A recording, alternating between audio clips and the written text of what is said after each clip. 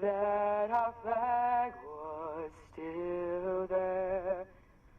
Oh, say does that star-spangled banner yet wave o'er the land of the free and the home of the brave?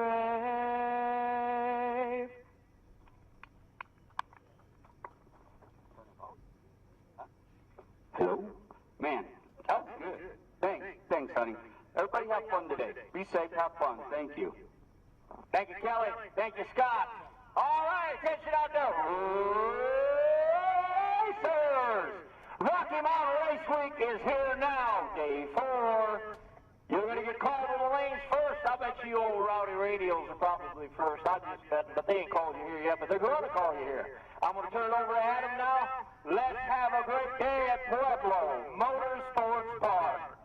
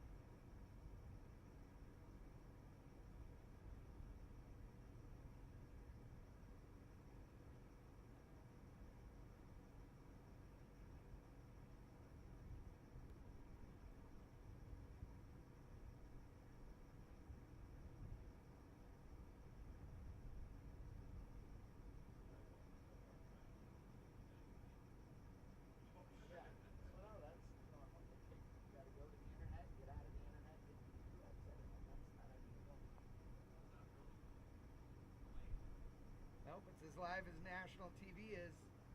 Have you ever actually been on the phone with somebody in live sporting? Yeah, they do a 7-second, which is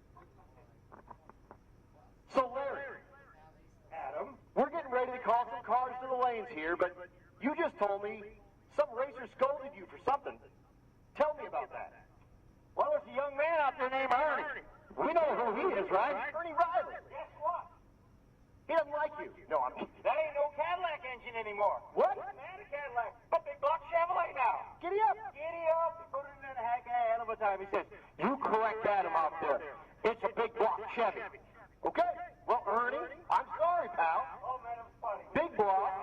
Big block Chevrolet. And he had quite the ordeal putting that puppy in that body, apparently. Huh? He said, I don't have time to go through the whole detail, but it was ugly.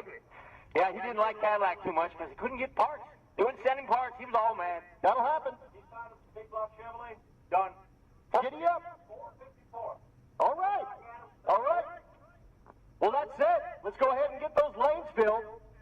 Same as yesterday, Rowdy Radio. Rowdy Radio, come on down 11 and 12, please, for your first pass at Pueblo Motorsports Park. Oakland Radio, 9 and 10, for your first pass here. 9 and 10. Unlimited, come on down, 5 and 6. And again, folks, we did helicopters too. But again, folks, here's a little deal here. I have screwed the pooch. I didn't bring my charger cord. So I'm going to name folks that I know until Stevie gets back with my charging cord, because I can't see my little spreadsheet because my stuff is dead. My stuff is dead. So again, I'm going to do my best. I know a bunch of you. So I'll be saying names of folks that I do know, but until we get back with that cord, I'm going to be guessing a lot. So I apologize for that. Oh wait, do we have a cord that fits? Let's look. Oh my gosh.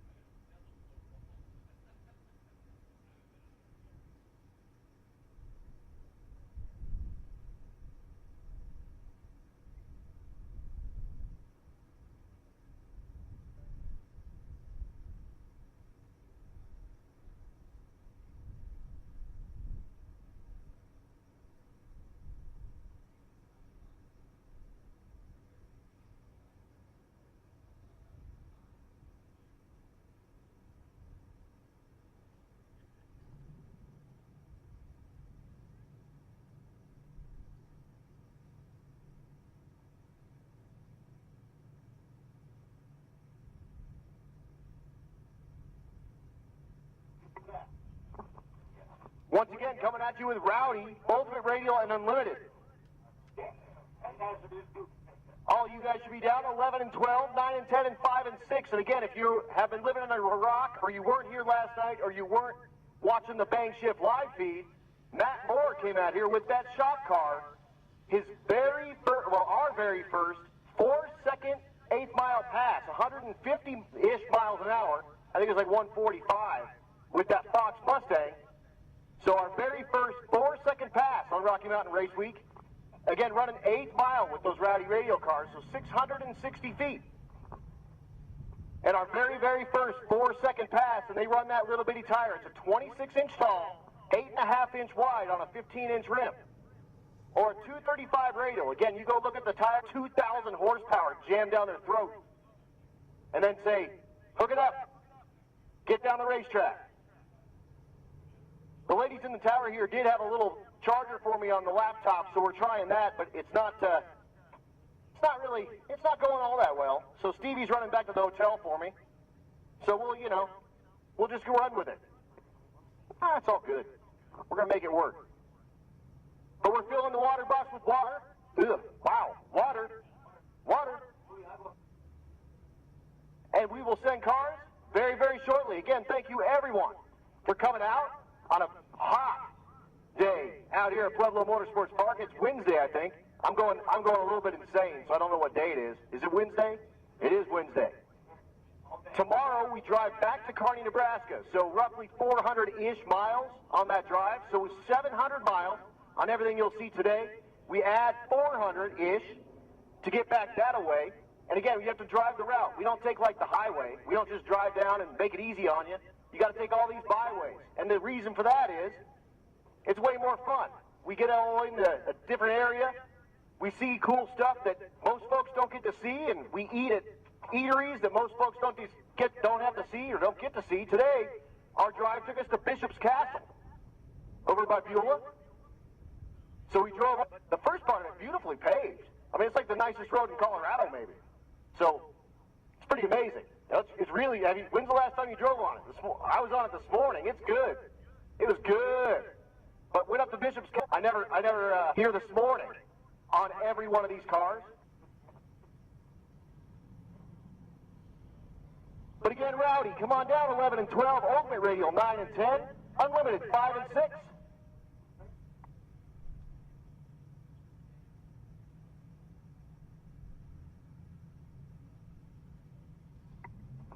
I hear the sound of horsepower. That's Travis Martin in the left lane, the 4th Gen Camaro, the right lane, Donovan Linwood.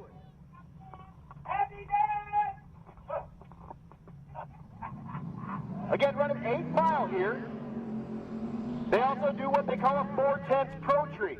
So once the cars get staged, you'll see all the yellow lights come on for 4/10 of a second, and then a green and they're gone. So again, the little itty-bitty pizza cutters on the back of these cars. The front tires sometimes bigger than the rear tires. They look little itty-bitty. And again, we show about 2,000 horsepower right down their throat and say, hook it up on this big old hot, greasy track. Now, I heard you earlier talking about the racetrack. It's about 145 degrees on the racetrack.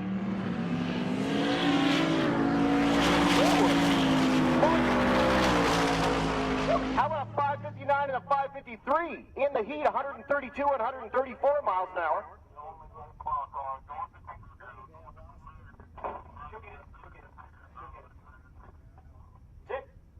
So that's our only takers for Rowdy Radial. That's it.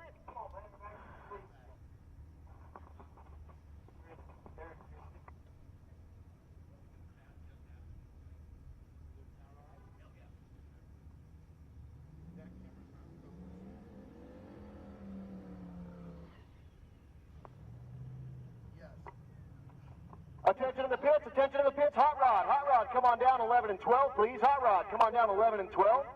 9-0, 9 and 10. 10-0, 5 and 6, please. Again, Hot Rod, 11 and 12. 9-0, 9 and 10. 10-0, 5 and 6. Here's John Wishman. Wishman, the Malibu in the left lane.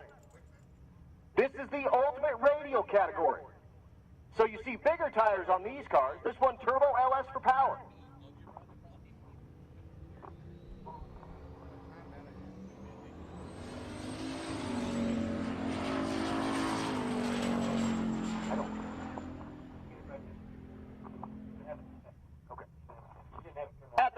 Meanwhile, we see a 966 at 138 for Wishman with his Malibu. So the way this works for you newbies out here, because I have one up in the tower here, either slick or like radial tires, and you see they won't have a ton of tread on them because the more contact patch on the ground equals more traction on a situation like this. Typically tread is to move water away from the tire so you can drive down the road. Well, we don't have water except right in the burnout box. So they use that water to help get the tires rolling. They heat those tires up and they get a nice fresh layer of rubber put down right up. Are you still using needle pointer gauges on your ride? Now you can get that clean, slick look of a digital dash on your carbureted cruiser. Holley's standalone digital dashes can replace all your traditional gauges with a state-of-the-art full-color touchscreen. Available in 2 sizes, the touchscreen auto dims, giving you crystal clear sharpness day or night. With access to multiple screens just by swiping, you get to view and customize all your favorite gauges. Easily set up driving screens, tuning, race, even warm-up screens. The fully programmable touchscreen allows you to customize the layout of your gauges, displaying them in analog or digital styles. You can set up warning lights and even virtual switches, eliminating the need for external toggle switches. Configure your own backdrop for that custom one-off look, or choose from the pre-configured screens. Basic engine functions are wired directly to the dash, with plenty of room for additional sensors. Configuring inputs and outputs is easily done through the dash. With predefined Holley sensors already programmed into the dash, adding sensors is easy. Non-Holley sensors are also supported with sensor scaling. An internal GPS sensor calculates speed, odometer, and trip functions. An integrated G-meter monitors your acceleration and lateral forces. These dashes are easily mountable on your console, dashboard, off a roll cage, or simply a steering column. With room for 13 multi-configurable inputs, you can be sure everything will be visible and data logged. A built-in USB connection allows you to expand your available memory for easy file management. On-screen data log playback allows you to review vital run information right on the dash, while full analysis via laptop is available. With USB keyboard and mouse functionality, setup is quick and easy. A CAN bus is included for plug-and-play compatibility with Holley EFI systems. So next time you need to keep tabs on the vitality of your engine, swipe on over to one of Holley's new standalone digital dashes. Learn more about Holley's digital dashes at holley.com.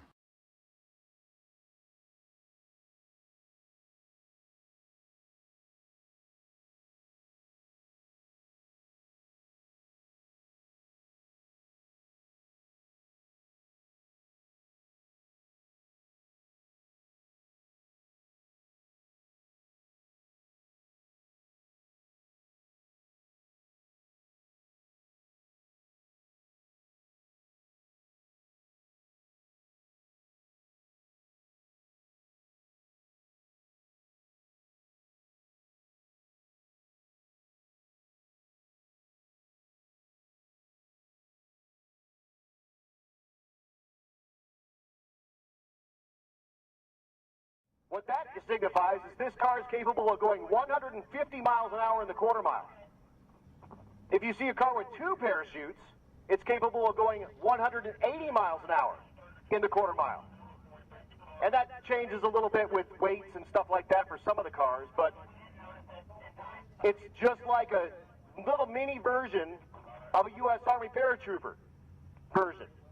They have a big, long, static line attached to it with parachute lines. But here's what the timing looks like. Oh. So you can see here 153 to 60 foot goes 436 to 330, 672 at 104. 1,000 foot's 873 and goes 1042 at 133. So he won't pull the parachute on that because he doesn't need to, because he didn't make a good run. When they do make good runs, he'll pull a parachute there. Here at Pueblo Motorsports Park, when you do the turnoff, it's actually turn 1 into the road course. So it's a big, long, sweeping right-hand turn. There is another one further down that you'll see the faster cars run to, and they need to come to almost a complete stop, and they'll make like a 90-degree turn back there. They come back, and then they get a time slip, and it has all of this information on the time slip. And then they can, take that and use it to do all the rest of their tuning and whatnot throughout the day.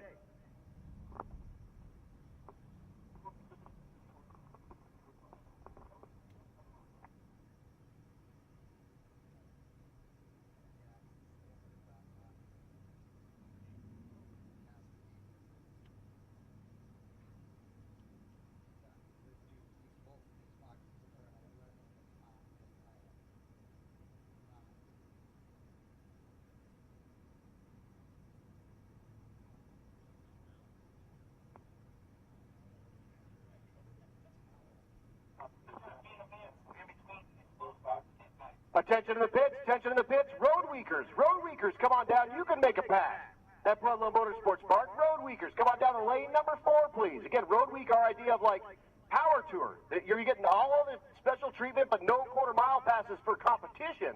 But we are letting you make passes here at Pueblo Motorsports Park. We did get some passes over at Vandermeer, and we'll definitely have the chance to run some of those Road Week type cars on our last day at karting. Attention to the pits, 11-0, come on down. Lanes 11 and 12. NA small block 9 and 10. NA big block 5 and 6. Here's Brandon Tapp. The C2, so second generation Corvette twin turbo LS for power. You see the parachute on the back, so 150 mile an hour capable vehicle. This one is like something like about 1,500 horsepower, I believe, when I was talking to him last. So again, your regular street car has somewhere around 200, 250.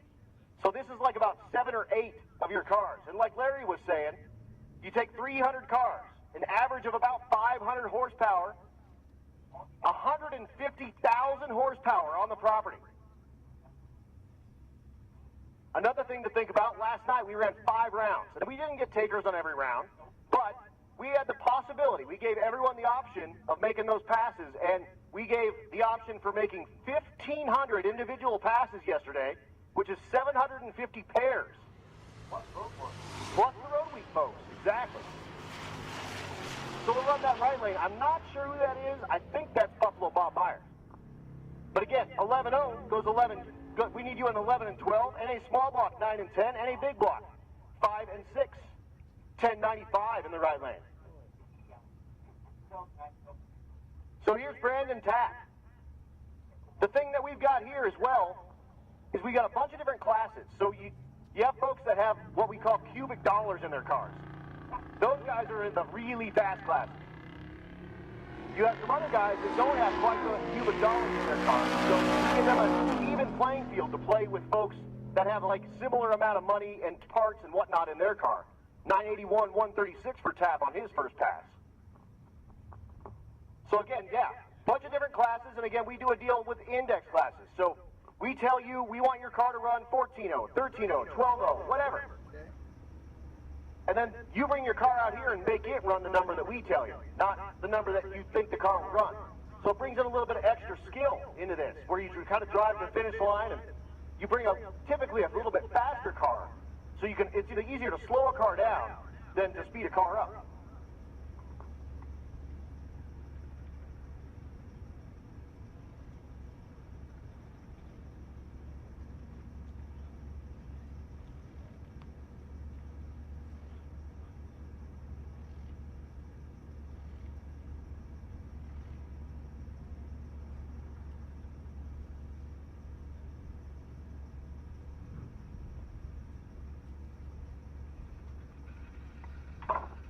Just got a bottle of Little J's sweet and spicy hot sauce habanero. That's what I'm talking about. Hey, also, while we got a little bit of downtime here, I've got a pink fingernail. Reason for that is there's a young lady running around here that wants to put pink nail polish on your finger. That's in support of the Wicked Chicks. Every female racer here has a sticker on the side of their car that says Wicked Chick. And what we do is do a little extra kind of special stuff for every female racer. We give you a little bit of a pot of money, and the lady that's running around that's throwing on that pink deal on your fingernail is going to ask you for a donation for that. We're going to give all that money out back to one of the bunch of the female racers. We have a ton of the stuff going on. Also, Chad from Bang Shift made a bunch of shirts and stuff for that. And of course, Wicked Chick, for him and Cody Hansen, unfortunately, we lost both of them to cancer. Both of their wives. So they potted together, and we have the Daphne and the Morgan sort of awards. And again, it's called the Wicked Chick stuff. So you'll see stickers on the side of the cars for Wicked Chick. That signifies a female racer. There's the van in the right lane. There's a moose hanging out of the passenger side. This is his daily driver. This big old, not diesel van. It's got, like a big old tailpipe on it like it were. But these are our road weeklies. So again, $250. You ride along with everybody. You get priority entry into every track. That includes all your entry fees and up to 4 T-shirts for folks inside that car. So 4 T-shirts at $20 a pop, that's $80. $15 entry fee into each track, and we're talking, 5 tracks, and I don't know what that math is, like $80. So $80 and $80 is $160. Well, another few bucks, you get priority entry, you get all the sticker packs, you get the splash pad, and you get to go out and make quarter-mile passes with all of your Road Week family and your Race Week family. This is a pretty cool deal to get people involved that maybe don't have a race car but want to come out and enjoy everything that we're doing out here for a week, and it's lunacy, I'll tell you that much. We're pretty much idiots. We don't like money, and we like hard work. Define good. There you go. Funny? Yes.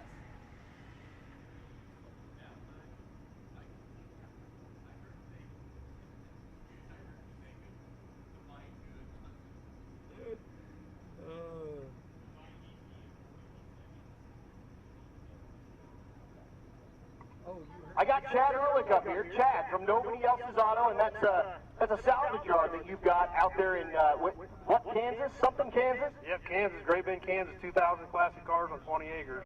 The drop top 4th gen Firebird. Yep, we're having a lot of fun. And that's the thing about Road Week, you have all the same fun. It's amazing what you get to do to hang out, get the routes. This morning was an amazing run, and Road Week is just as important part of this as everything else is. Oh, 100% is. And it like I said, priority entry into every track, sticker pack, up to 4 T-shirts, and you get all the fun with none of the responsibility of needing to run down the quarter mile and whatnot. But you can just back up the car like these folks are and enjoy every single day. And it is, and it's a great time hanging out. I mean, the class of people on this thing is second to none, and I think we can all agree with that. No, 100%. If you haven't been on one of these, you'll see. I mean, I just always tell people that, hey, it's your first time, you're about to be ruined, and you don't even know it yet. Plus, we've also got, the Road Week Awards, which are some, and actually, if you want to see a sample of last year's, there's one in our winners from last year, in the Chill Trailer. Okay, the Chill Trailer. They are actually proudly displaying their award from last year. They won last year. They brought out the Candyman van. Which was epic. It was like a Honda Odyssey or something like that. Yeah, something bought for like $200 and decided to drive on Road Week. And it was something like they bought a pallet of candy that they thought they were going to be able to turn and make some money on. I looked on those things. I hate those guys. The first thing I said when I see is I hate you. I'm addicted. I still have the Buy Gummy Nerds. And then they stepped it up a notch. I think they stepped it up like 87 notches. They have a whole trailer with 3 AC units in it, and they brought out a ton, like 5,000 Otter Pops with them. That was off the charts. Way off the charts. I've eaten some. Here's one that I got to tell you about that you may not know about. Oh, sweet. So there's a couple of folks that were on sick week, and man, their name escapes me right now, and it's going to come to Jared Sellers and his wife. I can't remember. Anyway, they were on sick week, and they were on the sick ward, which is their version of like the Road Week. Well, unfortunately, their car burned to the ground. Ooh! In Florida. And they just sat in a chair on the side of the highway and watched their car barbecue. So I reached out to them after sick week, and I said, hey guys, attention to the pits real quick. Stick shift, come on down 11 to 12. Stick shift, 11 to 12. So I told them, well, we'd like to see type of war type deals, but on the house. You want to come out, we gave them a free entry and said, we want you to come out and have a chance to have a good one this year. And they said, you know what? We've never been this far west. Can we bring our Dodge, pickup truck? And I said, you got it, absolutely. I can't wait. And they came out and hung out in the tower in Vandermeer, and they said, this is the most fun that we have ever had. This is great. So the Sellers, thank you guys so much for coming out. And yeah, it's a very, very cool deal to come out here and get to, again, rub elbows with all these folks, park where these guys are parking, you're getting gas where these guys are getting gas, and you become part of the family immediately. Plus, we've got the awards for Road Weekers, and we got some super cool cars in Road Week. With all those guys driving their hot rods on Road Week.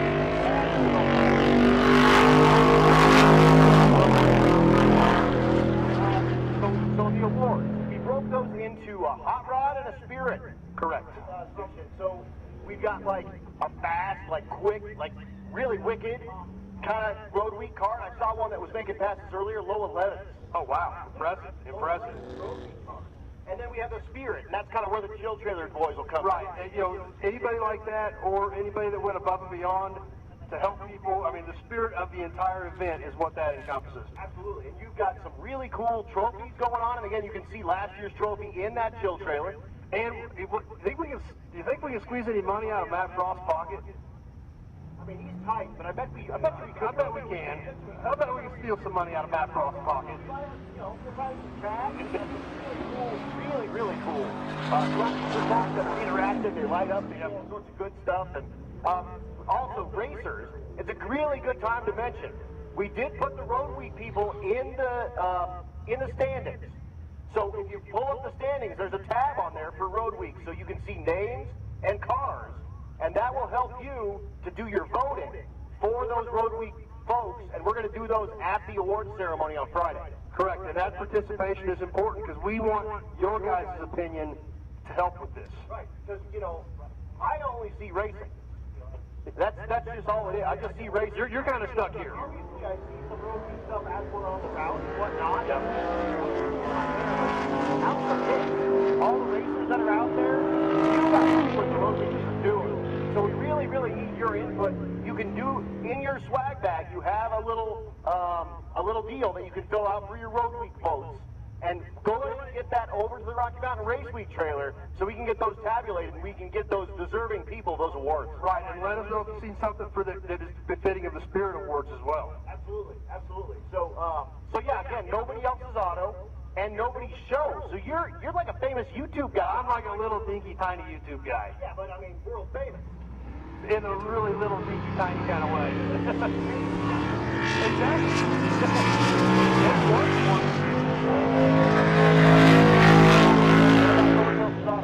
Well, like I said, we do all old stuff. I got a couple thousand cars on the ground, primarily 40s up to 80s stuff. That's what I specialize in.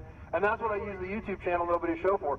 Whether I pull an old car out of a pasture, out of an old building, you know, it's so fun to document that. And then people actually get to see what's coming in for inventory. It kind of works out pretty slick. Absolutely. Give me 1 second before you talk about Nobody's Show. Attention to the pits, attention to the pits. Outlaw Street, come on down, 9 and 10. Outlaw Street, 9 and 10. Limited Street, come on down, 5 and 6. So dig a little bit into Nobody's Show. What's going on with that? That's primarily what I do with it. But on top of that, on top of just showing the stuff, cars as I find them, where I find them, you know, I do a lot of stuff. Obviously, we've been doing this with you guys for a lot of years. And a lot of like going to Mecum auctions and things like that. Anything gearhead related. I do a live every Sunday night that goes for what seems like hours. I've got it reeled into 3 hours, which is all gearhead stuff. So anything automotive related, signs, toys, oil cans, and obviously cars and trucks, and it's a lot of fun. You know, I'll tell you what, we had you the young yourself as a checkpoint a couple of years ago. I don't know, there was a slug of them. Like 1,000 hot dogs or something. I mean, my buddy that brought that cooker out, that cooker was like half the size of the back of his pickup. I saw guys like double-fisted hot dogs at that place with bags of chips and everything, and I'll tell you what, that yard is awesome. Like, well, thank you. Like old, good, really good stuff that's out there, and lots of good parts left. Yeah, it's a lot of fun. Attention to the pits again, Outlaw Street, 9 and 10, please. Also, Limited Street, 5 and 6, and Pro Street. Pro Street, come on down, 11 and 12, please. But Chad, man, thank you so much for of course, sponsoring the deal. But thanks so much for kind of putting your money where your mouth is, and you come out with your daughter Addie, and you guys come out here and race as well. And it's a ton of fun. We've done it for several years. I've known you knuckleheads for a long time, and we have a lot of fun doing it. Oh yeah, I mean, like I keep saying, it's the most fun you can have as a pants off. And I would agree with that. It really is. And it really, you don't know it until you do it. You see it on the, on the bank shift stuff. You see it on live streams, and you hear about it from folks. But it's one of those that until you really immerse yourself in this, you really have no idea what's happening until it's there. You really don't, because you have to experience it. It really is. And the easiest way to experience it is to start with Road Week. Bring out your car that you don't know is going to be able to make the trip, and just drive it. Because really, if you're gonna die on this thing, not personally die, if your car is gonna die, just die on the road. The road's the ultimate equalizer. So if you bring your stuff out and you shake it down, and you don't have the problems with running the actual quarter-mile stuff, then you come back the next year, and then you race week with us. That's sort of the best way to transition your way into this. Absolutely, because then you understand what's going on, you understand the process.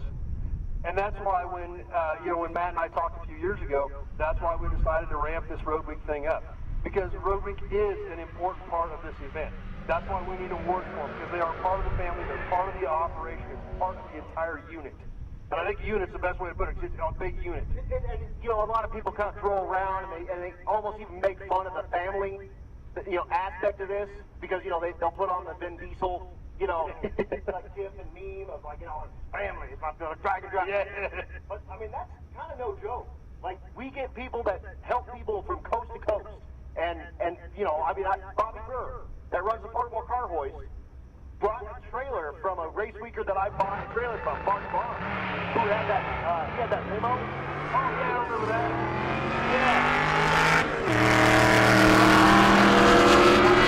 So Bobby Burr was 1,500 miles out of his way to pick up a trailer and bring it to Denver for me on his way back to California. Go ahead.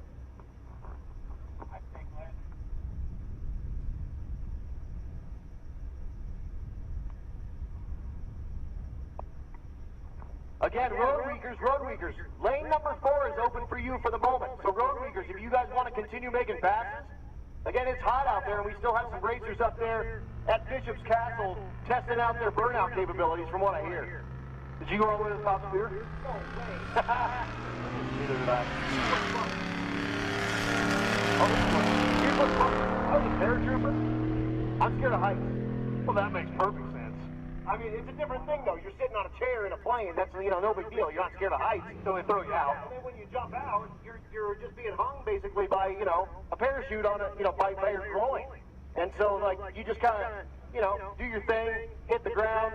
Hopefully you didn't hurt yourself, and you roll over and you pee, and then you head back in, and then you're back on solid ground. But I'm scared to death of heights. I looked up at that, and I said, I don't even know who engineered this. So, I like it. I think it's cool. I appreciate it. But, no. I didn't do it. Addie went to the top spear, but I didn't. Well, yeah, but Addie's a badass. Yeah, she's probably way cooler than us. So. Absolutely. And yeah, again, I got one of my paratrooper buddies up here, and we're talking kind of paratrooper in the background. And you know what they say? 2 things fall out of the sky. Bird crab and fools.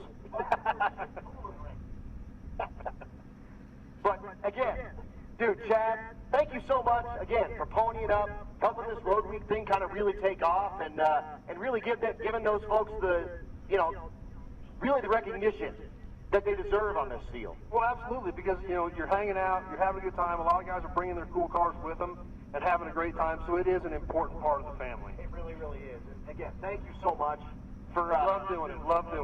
Making it happen, and, bringing those folks out with us, and, again, getting them a shot. Again, at Bandimere, we got them a shot at that iconic track. So, that's a very, very cool deal. Here at Pueblo Motorsports Park, we're getting them that pass here, and then when we go back to Kearney, we're going to get them passes there when we get through a bunch of our rounds of the heads-up stuff. And then when we get to the awards, we're going to give some of those out for those guys as well. That's what I'm talking about, man. This is awesome. It's exciting. Yeah, it's just cool because we include them in the entire process, start to finish.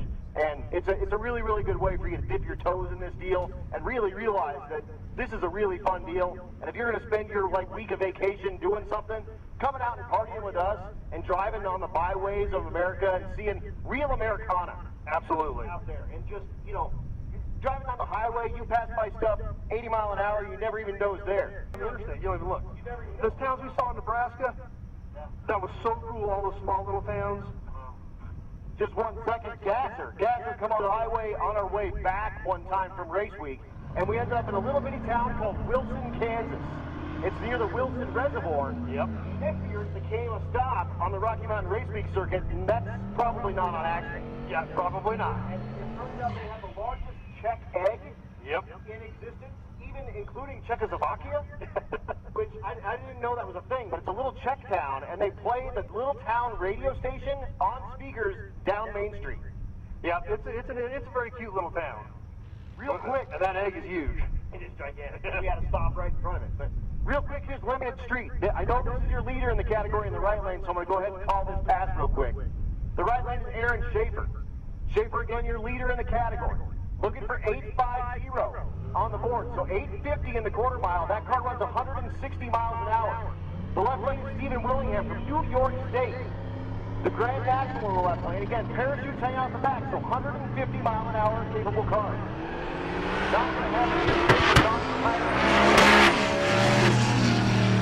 so we lost the 850s on this pass. But again, dude, are you having a blast this week? Having a blast, and also I think we've got more road weekers this year than we've ever had. Something like 120 of them? Something like that, yeah. I mean, it's awesome. It's super awesome. And again, racers, go make sure you check out that standings board. We have a special tab for road weekers now. So go look at that. See kind of what's out there, and I'm sure you've seen some of the road week stuff that's out there. And a lot of it is really, really cool. Watch those red numbers. A lot of it is regular, everyday, normal dudes in like a F-150 just cruising around. But that'll be the guy that'll put your car or your parts or whatever in the back of his stuff, take it 4 or 5 hours, take it 4 or 5 hours back, and keep you in competition. And they're allowed to do that. They can help a racer one time throughout the event, and then the rest of the time they're on their own. But it's not like meant to be like a support vehicle kind of thing, but they are allowed to be involved and help the racers as they go along. Which is why they're such an important part of this deal. 100%. 100% they are. So, again, Chad, dude, thank you. I'm glad to do it. It's fun. And thanks to all of our road weekers that came out. And be sure to tell your friends for 2.0 or even for next year, planning ahead. Hey, even if you don't get in to race, sign up for Road Week. Bring your buddies. If you got too many buddies, bring more cars. And that's another really good point. If we sell out, and we do, in like 8 minutes, or something ridiculous. On a slow sell. On a slower day, we sell out in 8 minutes. But if you sign up for Road Week and you commit to coming, then you are going to continue to work on your car, and then get yourself on the wait list. If you get pulled off the wait list, you only pay the difference between Road Week and Race Week to go ahead and get into the Race Week deal. But again, you're committed, you get your time off, you get all your hotels and everything, and you're ready to go. If you don't get pulled off the wait list, no big deal. Come Road Week with us. It's at least as much fun. And again, you can drink and stuff. Right, and we can. Everyone else is drinking. We're not drinking. You guys can pull 4 logos out your pocket. Bud Light, that's your thing, whatever you want. And you can sit out here on the stands and hang out with these folks that you just met, pumping gas right next to you. Yeah, and some of you didn't meet till you sat down. But 15 minutes later, they're one of your best friends. Right, exactly. And again, now you got a family, coast to coast, ready to give you a hand with whatever you need. And that's what's so special about it. It really is. And that's why we call it a family. And it really is. It really, really is. So, well, I appreciate it, Adam. You probably ought to get back to work. I mean, that's probably like, hey, man, am I paying you to yak? I'm paying you to talk, shop with customers. Real quick, while we don't have any cars going, talk about riding with Addie. What's it like spending time with your daughter in 50 square feet? It's an experience that you will never replace and that money can never buy. Right, exactly. You can't beat it, and I see more and more people out there with their kids every year. And you and I know Matt specifically did this at this time of the year to bring kids out and get them involved. And that is time that I don't care how many lotteries you win, you can't buy that time with your kids. And you spend really, really quality time with your kid. And again, on the highway, not on the highways, but on the byways. Yeah. A bunch of the scenic views. And there's nothing to do but listen to some music and talk and hang out. And bond. And you will never replace that time ever. Exactly. So again, dude, thank you. Which is another thing that makes us so special.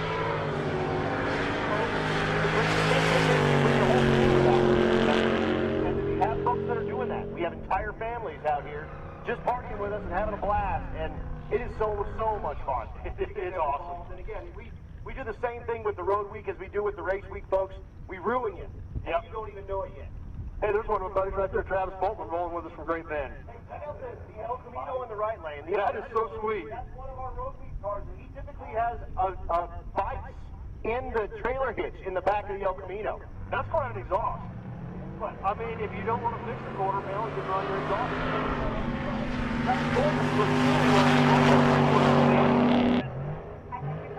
co-pilots. Time in by $1,500, and again, Amanda Martin, reaction time chairs at the line. So you get to bump in, you guys are bringing it out, and Carly around there. So, all right, Tim, he will get you set up with whatever you need, and I know you've got some really, really cool stuff out there, and man, we appreciate you, like I said, again, for ponying up and helping with this road week. Well, thanks for letting me be part of it, Adam. Well, thanks to Matt for letting me be part of it. All right, thank you.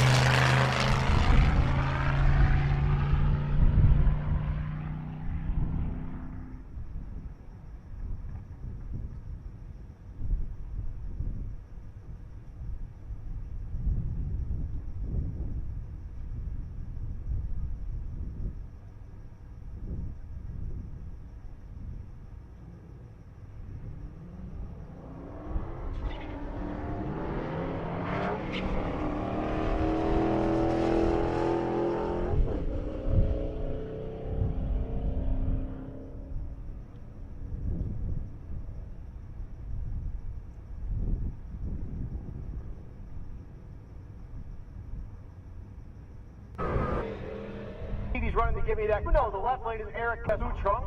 Cloud kind of under.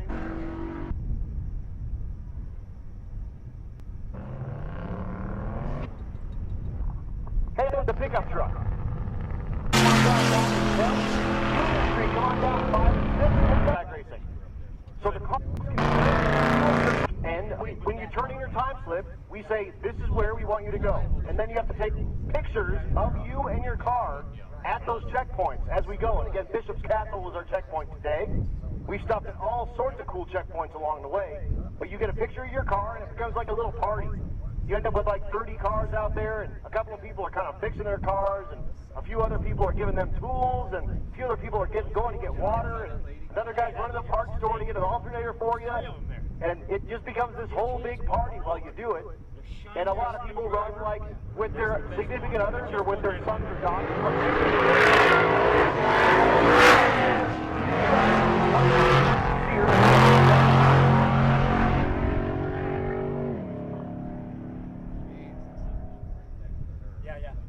Pair of 12-second pickup trucks going side by side.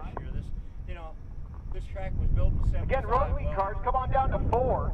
We'll get you guys passes here while on top. We're not getting very many takers with the race week type folks. And my lovely fiance Stevie just showed up with my power cord, and I get to introduce you now to Matt and his lovely wife. I forgot your name. Michelle. Dang it. So I'm going to be down for just a second while I do a little bit of introductions and whatnot, and we'll be right back. We have the audio is great. When you're here, it sounds awesome. There's no doubt. It does. It sounds great. But it could be better. It could be better. Well, yeah, but I love it. I mean, It's old school. oh, it sounds great. Drivers and horns. Yes. I approve. You got the best seat in the house, baby.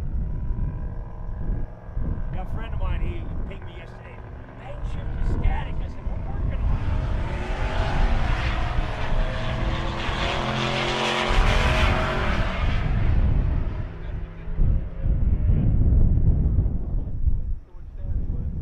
But it's better now. Oh, I mean, yeah, no, it's other smart asses. No, it's complaining.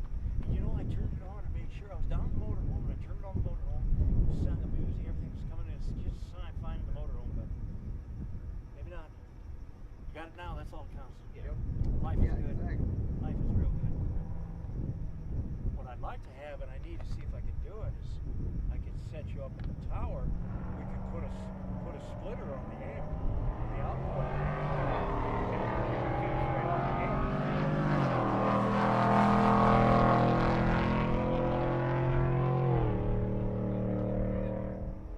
And there's been a couple other tracks we've had that too. You find a you can find a Y cable and we can try it. Of course, it's kind of late. Yeah, well, think about Next year. Well, I can test that anyway. If we could get, to our wireless camera there with the line, you guys ran one later, Yeah. and had it there all the time. Yeah. We could plug right in there, Yeah. and then it would come, like you said, straight off Yeah. the deck. I only got one output on this new amp, and but I can put a splitter in it. There's no reason you can't put a splitter in it. No, not at all. Yeah, I decided I I looked and looked and was, and I said they didn't have a lot of money to spend, so I found one that was. Also, racers, Ron just called me, and if you've upset Ron, we got 6 zones. that's bad news, man, right there. You need to come when we call you. So please pay attention to the PA on your radio. Of course, we are on 89.1. So pay attention. We did get that stuff all typed up yesterday. Larry gave me the broken microphone yesterday that I had for about half of the session. And then finally gave me a good one. And now hopefully you guys can all hear me. But come when you're called, please, and not after, or Ron might hit you with a ball-peen hammer. Back in 2 years. Travis Martin's up here. Hi, Travis. Back every year. You don't worry about that. 2025 is our 50th anniversary. Travis looking for an M14 by 1.25 tap for a spark plug. And that's going to be a spark plug for an LS. So M14 by 1.5 tap. Or, sorry, 1.25 tap. So M14 by 1.25 tap. If you got one of those in your possession, you can go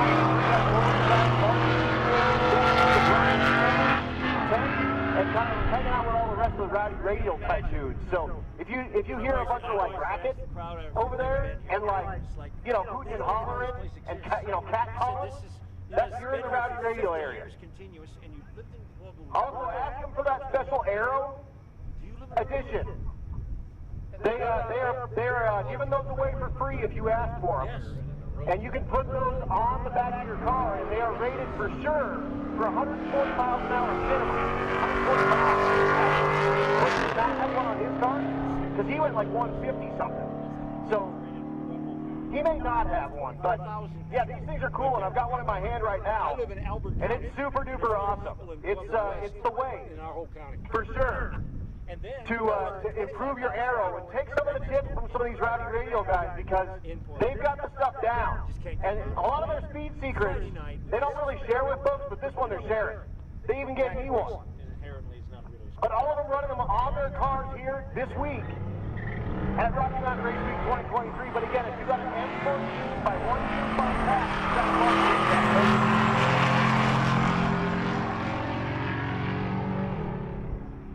Fireman going back to work. Chad, always a pleasure, my friend. Appreciate everything you do for us. Thank you. Hey, that's why I'm here. I thought, I it was, got better to do. I thought it was to be the good-looking one. Yeah. I dress for success. The boss bought new shirts and I gave it back to him. I didn't really like it. I said, I don't need it. He said, you always dress good.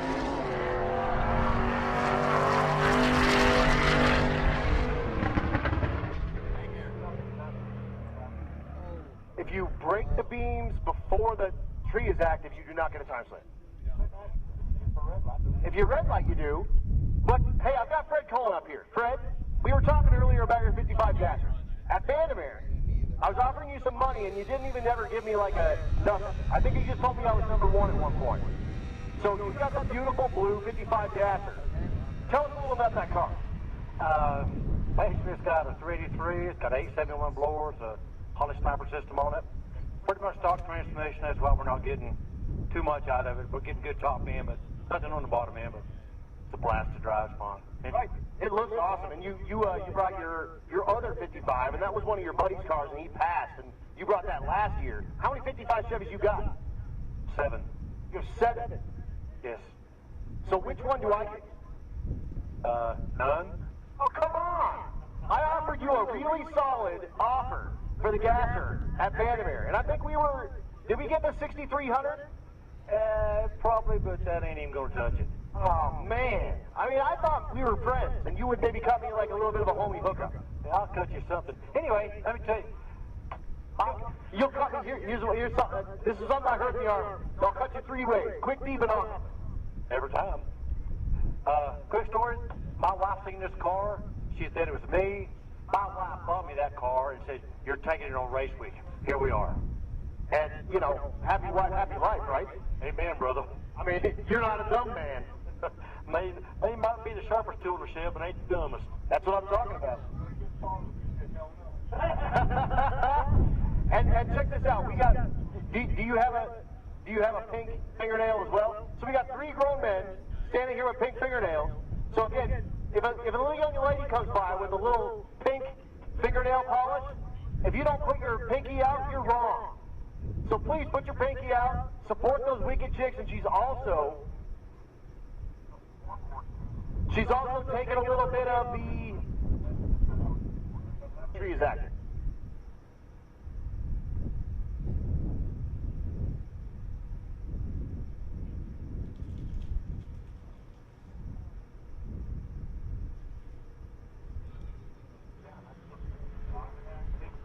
Okay, so road weekers, we are still not getting very many calls here for our racers, and again, a bunch of them at Bishop's Castle and not really wanting to run here in the heat, but all of y'all road weekers, come on down to lane number 4, and we will get you guys passes here early in the day at Pueblo Motorsports Park. Now, Adam, here's some worthless information.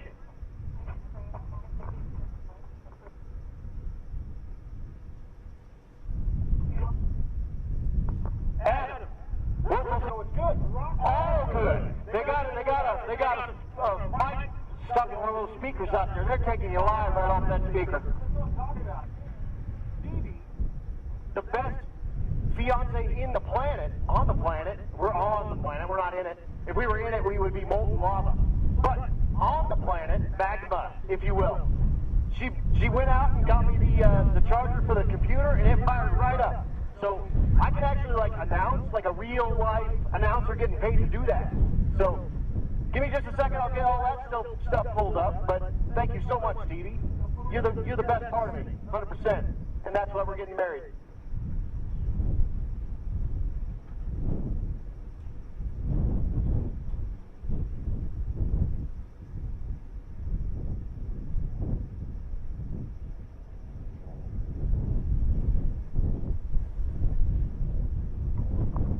Brandon Carson. What up, Brandon? Dude, Brandon, you're killing it in the 14-0 class. Yeah, you're looking for. Did you put it on the number? Did you do it already? Or are you about to? You're done. You did it on the number. So one and done for Brandon Carson. That's what I'm talking about. You know what that means? You can turn in that slip if you want to. You can get started on the drive, or you can start drinking. You're the smartest dude here. One and done. And now you just get to party and hang out in the chill trailer.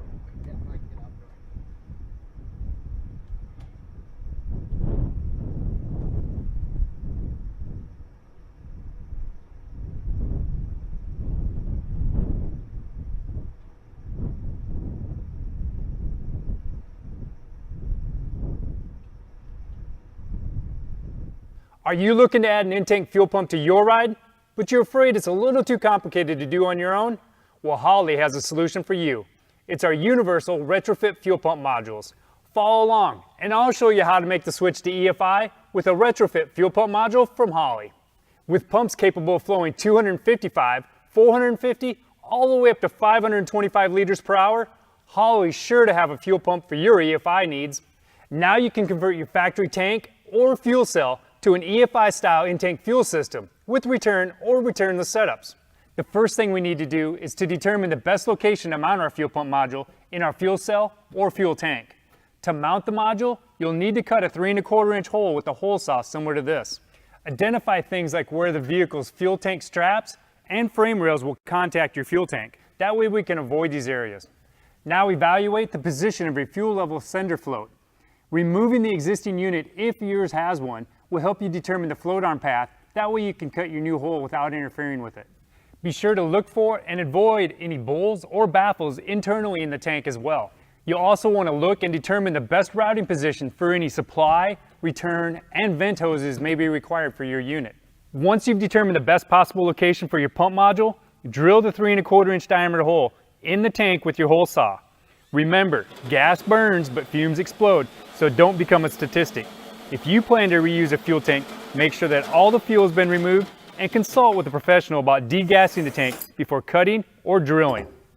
Once you have the hole cut, use a file or some emery cloth to deburr the edge of your cut surface. If your tank has deeper ribs, a pulling process before you start the installation. Next, we need to measure the tank depth, the highest part, the proper length for the supply and return hose. Now measure and mark your return hose, starting with the end of the tape at the end of the hose and pulling back towards the module. Using the same method, pulling from the end of the hose back towards the fuel pump, then mark and cut. To determine the length we'll need for our pump hanger bracket, You'll use the same measurements that we used earlier for our return and supply lines. To the flange boss using the 2 screws and lock washers supplied with your kit. Install the bracket so that the groove is facing your fuel pump. You'll have to remove the foam ring in order to access both holes. Install the pump hanger bracket to the flange boss using the 2 screws and lock washers supplied with your kit. Then torque them to 12 to 18 inch-pounds. Don't forget to reinstall the foam gasket. Slide the screw clamp over the supply hose and push the hose outlet onto the hose barb found in the pump module body. In order to gain better access to the clamp screw, you can remove one of the clamping lugs. Next, rotate the pump until it contacts the hanger bracket. Then slide the hose clamp towards the pump and over the hose barb. Tighten it to 13.5 inch-pounds. Now install the 2 2-inch diameter screw clamps around the pump module. If you've chosen an EFI system that's capable of the instructions, since the base measurements change with the returnless style pump modules.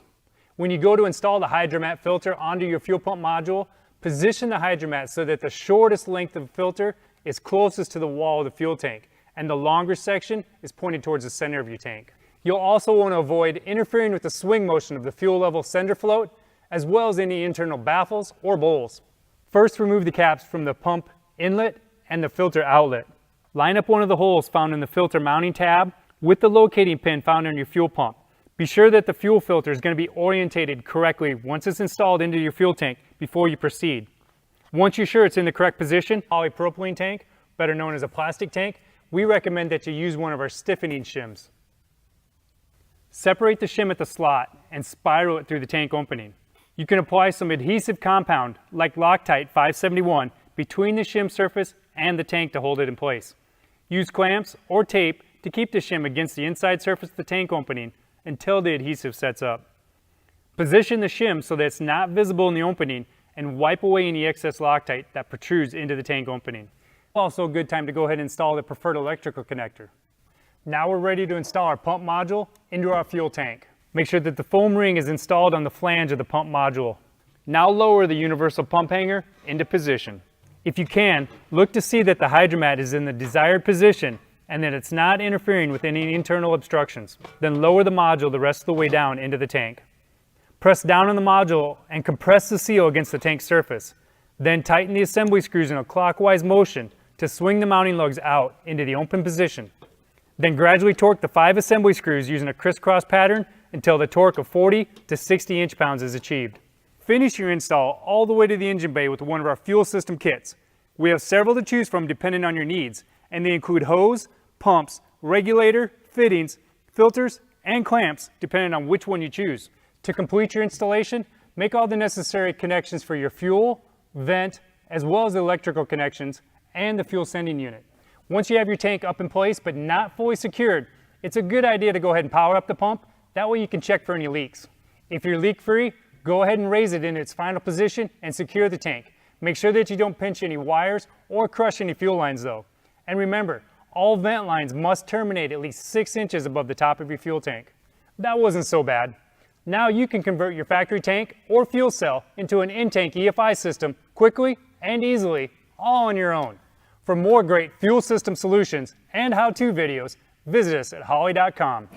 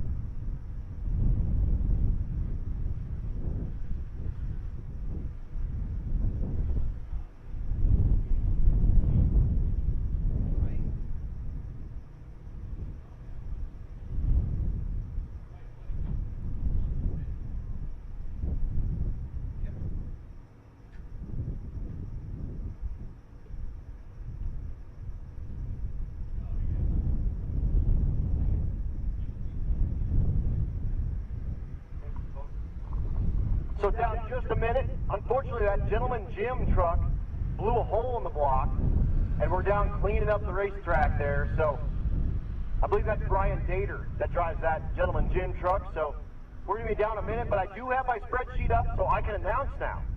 Which, again, that's what I'm here to get, it's what I'm paid for. That's why I'm here. So I do have that, and we've got it going. And we will talk about that stuff really, really soon, but we'll be down just a minute while we clean up that racetrack. Again, thanks to everyone for tuning in on Bang Shift.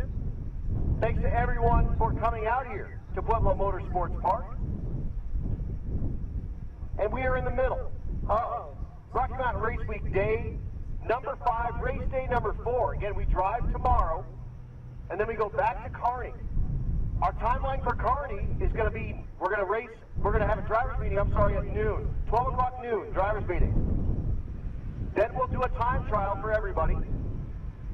As soon as we get done with that time trial, we'll go right into that bracket race. At the driver's meeting, we're going to go ahead and do all of our chip draws for all of our heads-up classes, so everyone will know where everyone needs to be.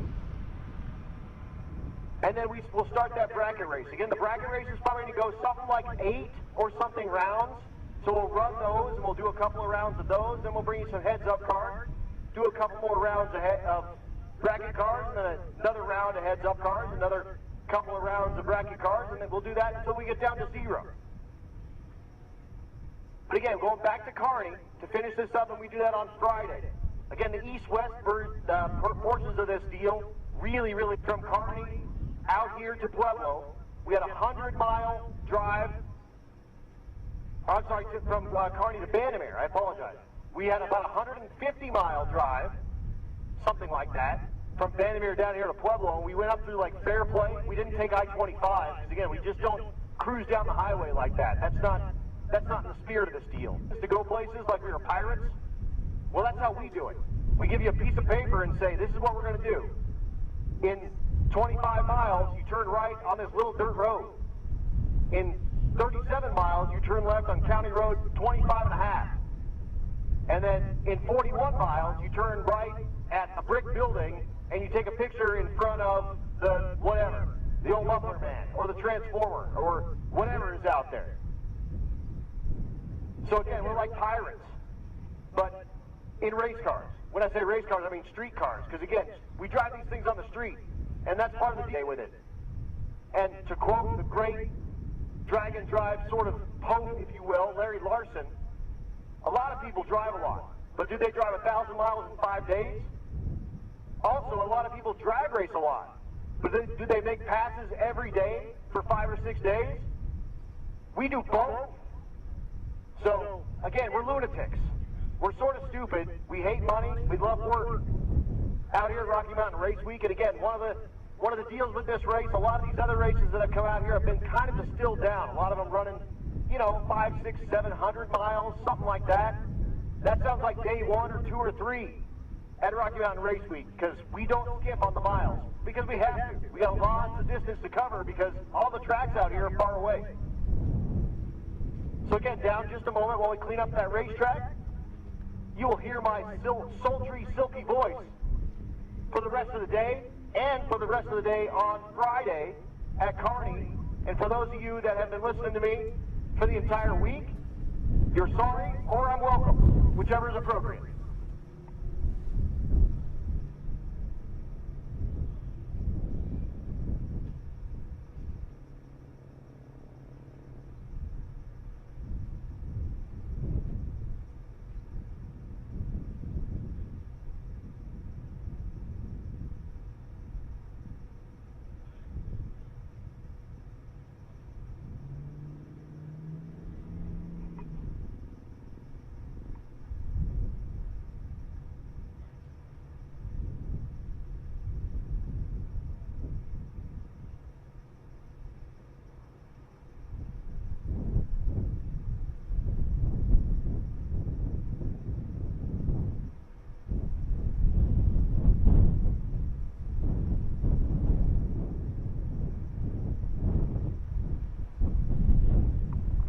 Attention to the pits, attention to the pits.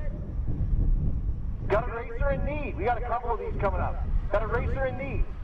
the Tractals with that cool Holden from Australia, the right-hand drive one that they shipped over here, that cool purple car. And again, the Tractals from Australia, you can't understand them until you put your ears on backward. But they're looking for a Turbo 400. That Turbo 400 needs to be able to hold 1,500 horsepower. So if you have a spare Turbo 400 hanging out down there, the Tractals in that Holden Monero 1971 model, they need a Turbo 400, please. If you've got one of those sitting around, get with the Tractals. Also, Mark Barnes in that low-mile Turbo Trans Am, they brought it out here with like 3,000 actual miles on it. Him and his daughter, Mackenzie O'Neill, out here partying with us. They're looking for a fuel pressure regulator for that. So that's a Turbo Buick V6. So it's the same thing as like a Grand National or a T-type Buick. If you happen to have one of those, they're looking for one of those so they can continue on. So again, a Turbo 400, that's worth something, and a fuel pressure regulator for a Grand National or a T-type Buick.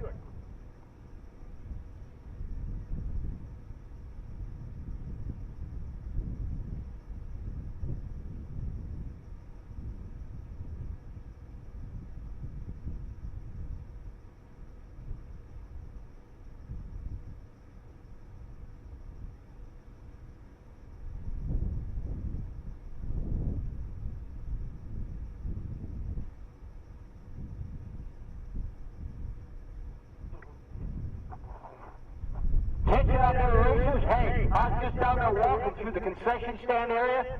If you're hungry, you better get on down there and get you some food. Man, it's true. What do you think, Adam? Phone cake? No? Rich.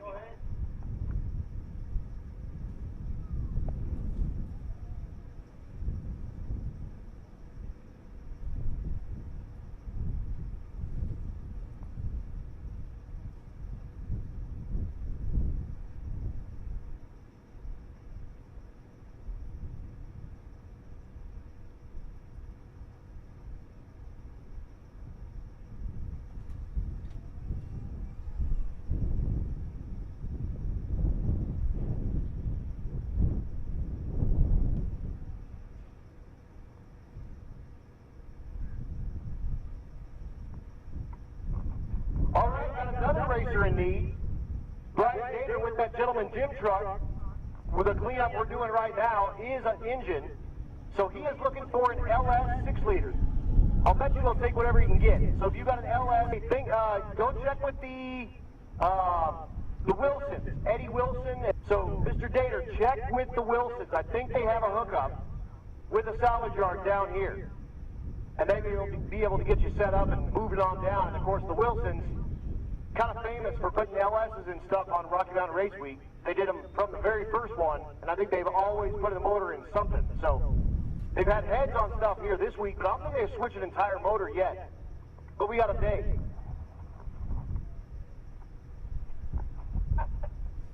Jeez, that was friendly. All right, there's a race out there needed an LS motor. You're number one, Ron. I was just telling Ron he's number one.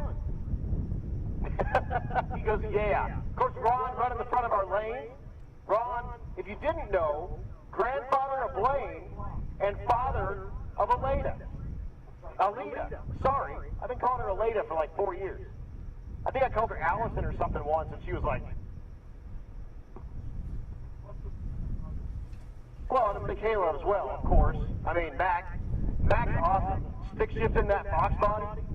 And of course, if your last name is Stark, you put a stick shift in your car. That's just how it works. So Ron, do it. Ron's awesome, man. And we got the pleasure to have him here helping us with our lanes. And we got Brian there at the top of the lanes. And this place hasn't been the same since we got those two. And he's giving me the cut sign, but you know it's true. You're doing God's work down there because it's like herding cats. Oh, hold on. Someone's yelling at me again.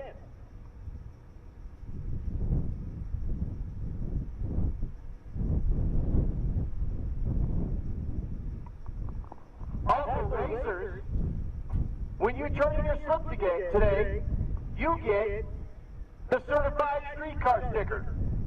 If you haven't seen those, complete today. When you turn in that slip, you get that certified streetcar sticker, and that's one of those that you need to wear with pride.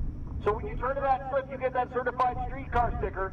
We want you to fly that stuff with pride, because if you've completed all of these days, in all this heat, with all these miles, with all these lunatics, you've earned it. Certified streetcar, Rocky Mountain Race Week 2023, you get today and the 10th. Rocky Mountain Race Week swag is over there. You can go see June and the ladies, and they would be super happy to sell you like the shirt that we give away to the racers. They got hats over there. They got beer koozies. They got the whole mess. So go see what they got available down there. Also, I saw a little deal set up over there next to them with the Meltdown Firebird hats. So he's got those out there for $35. Of course, Meltdown Firebird is Jason Hurley. That's currently your leader out here. That car, low 7-second, 185-mile-an-hour performance with a street-legal, third-generation Firebird. Somewhere in the neighborhood of 4,000 horsepower out of a twin-turbo, big-block Chevrolet, driving it down the street, putting pump gas in it, and just probably hating life, to be 100% honest, driving down the road here. So you'll see that at the awards, and he said he's here very soon. Of course, Corey Thompson is out there. Thompson with his car, twin turbo LS, and that car's been in the 7s on this event at over 180 miles an hour, but on a little 275 tire. This track, and if you have an LS motor, if you can get with Brian Dater, he'd be happy to take that motor off your hands so he can continue at Rocky Mountain Race Week 2023. Again, Road Weekers, lane 4 is designated for you. We will run you guys here in these early sessions. Wow, I just jettisoned my phone across the room. We'll have you guys in these early sessions. Well, we don't really get a lot of takers while it's 747,000 degrees out. Second pass on Rocky Mountain Race Week in the 8 mile. We do it as soon as we possibly can. Again, thank you so much for coming out to Pueblo Motorsports Park. Thank you.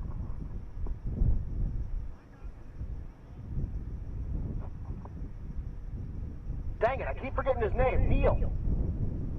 One day I've got Scott Liggett up here. So all of that live stream feed over on Bank Shift and the hardest working dudes in motorsports, because typically they're on the scaffolding in the sun, just getting, I mean, totally cooked out there.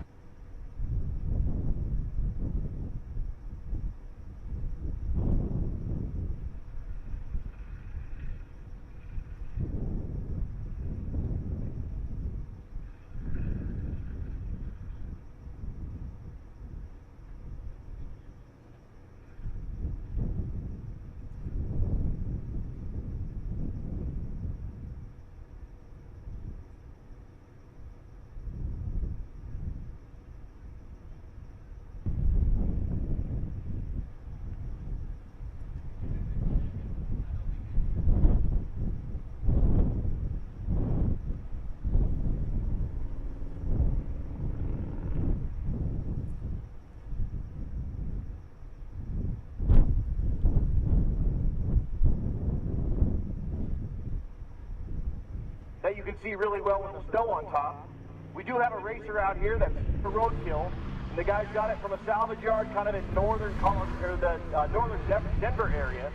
They took that car and tried to, and his plan is he drove it out from out from Florida, Fort Myers area, compete on Rocky Mountain Race Week, and then on Monday he's going to load his wife back in it, and they're going to drive back down to Florida in that car. And it's like a 1966, I think, Biscayne. So like no creature comforts or nothing. And it's got a big block, it's a 67. It's a big block with a stick with zero creature comforts. It's got roll up and down, but they are road warriors. You open the wing windows and you roll the windows down, and then you drive as fast as you possibly can.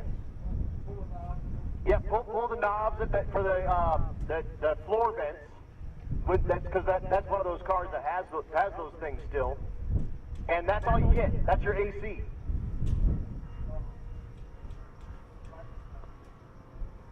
Okay. All right. Scott Liggett knocked me with some knowledge. So you only got driver's side vents if it had AC.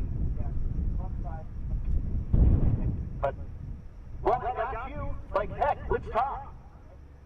Scott, Rebel Drivers Garage, the YouTube channel. You do all of the junkyard crawls and stuff like that. Talk to us about the YouTube channel. Talk to us about what you kind of got going on with that and why you got yourself involved with sponsoring Rocky Mountain Race Week. Well, the YouTube channel was, and well, it kind of just like we were like, well, I had the whole summer off from work, so we went to a salvage yard, thousands of old cars. Well, my friend goes, hey, let's do a video as we were pulling up. So that's when it started. Changed the name to Rebel Drivers Garage, and started doing videos. I do not only junkyard crawls, but I also do fixing on my own cars. I actually started doing some stuff on my boats. Just a general automotive adventure. Yeah. Yeah, I mean, it's super cool to kind of get an idea of how people do all their renting, why people do all their renting, where it's at. It gives them kind of an opportunity to get themselves out to, maybe give them a little preview, if you will, of a lot of that kind of stuff as it goes. Yeah, and I also do a lot of backyard checks for, like, general mechanics hacks that if you don't have tons of money. One video, my friend has a 1971 C10 Chevy truck. Yep. For it, and I did a video on how to take that out and take care of the wiring that goes between the two and make it run without catching on fire. So, which is a plus. Which, yeah, and not really spend a lot of money. And really, we're probably only in it that you can get at a normal parts store everywhere. And people know me for my carburetors because I used Holly 600 from a customer where I work, and I rebuilt it on there, and I went slow and deliberate and very easy on the technology part of it, and I kept it. What I did is I did the KISS principle: keep it simple. Keep it simple, stupid. Yep. I was going to do my Rocky Mountain Race Week adventure, but my adventure got cut a little short. Yep. Unfortunately, you brought out and had a stick in it, and you got a little bit of help from McLeod with that as well. And then I got another clutch, which I love. I love both of them. Oh, yeah. Fantastic clutches. So they,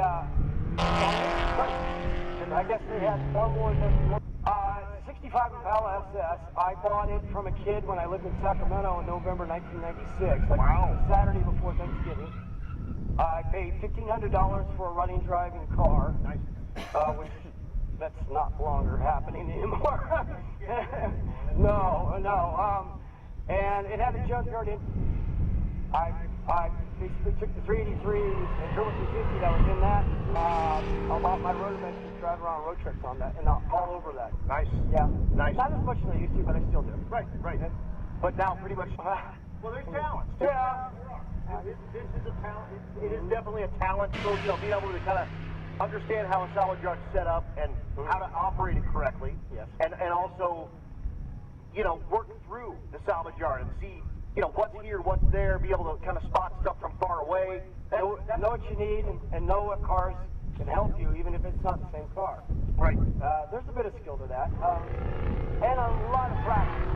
I'm not going to admit that I'm still learning everything.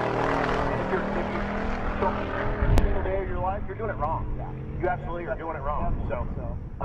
So the Impala now, what powers it? What's going on? What do you got going? It is currently a Blueprint Engines small block 400. It's their power outer version without a power outer. Okay, so that's the same motor that Chad has in Ethel. Yes, exact same motor as Chad has in Ethel. I have a pair of twin 70mm turbos that I want to put on. Cool. The first thing first is I'm going to port EFI it. So cool. And coil unplug ignition and that kind of stuff. Yep. And I've been piecing that stuff together. Cool. So I got a few things to that.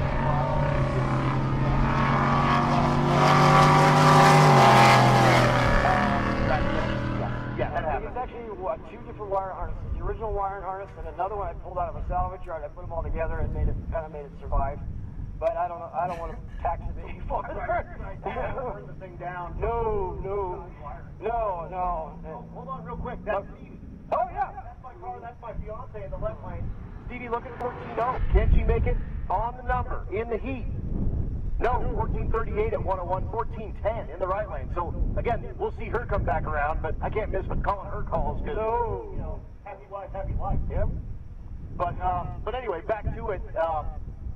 Continue on with the Impala stuff. Okay, so, yeah, it has a Bluebird engine, power out of 400.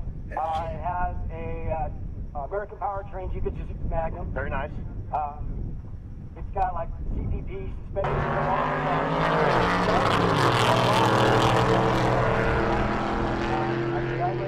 Times when I lived in LA, Mark back then was this Moon Eyes Christmas party, and Chad Reynolds was on the line. I'm trying to get Larry a heat gun. He's heading outside with the weather deal. He's going to look at what it's about.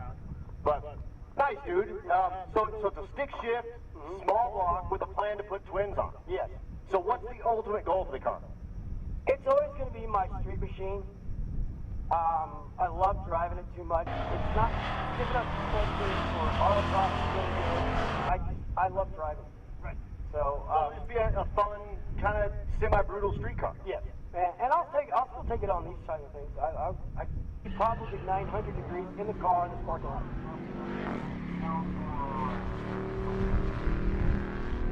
Car stuff. That T56 helps immensely. 2 overdrive. It's not beating up the valve train and gets. I can drive car. Showed a picture to Chad Reynolds of the bank shift. 50 money expense before I got it out of grass. It's funny how you're trying to do that. Yes, he's quite the enabler. He's nice enough and knows me enough that it isn't like go get a $100,000 chassis for this car. So we're going to be doing it for 7 years, and it's leaked from the windshield base since the day I bought it. Still screwed up from when the original owner gave. That'll happen. Oh yeah. As much as Gloss Black shows here for Rocky Mountain Race Week and rapping with me here for a second, and I'm sorry that so right. It's probably a bad habit I got to unlearn. Right. So right, learning every day. Yeah. And we put a little bit of money down to sponsor a class and brought out the Impala to come hang out with us, and you're still ready to work for it. And I guess that was an unofficial run. So when I bought more fun road racing because I'm not stressed out from racing. And all I could do, I have only true. You wander and hang out. We're here live at the renovated being Great Bend at SRCA, but because of those issues, they had to poke Wickham in the eye. That doesn't count. We're here, and it's awesome. So we left Kearney, Nebraska, after racing there on Saturday, with obviously an awesome drive through the mountains in between, another awesome drive today before coming back here to the racetrack in order to do the second day of racing action. Now, tomorrow is a road day. We will be going all the way from Pueblo all the way to Kearney. Now, we have gone from Pueblo to Great Bend to Kearney, but this could mean we have some new route none of us have seen before on this trip, so it's going to be pretty cool. We're looking forward to it. Going to be fun tomorrow on the road, and then Friday, our final day of racing action, is going to happen. And I have the Tuesday overlay, so I'm going to get rid of that.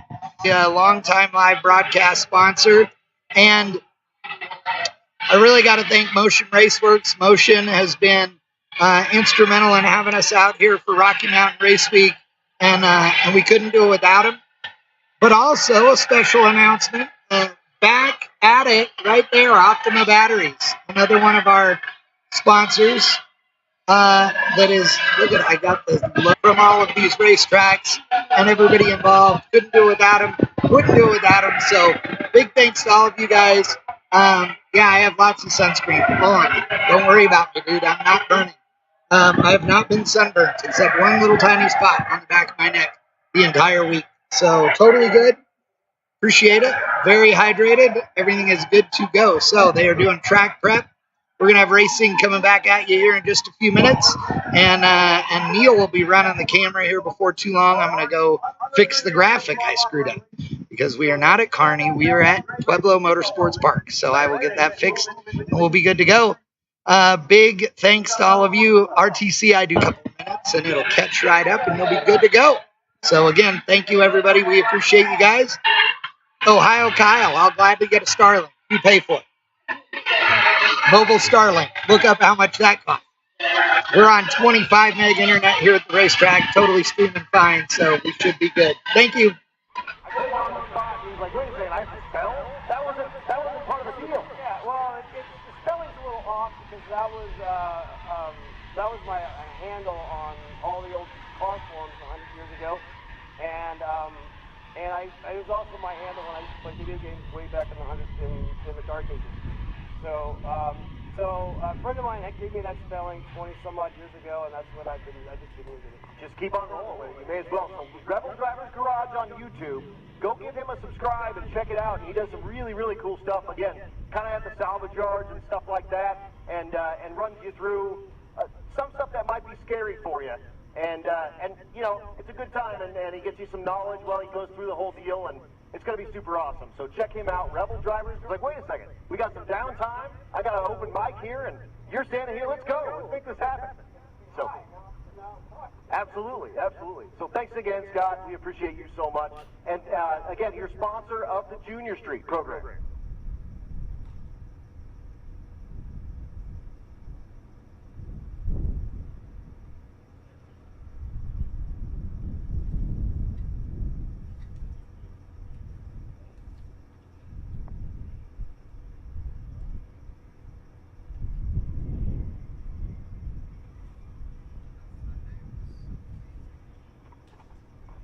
Okay, so racers, I'm getting ready to call the top of our classes again. We're going to start right back at the top. But a reminder about turning you guys away. We can't have you guys kind of just 1 minute.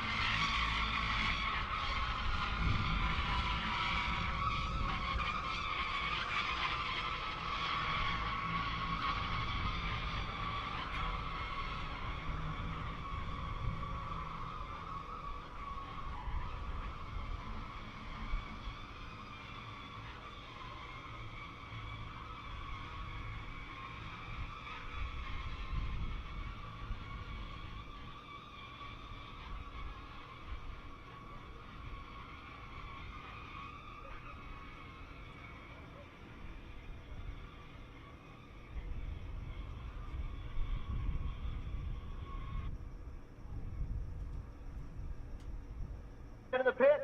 Let's get Rowdy down to 11 and 12, please. Rowdy 11 and 12, 9 and 10, unlimited, 5 and 6. West, out of the west, and about 100.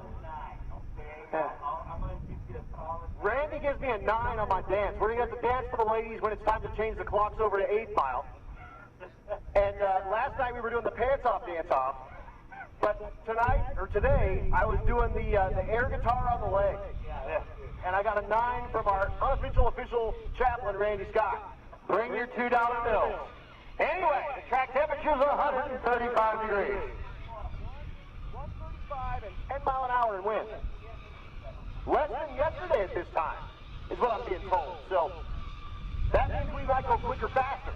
Quicker, faster, quicker, faster, faster, faster later.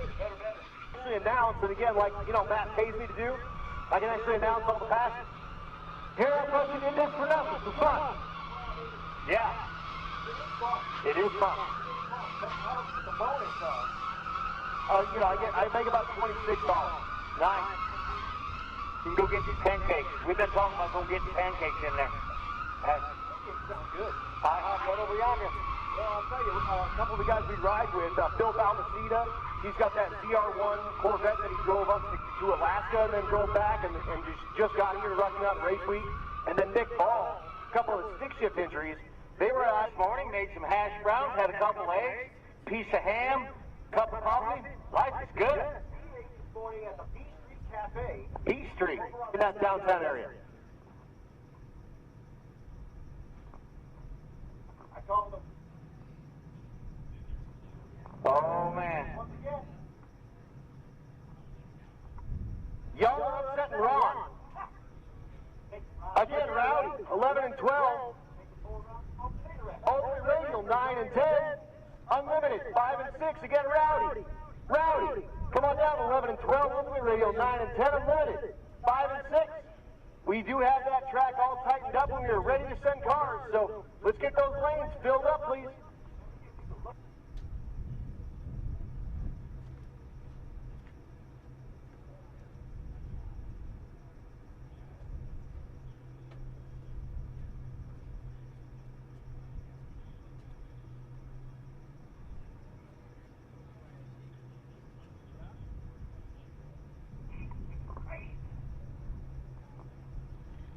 Once again, racers. Rowdy, 11 and 12. Ultimate Radial, 9 and 10. Unlimited, 5 and 6, please.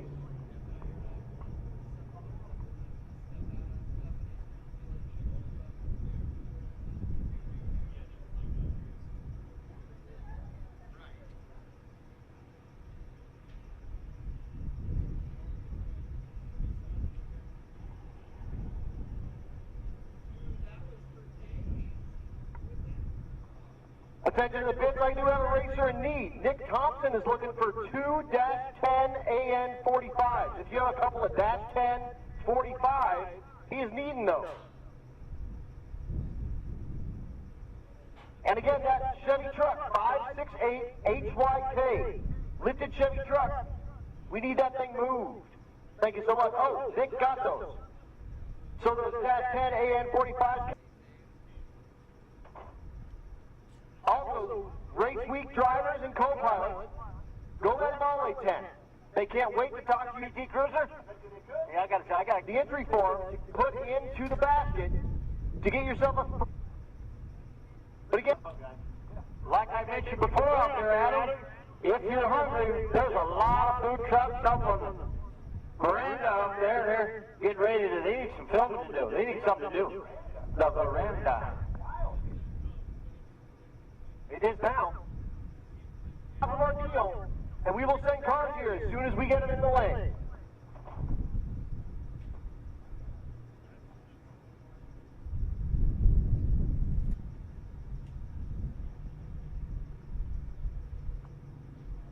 This is Travis Martin, back in the 4th Gen F-body in the left lane.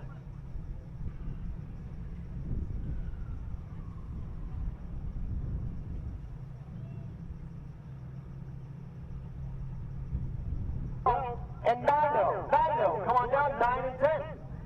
He has one as fast as 5.3. Must have gotten that helix or that tap set up. So we'll be happy to see him back on the racetrack and making it happen. Nick Rose, file.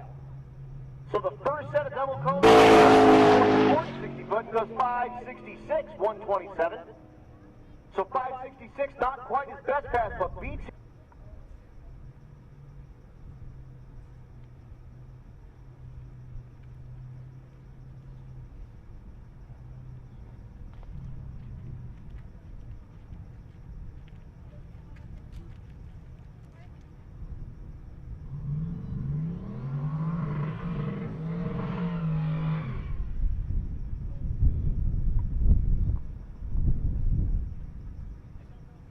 Here's Stephen Thompson. Thompson, the 1954 Chevrolet truck. In the unlimited category. Outside looking in, his average right now, 1188. Not retire immediately with the big truck. Can't hear it down down there, 1182, 121.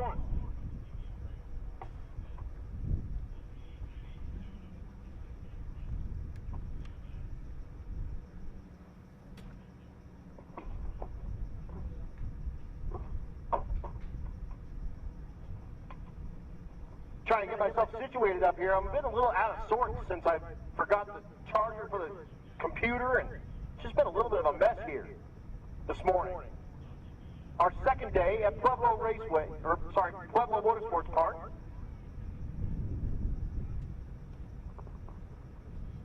Today's Wednesday, Raceway Park on Friday, and break the beams to finish up that average. This out of Joe Tech. Her average at the moment. Back of the Hello. One of her crew over there will pull the remove before 10-0, come on down. Lanes 5 and 6, please. Hey, it's Vince Murphy. What up, brother? Vince in the Rowdy Radio category with his pickup truck. You still in? You still good? Everything good? Attaboy. Oh, boost, like a boost coupling? All right. Yeah. It did make a big pop. I thought that sounded maybe like it was a bad problem, but just coupling. I'll bet. Inside the cab, I bet you. So he needs some new underwear. So racer in need, Vince Murphy, needs a set of large, tidy white. So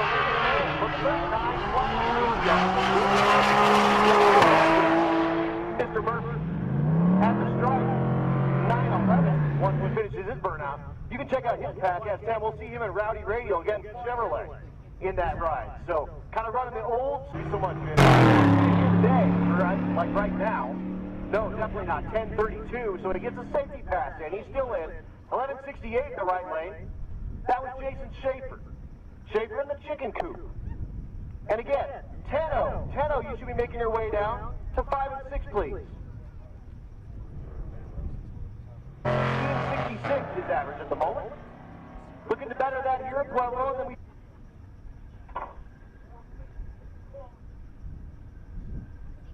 Here's our first look at Walter Doyle. Here today, race drive day, about 200-ish.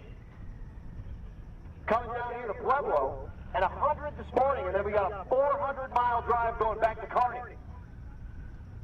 This is the 66 Chevelle, riding with his wife Catherine, who you see out there videoing, out of Florida.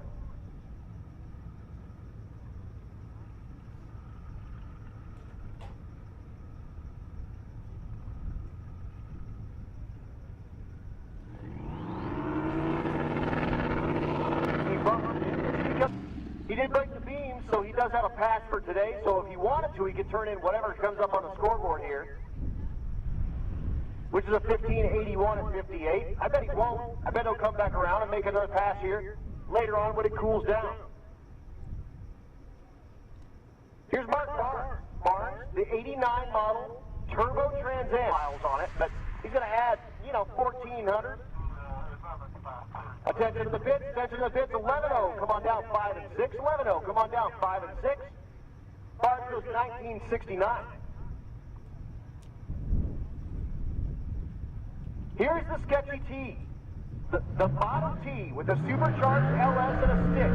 They put a clutch in this, and the way it's configured, you have to pull the motor out to put a clutch in it.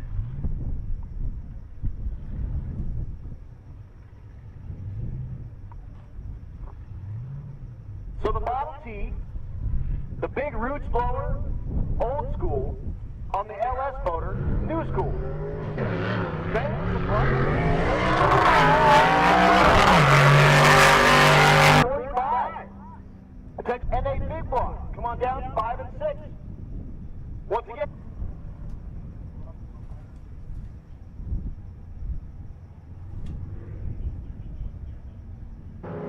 Your second place car in the left lane, your first place car in the right lane. That's James Chan. Now 10:05.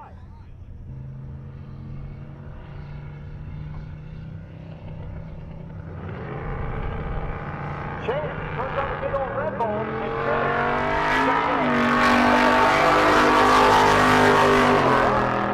What's Tim Meyer puts up on the board? And he puts up 993 at 135, so that's too fast. He'll need to come back around. And now Chance. After watching that, let's see if he can put it on the number.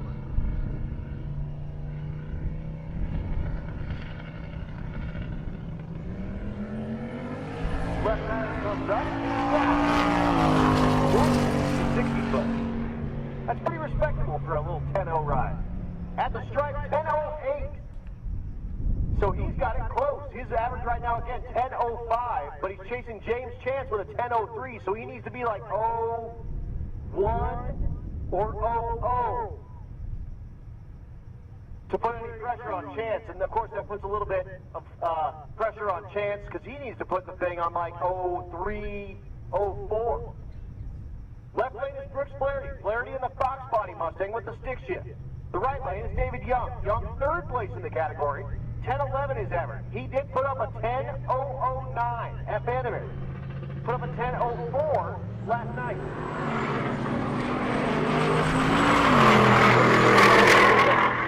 Owner and proprietor of BMF Automation, and they have the reaction time shares. 993 is too fast. 1072 for Flaherty is too slow. But again, if you want to ride that reaction time chair challenge deal, cruise over there. Find the BMF Automation tent, and they've got them out there running.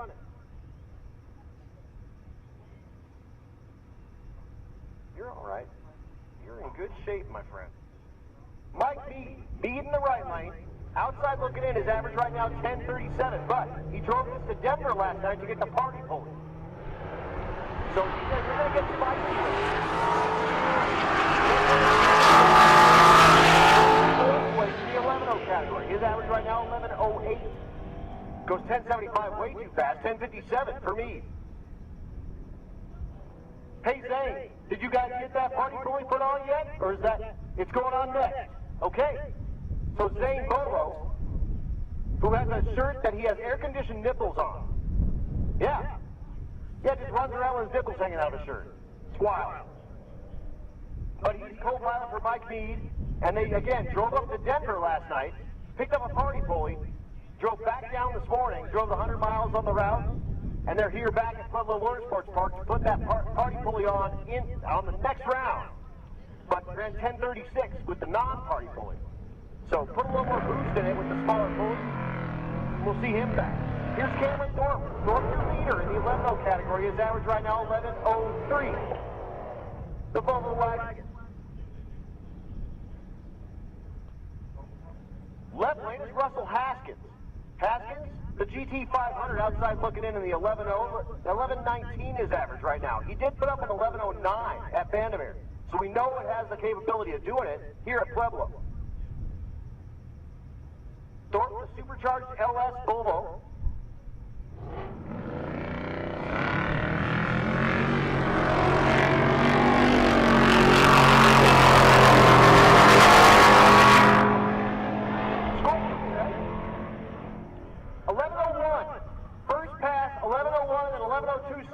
Side, 125, 127. So, boom, with a great lift for the first pass. And then here's second place, right behind him.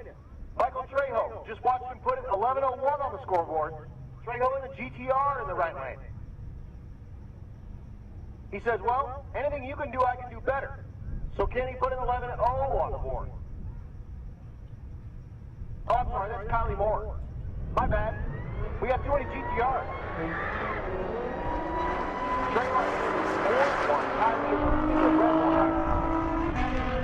So looking for 11.0s on the board. 11.06. Right lane 11.42 is no help for Moore. 4. Here's third place 7.8. Fourth place 11.08. So I'm going to have right here in this 60-foot. Watch this little orange car. We'll know the minute he launches this car if he's on a good run. Here's Rachel Crumley. Crumley was really doing well, was in second place coming into Pueblo here yesterday. Unfortunately, could not get the thing on the number in the right lane, the CTSV Coupe.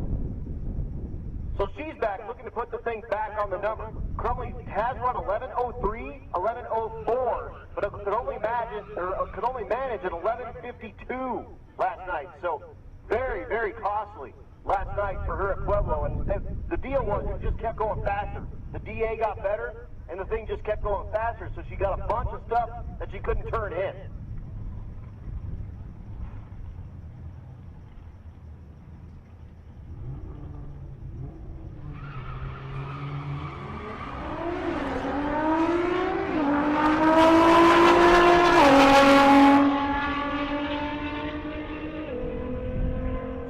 11:15 and 11:09.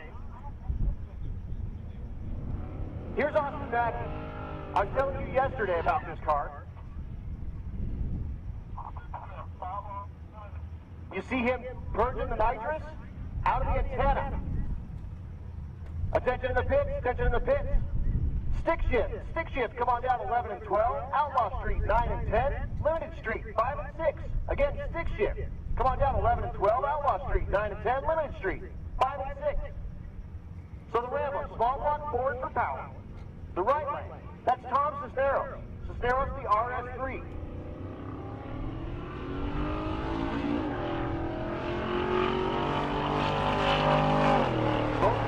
Looking in at the moment, looking for 11 flat. A little 10-11 second kind of averages for both. 11:58 and the 14:02 is no good for Mackey. Maybe it doesn't have the nitrous bottle on or something.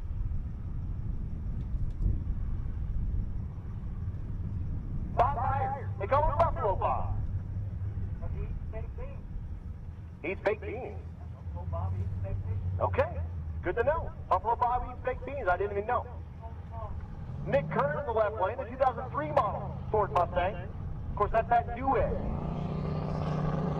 So Miles, Kern.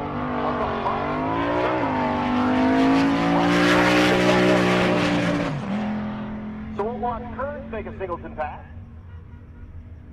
Oh, and actually, he left before the tree was active. So here goes Bob.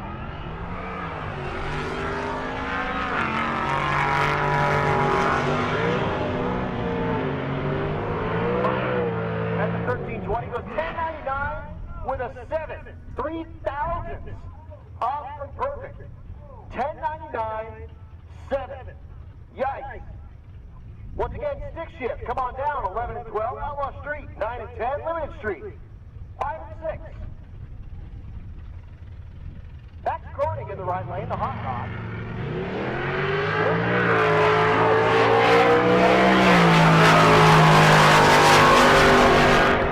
Average right now, 1076. This is down to that grade small one. 1077 and a 1249. Next pair, John Gilman finishes the burnout in the Nova in the left lane. His goal, not last. He's currently not last. He's like third from last, something like that. And BJ back in the right lane, the long reach Nova. Back with these having some problems.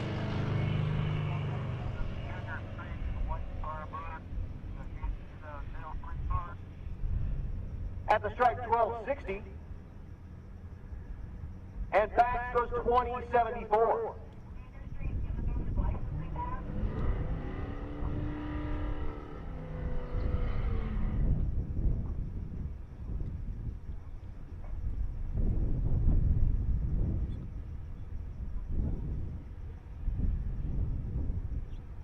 That's Jeff Trotta, 67 model Barracuda.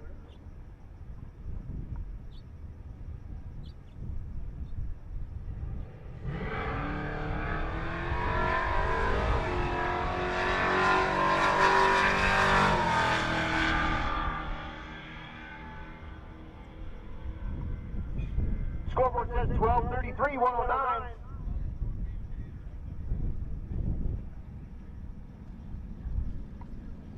We have a junior street competitor. This is Mackenzie O'Neill. Oh, sorry. Closing my briefcase on Larry in here. But Mackenzie O'Neill, the Turbo Trans Am. Mark Barnes, her dad, rides in the passenger seat. He's hanging on for dear life. This car's looking for a fuel pressure regulator, so way off of its normal performance. I think they're just trying to get their passengers in and maybe get on the road so they can get to somewhere where they can get the thing fixed. Again, the name of the game here, you go ahead and turn in your slip. She goes 1096, 72. You turn in your slip, you get your route. You get your route, you can go on to the next track. So they may just be looking to get the thing on the road so they can go get it fixed. We're back to quarter mile race, and this is the stick shift category. That's Morgan Notestein in the left lane, the Holden Commodore.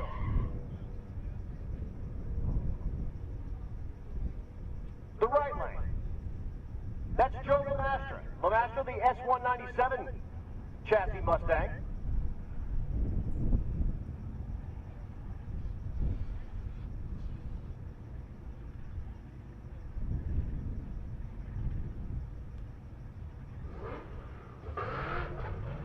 So going stick shift racing.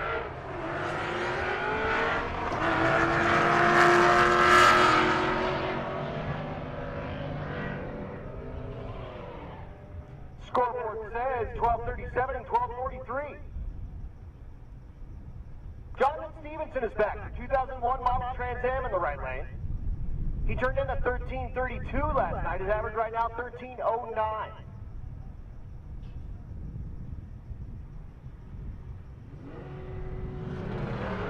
Matt Horton in the Nissan. His average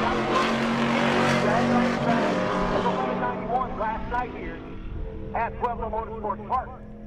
He goes 12:64, 13:02 for Stevenson. And our first look at Bill Armstrong. Here today, Armstrong, the 66 model Fairlane, twin turbo. Attention to the pits. Pro Street, come on down 11 and 12. Pro Street, come on down 11 and 12. Again, twin turbo, small block Ford with a T56 transmission. We were driving on our route today. We did go a little bit up I-25. He and I were doing, well, let's just say it was over 75. Maybe more like 100. That thing is just not getting the power. Does a burnout kind of on the clutch for a little while. And he goes 13:23 and 86. That car has been in the 860s at 160, so really riding the struggle bus, unfortunately. Here's Phil Balmaceda. Balmaceda on the left lane, the ZR1 Corvette. The Corvette again, the one that drove up to Alaska, competed in Alaska Speed Weeks, drove back down. And he's racing against Nick Ball. Nick in the CTSC is doing stuff.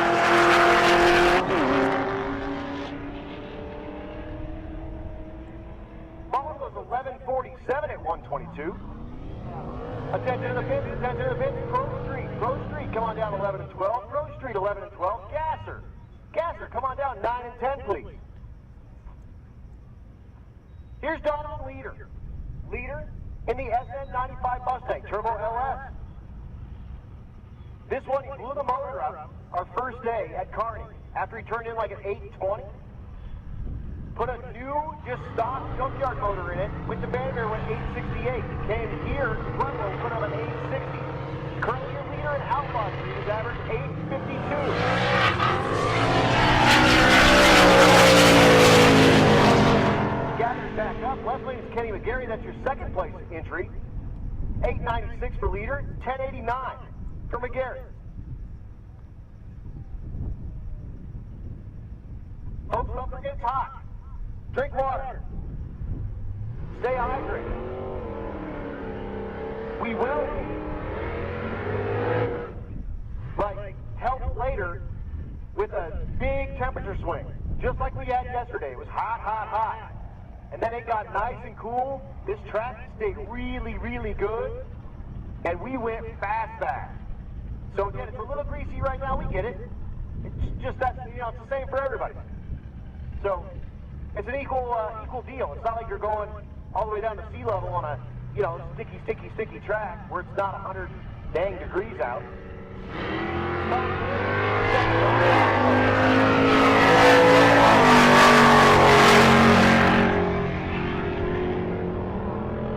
Again, Plymouth Creek, you should be making your way down to 11 and 12. Gasser, you should be making your way down to 9 and 10, and then 12-0. Come on down, 5 and 6.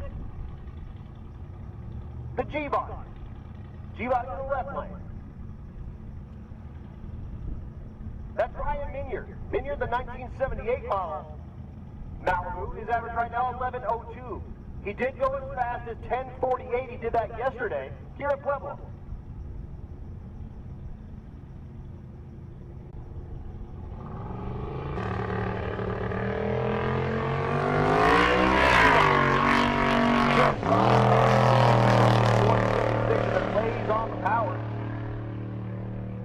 At the quarter mile, 11:80 89 at 113. We'll see him come back around. Here's Limited Street coming back at you. Aaron Schaefer in the right lane, the silverback car.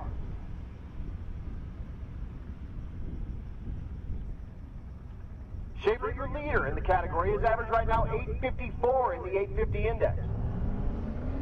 He's put up as good as an 852, but looking to put it on the number. An 852, an 853, and last night an 857. Kind of on the struggle bus last night. Was kind of all over the place. The thing went too fast and too slow, then too fast and too slow.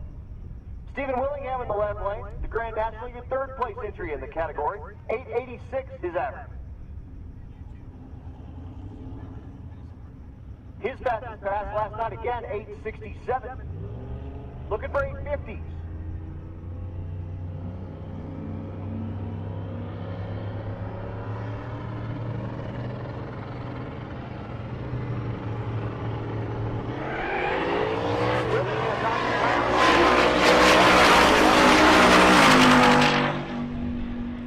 At the stripe, it goes 866, 158, 936 for Willingham.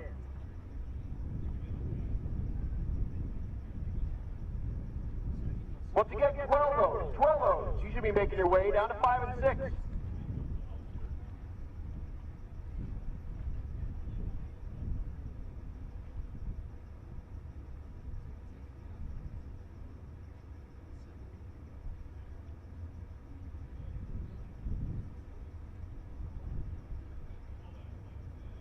Gonna look real quick at the density altitude. I bet it's a lot.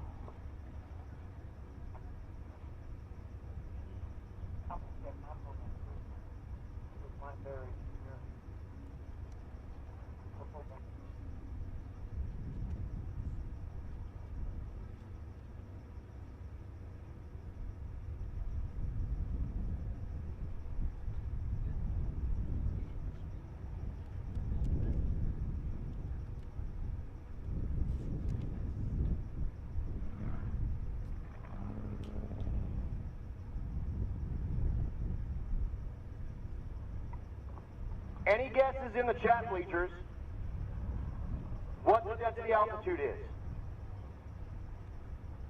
What do y'all think? Randy Scott says 71. Larry's got his pulled up so he knows. I'm showing, let's get a couple of numbers in here, folks. So chat bleachers on Bang Shift, hosting that live feed, brought to you by Motion Raceworks. What do you think the density altitude is here at Pueblo?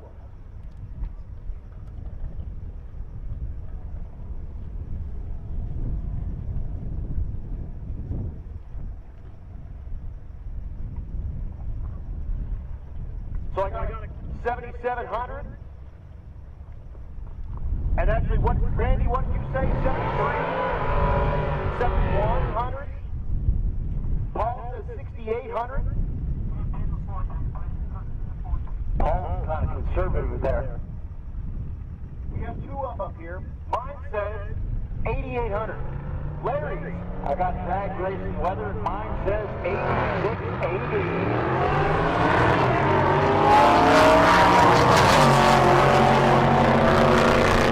Again, attention to 13-0, 13-0, come on down, 11 and 12, 13-0, 11 and 12, 14-0, come on down, 9 and 10, 1181 for the Prospector, 1408 in the left lane. 38 yards. Got the beautiful little Dodge Brothers emblem on the front and the back. The guy told me that he picked up the emblem, Adam, for that car, put it on the front. He bought it from a guy that was in his, it had a little box full of things. He paid $1 for a brand new, original Dodge Brothers emblem for the front of that car. $1. $1. It's beautiful. I could do for it right now.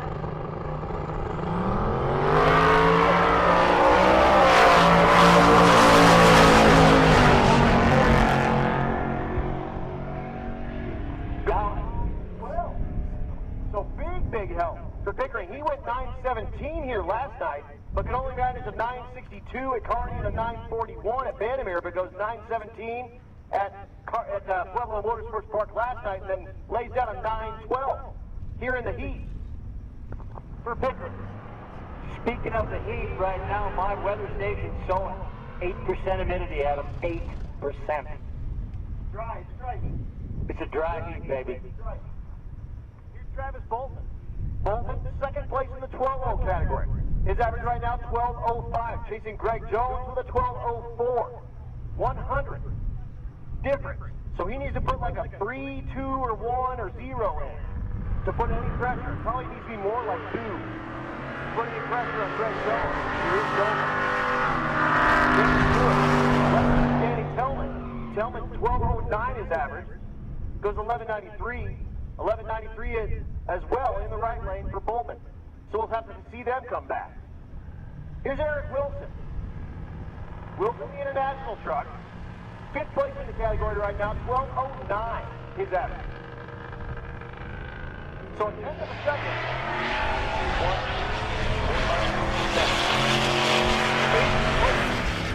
Separated by a tenth of a second in the 12.0 category. 11.90 is too fast. 12.21 is no help in the right lane for Dan Gosha. Here's Ron Gosha. Ron, 3rd place in the category. His average 12.05.9. He's chasing Travis Bowman 12.05.8. And Greg Jones 12.04.8.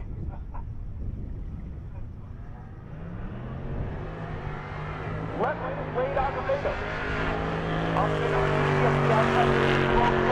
So all eyes on Gosha. Looking for 12.0. Goes 11.90. A tenth too fast, so he'll need to come back. Here's Greg Jones. This is your leader. His average right now, again, 12.04 with an 8. Trying to put something like that together. He puts another kind of 12.03, 12.04 together. He puts a lot of pressure on Bowman to put the thing on like 0.0 or 0.1. Blanchard in the left lane. His average 12.26, 11.94 is too fast, but 12.03 for Blanchard. His closest pass with his 12.0 for all week. 12.39, 12.30, 12.10, and then goes 12.03 here at Pueblo. Again, we are freezing up those averages today. So this is a pivotal day here at Pueblo Motorsports Park. How about the mail truck? That's Cody Green with the mail truck in the 13.0 category. Dead last in the category. Zach Packauer in the left lane, the 2020 model challenge. The truck has an issue, so that he does smartly pull the thing over about 300 feet, and we'll go get him scooped up off the racetrack. 12.96 in the meantime in the left lane at 106 is too fast for that 13.0 category. So again, we'll be down just a moment while we scoop up that mail truck. Oh, no, we're not. He's driving it off. I think that's exactly right. I bet you're 100% right. Randy Scott's up here. He said, I bet the fuel pump went on. I bet you're 100% right. Jake Pringle. Pringle in the right lane. The Fox Mustang with the big block 4.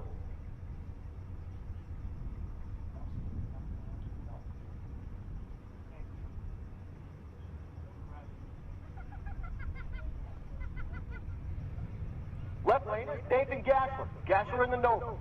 12.33 is Nathan's average at the moment. He did put up a 12.03 at Carney.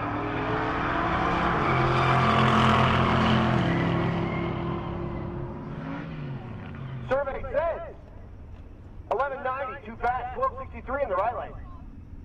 Sarah Maltzback, the GTO in the left lane, Supercharged LX. She's out of the Disorganized Grime stable. Attention to the pits. Junior Street, come on down 5 and 6. Junior Street, come on down 5 and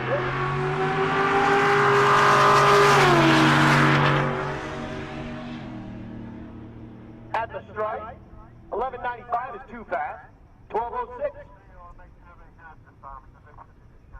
Once again, Junior Street, come on down 5 and 6, please. Junior Street, come on down 5 and 6, please. And I'm looking through my messages. I have someone let me know how to pronounce the name of that guy. Where is it? There it is. Tweehouse. Tweehouse. It's like treehouse, but Tweehouse. Okay. All right, I see you. I mean, it's T-W-E-H-O-U-S. Tweehouse. Yeah, Tweehouse. There we go. Randy Walton. I'm sorry, Walton. In the left lane. Goes 1236, 1232 in the right lane. No help for either driver. The C7's back. In the left lane, that's Donna Watson. The right lane, the Denali. This is Alex Rops. Rops, the Denali, 2015 model with the LT4 supercharger.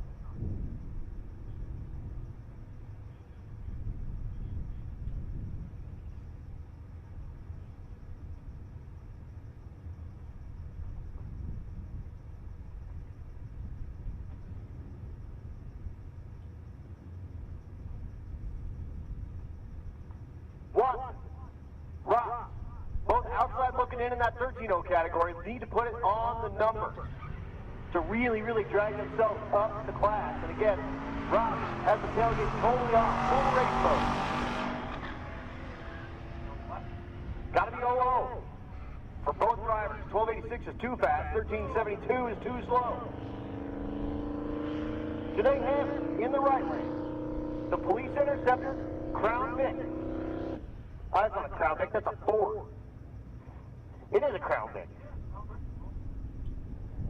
Left lane, Randy's like, that's only a Ford. Come on, man, I'm a Ford guy. Richard Eaton in the left lane. He says by choice. I don't believe it. 1311, he's fourth place. Looking for that 13-0, goes 1310, 1369 in the right lane.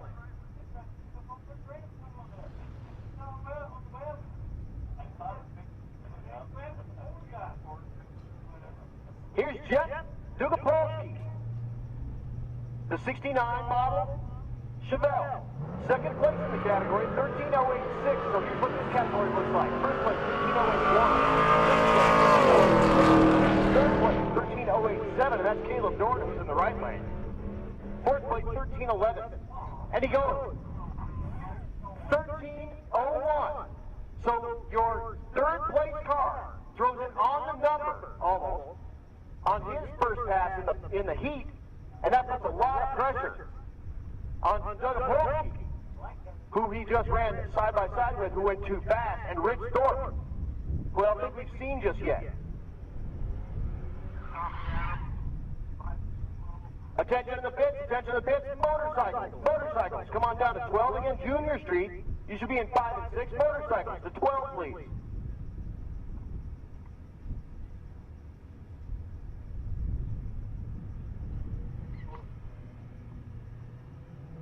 Here's Eric Carroll.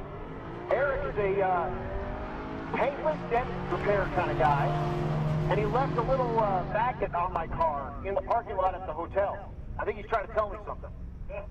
1373 for that thundercloud, 1320 in the right lane.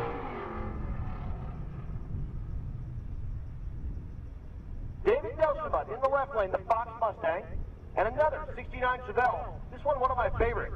That's Jay Jacobs. The Sunoco hood and the full vinyl top.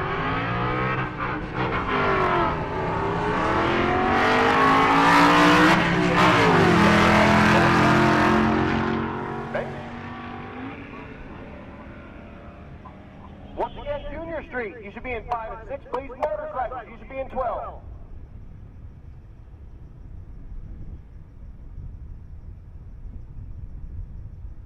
Jacob Bailey, the CTSV in the left lane. The C6 Corvette in the right lane.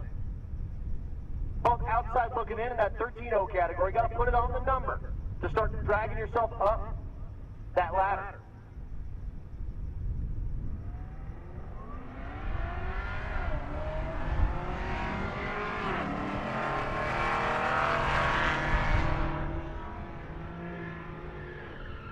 Scoreboard says 1311 and 1396. Here's Rich Thorpe. Thorpe with a G8. Thorpe, your leader, currently in the category. 1308 his average. Last night, 13007. The G8. the right lane. That's Chris Bannister way outside what's in the 14-0 category. Looking for a 13-0 in the left lane, a 14-0 in the right lane. But Thorpe trying to do something to his 12.96, 14.06 though, for that ride in the right lane. So Thorpe, too fast. He'll need to come back around to try to keep Jeff Dudapolsky off of him, and Caleb Dorn, who we just saw run right on a 13.01. The Crew Crab Chabelle on the right lane. Landon Chance outside looking into the 14-0 category.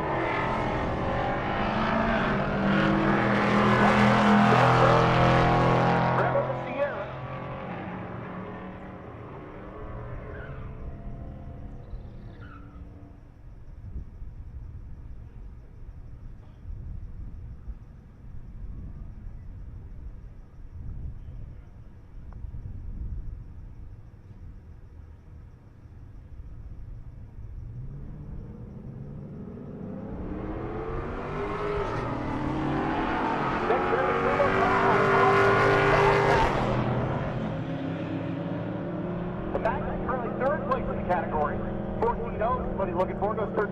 That's too fast, so he's average right now in third place. Here's what this class looks like. 14.02 for the leader, Kyle Calkins.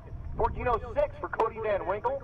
14.068, well, here we go. 14.068 for Van Winkle. Josh Odom, 14.068.6.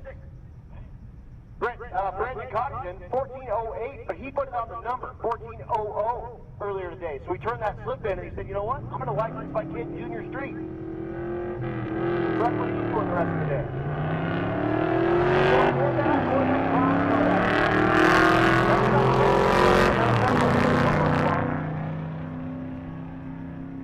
Left lane is Nick Derry. Derry, the 74 model Stingray, goes 15.53 and 15.31. For Guthrie. The Stick Shift Silverado, Drink. In the left lane. The right lane is Dale Farley. Farley, currently 5th place in the category. His average right now, 14.17. He needs to be 0-0 to put any pressure to get himself onto the podium here.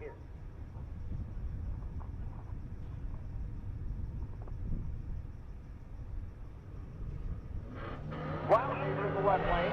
His average right now, 14.43. So for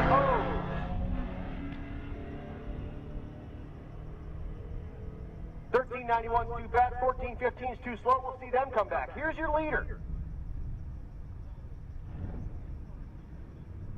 Kyle Calkins. His average right now, 14.024.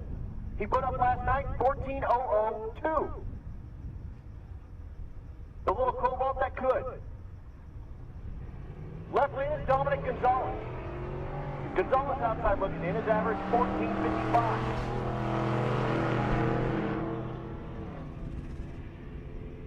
Scoreboard says 14.18, too slow. Still need to come back. Here's Addie Ehrlich. Ehrlich in the right lane. Out of nobody else's auto. You heard me earlier talking with her dad. Whoa, knocking stuff all over the place here. Out of nobody else's auto again. And that's Chad Ehrlich down there taking the video of Addie doing her thing. David Davenport, the 2000 model Saline Explorer. Ehrlich goes 14.33 at 99. The Explorer goes 18.26. That's the worst. Here's Stevie. She's back. The CTSV. That's my car. That's my fiance. Drink. Beat on. Yeah, exactly. The stick shift car in the left lane. Right there. Just before it The wants to go whole down. camera. The right lane, the C5. That's Jason Fitzenhaler. I was laughing. Both outside looking in. Stevie, Hey, can 9th place. Fitzenhaler, the camera. 11th place. Right after Mother Nature. Looking for 0-0. 60 won't help. 53 won't help. We'll see them back. Larry Armstrong is back in the right lane. The yellow car. Beautiful, beautiful car. Left lane, the first gen Camaro. That's Cody Van Winkle. That's your 2nd place entry. His average right now, 14.06. Chasing Kyle Calkins with a 14.02. He needs to be 0-0. You just saw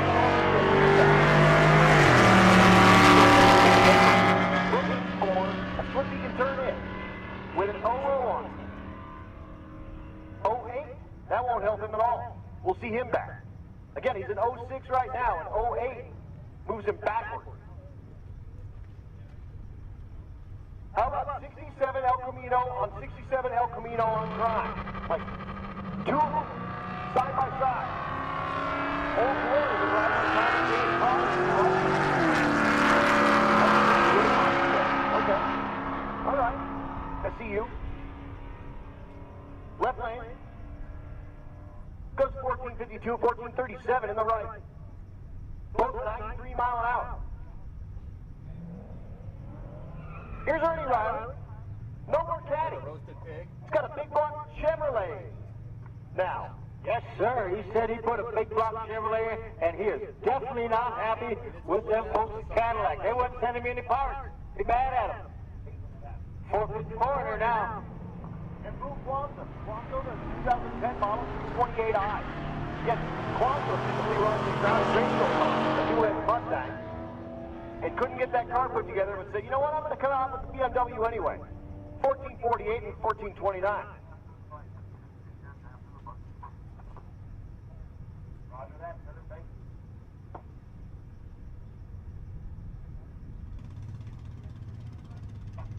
Here's Carter Snell, the old body style truck in the left lane. Snell in the 11-0 category. That's weird. What's he doing here? All right. Right there, Caleb McGregor. McGregor in the 14-0. His average right now 1421. Needs to be O. He is 0-2. His best pass of the week. Take that right now. He went a 1428, a 1411, and a 1423, and then puts on the numbers 1402 with a 3. So we'll see him back. Maybe. He might just want to turn that in. Again, he can turn that in, get that time slip, and get on his way if he feels like. Moving into motorcycles, Dick McCartney in the left lane, the Calprint boots with the CBR 600. Kind of low 13s for performance. His average right now is 1312. The right lane, that's Daniel Garner. Johnson 11 and second place in the category. His average right now 1168, chasing Shane Warner, does 1159. Better than last night even. He went 1142 at Kearney, 12 flat at Vandermeer, 1163 last night, and goes 1159 here in the heat. Roland Tabor, third place in the category, in the right lane, 1195 is average. 1195, that's good.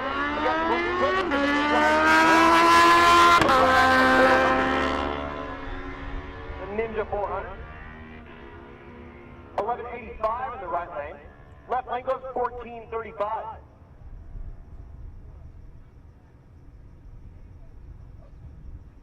And then Chris Baker.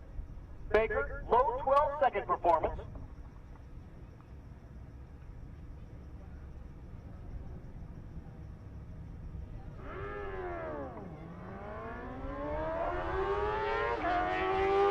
Baker typically has a 2008 Suzuki Hayabusa that he brings out here that is a brutally fast ride.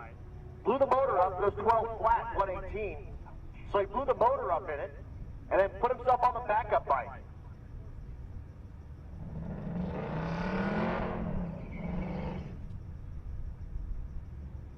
And into Junior Street. Once again, running 8 mile, they have their guardian in the passenger seat, and they're looking to put the car on the number that they had initially. So what we put down at Kearney is what they're looking for here the rest of the week. Evan Urey in the right lane, the Miata. He's looking for a 1257, but no faster. They do have breakouts. I incorrectly said they could break out, but not the case. Left lane. That's a license plate bar. So about a third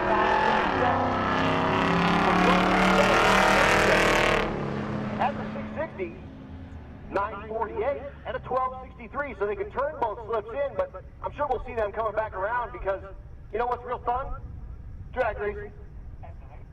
And a whole shot at night for a little extra, juice, a little extra sauce. Artie Ryder, the G8. He's looking for a 1039 in the left lane.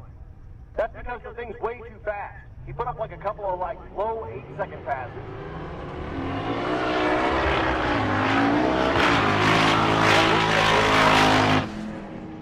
Way too fast. 890, 949 in the right lane.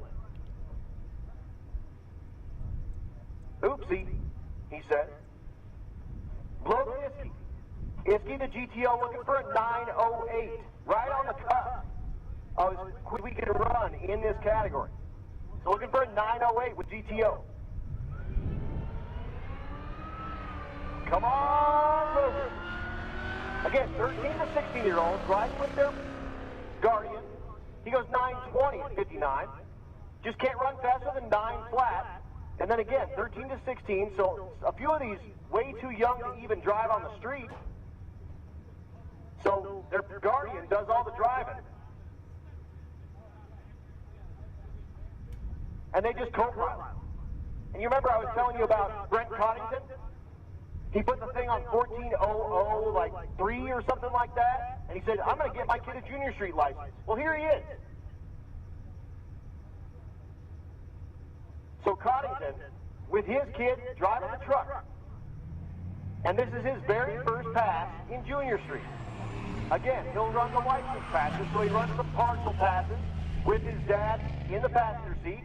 He goes 994, and then we'll put a track official in the car to ride down the strip with him. And if everyone says, hey, you're in control of this car, you're safe, you're doing everything you need to do, he will earn himself an NHRA junior street license, and he can run that anywhere in the country where they run junior street. So that's a very cool deal. Typically they do dial-in type racing like bracket racers do, again, just to the 8th mile. And it's a good way for folks to get into drag racing with their kids without the entire expense of a junior dragster type program. So you don't need a truck and trailer. You just bring out your family truckster. You come enjoy racing on Friday and Saturdays with all the rest of the big boys. And you have just as much fun, and probably even more fun, because I'll tell you what, spectating with someone that you really, really care about and actually helping them with all that deal, that's sometimes even more fun than doing it yourself. So down in just a moment while we do track prep, and then we're going to start all over from the beginning. So we will bring you Rowdy Radio. We'll bring you Ultimate Radio. We'll bring you Unlimited. You guys are all on deck. Get the same deal. We just go down the line and do this every time. So we run down the classes. 4. Is this round 4? Something like that. Didn't have a ton of takers earlier. Yeah, they went through pretty quick. So we did get road weekers, a bunch of passes and whatnot. But I think we're going into round 4. But again, really only got, maybe 30 or 40 cars per session on those first 4. But we're going to start seeing more and more folks as we get cooler and cooler out there.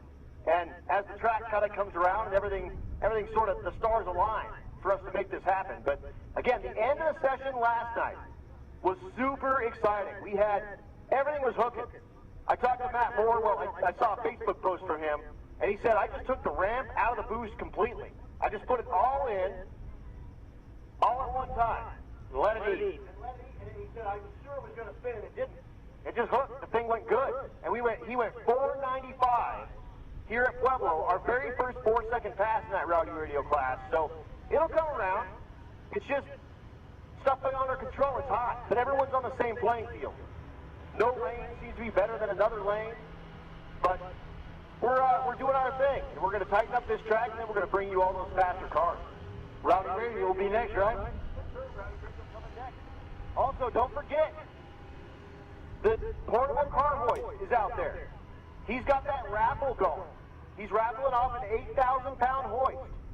So cruise down there, check out that portable car hoist. He's got it over there by the Rocky Mountain Race Week tent.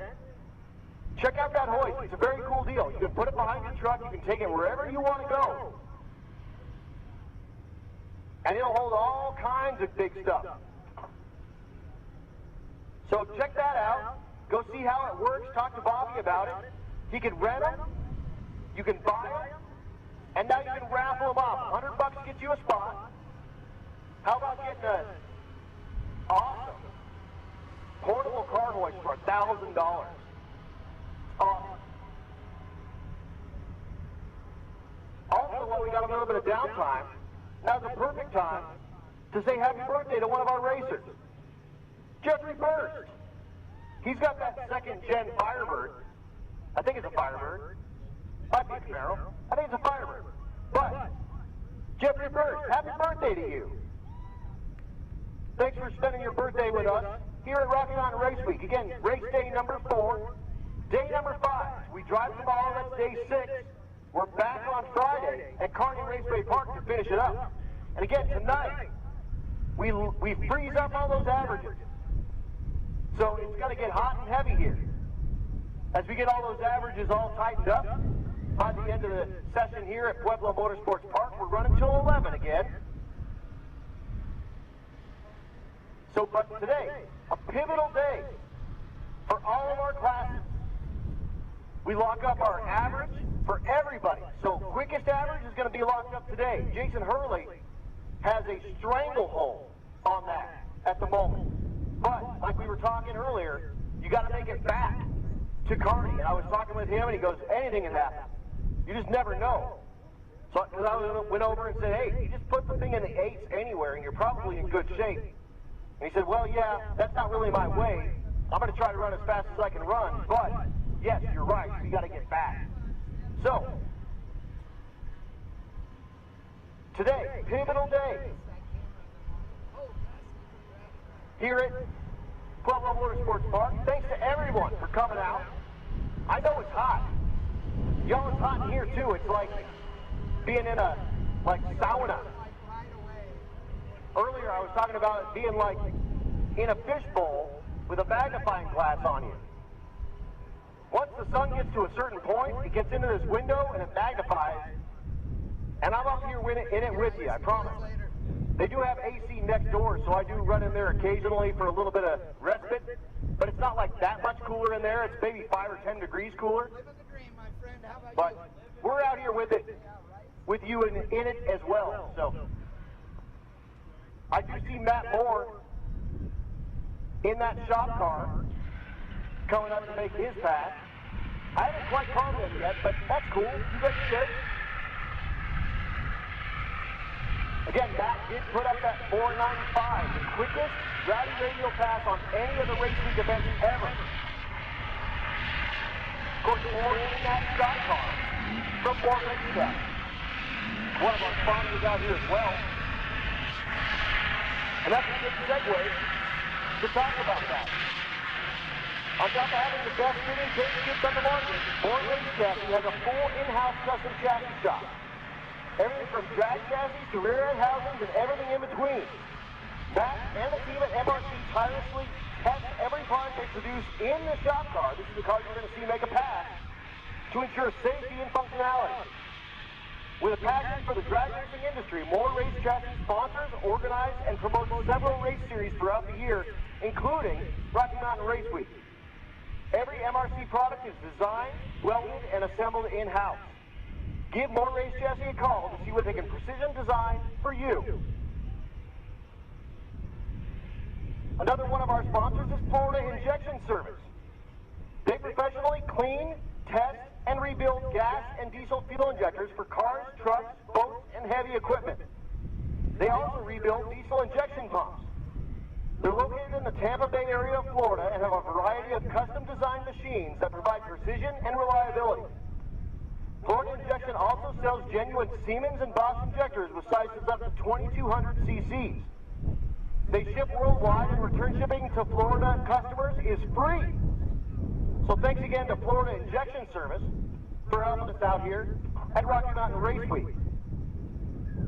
Also, Nebraska Land Truck and Travel Center.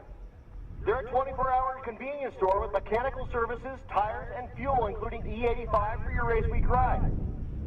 Next time you're at Nebraska Land Truck and Travel Center, make sure to get your picture with the dyno.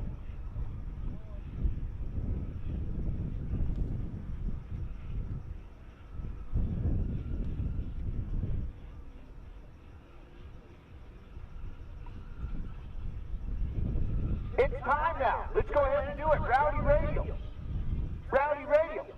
Come on down. 11 and 12. Ultimate Radio. Come on down. 9 and 10. Unlimited. 5 and 6. Again, Rowdy. 11 and 12. Ultimate. 9 and 10. Unlimited. 5 and 6, please.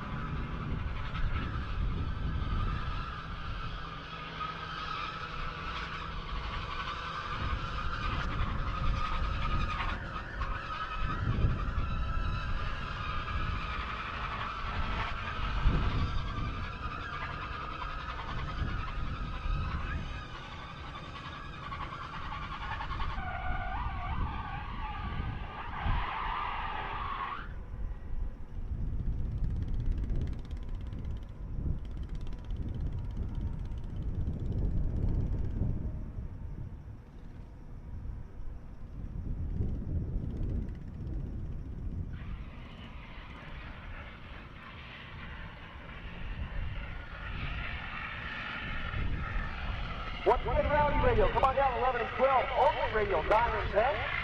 And Unlimited, come on down, 5 and 6. For your next track here at Pueblo Motorsports Park.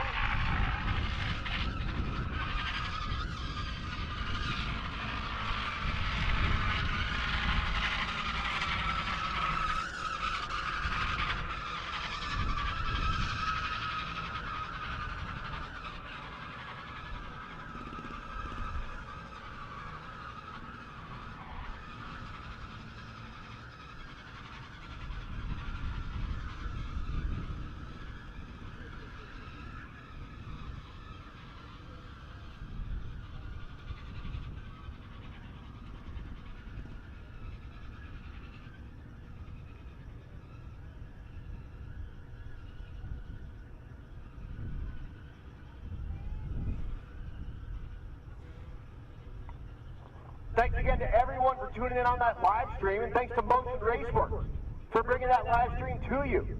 Also, thank you to Bank Shift for hosting that live stream.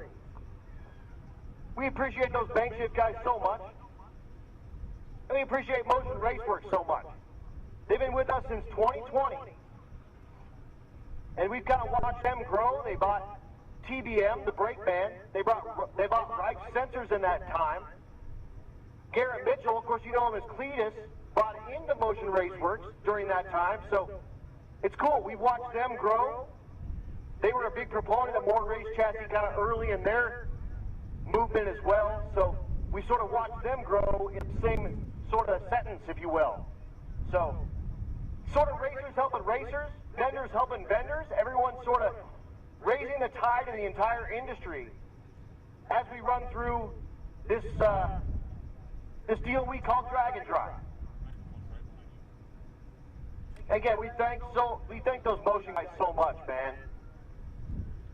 They sort of ponied up right at the last second in the middle of COVID and got us the money to pay the Bank Shift guys for the live stream, so it's free for everybody. Out there on the interwebs, we didn't have to do a pay-per-view or anything like that. And thanks to all the live feed dudes and dudettes for hanging in yesterday. I know we had some audio issues while we were running around out there, so thank you guys so much. And there's Chad out there. He's adjusting one of those cameras. And Charles Wickham. He's kind of his sidekick here for the day. Hanging out, partying with Chad out here. Chad wearing the big hat. I yelled at him at Carney for not wearing that hat. He got himself all sunburned.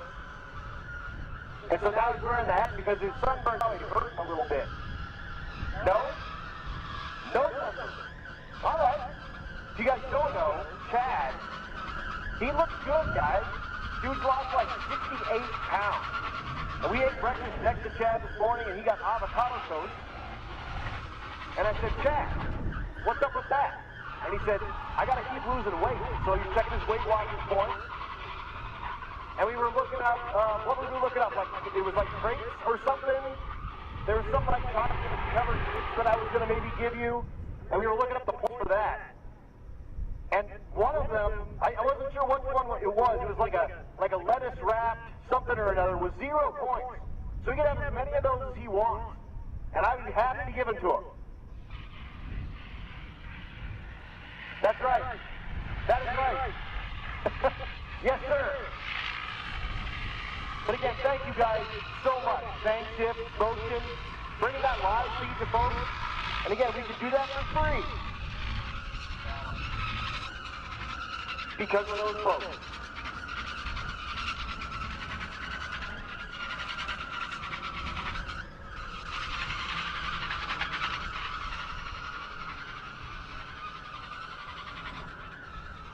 Racers, hey, if you want to use your free pass, this is your last day to do that. If you want to use your free pass, this is your last day to do that. If you would like to use that pass, we need you to be in lane 4, please. And you need to bring that pass physically with you to give to Ron. So if you plan on using that pass, come on down, lane 4. And bring that pass with you, please.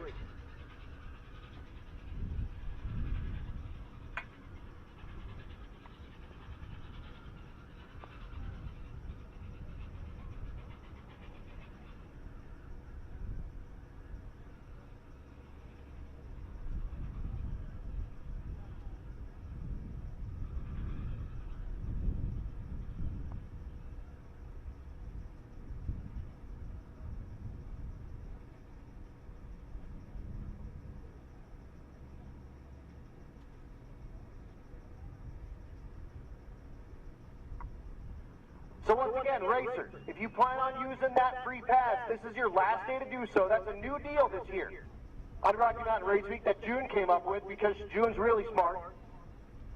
We gave everyone one card in their swag bag that's a fast pass. It's basically a get-out-of-jail free pass. You get one for the week. So if you want to make an additional pass that's out of your normal rotation, say you go down, you knock the tire off and you're chasing the guy in first place and you know you got the tune-up to beat him, but you hit the tire, it doesn't do it, you roll down the track, you come right back into the pits, you hand Ron that free pass, and then you will be right back in. So again, this is your last day to use that, so if you plan on using that, keep it with you.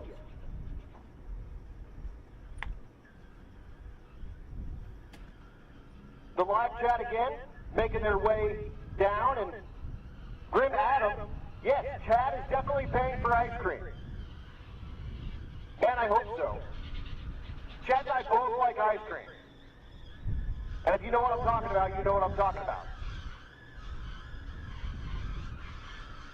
But just finishing up this track prep, and then we're going to bring you Rowdy Radio. I see Marissa Moore out there on the starting line. That means we're going to see Matt Moore. Matt and Marissa riding together in the shop car at a Moore race chassis. So we'll see Matt. And again, Matt, we saw last night run a 495, and you should have seen Marissa. I think she jumped about 6 feet in the air.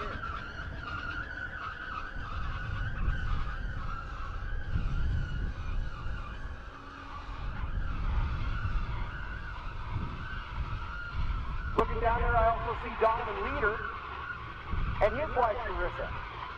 We got a couple of Marissas in Rowdy Radio. And I got Travis Martin down there. Hi, Travis. Good to see you got your spark plug thing fixed, it looks like. Maybe? They just said, we just wrenched that thing in there. Cross threads are better than no threads. He's down there with his wife, Amanda. So Rowdy Radio is full of husband-wife teams. That's an awesome deal. Running these brutal street cars with your significant other, cruising down the road. So Rowdy Radio racing.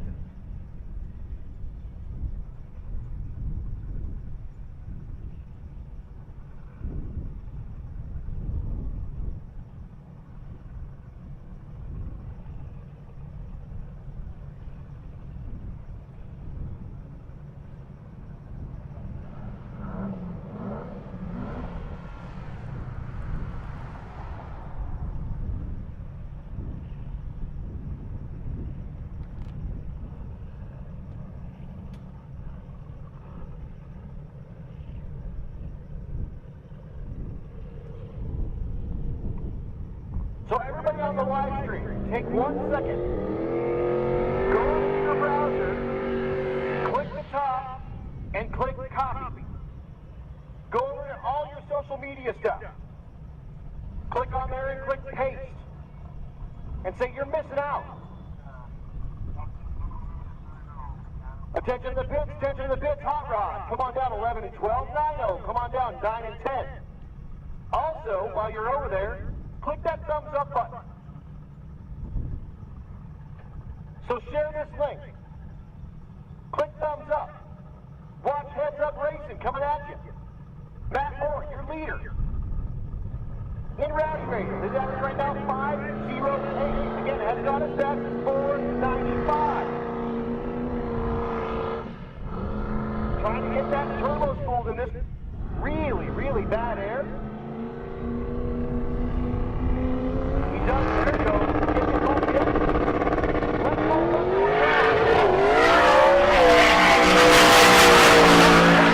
He goes 5'10", 145 in the heat. 5'10", 145 in the heat. Love that. Next pass. They're all doing single passes out of the left lane. Must be something about the left lane.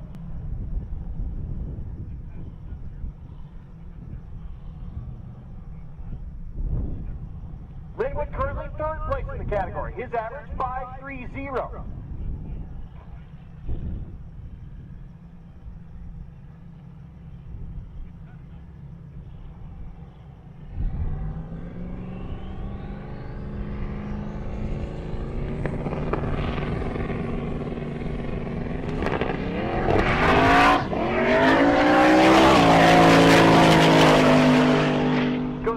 2 130.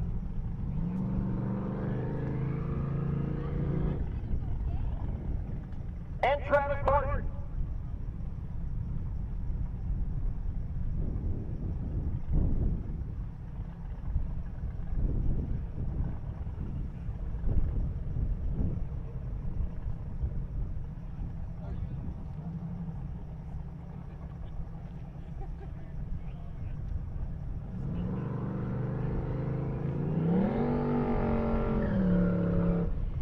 So here's Martin, your second place entry. His average right now, 5.27. Chasing down Matt Moore with that 5.08.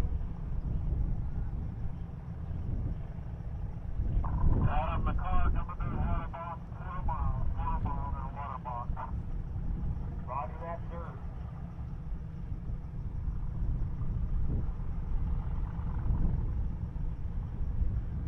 So does Fort Jim Camaro. Has gone as fast as 5.23. Turned in a 5.35 last night. 26 850 tires for a 235 radial.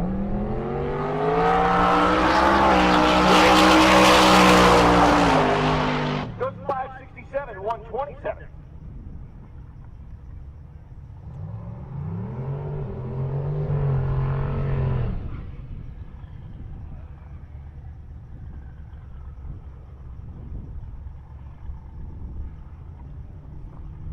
Back in the quarter mile.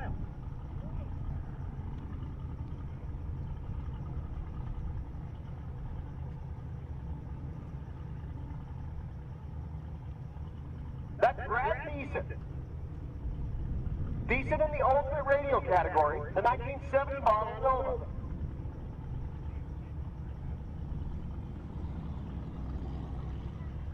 The averages are all messed up in my deal here for these guys.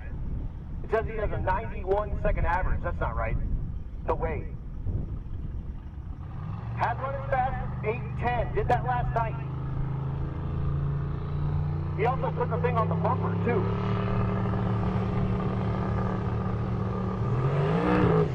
Knocked Tyler immediately.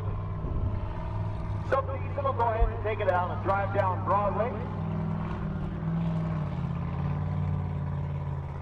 Hey, look at the starting line there. You see that guy with that big hat? That's Chad. Chad, do you have the radial prep flops on? He does. No, he doesn't.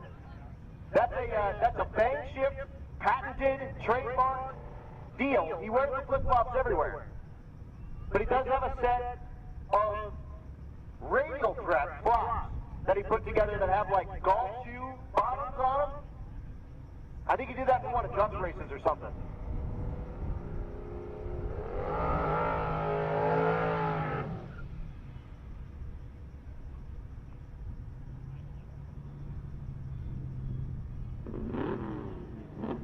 So again, on that live feed, share that link.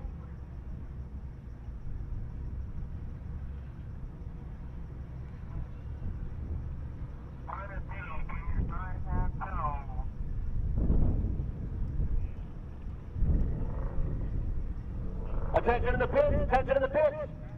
9-0, come on down 9 and 10. 10-0, come on down 5 and 6. Again, Hot Rod, you should be in 11 and 12. 9-0, 9 and 10. 10-0, 5 and 6.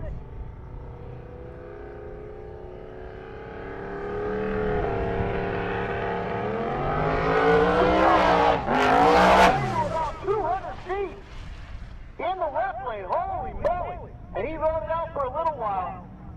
Put it back down, and then let off the gas. He was 131 to 60 foot on the back tire. And if you're keeping track at home, he goes 11:35 and only 76. Ben Thompson's coming at you here. This is Nick Thompson in the right lane. Nick, the 1949 model CMC. Left lane is Steven Thompson. Thompson, the 54 Chevrolet.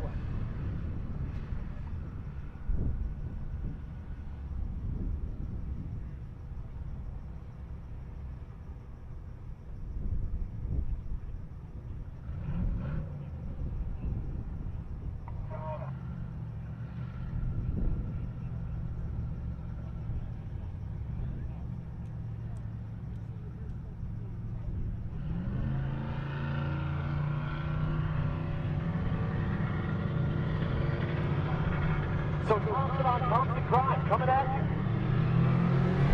Steven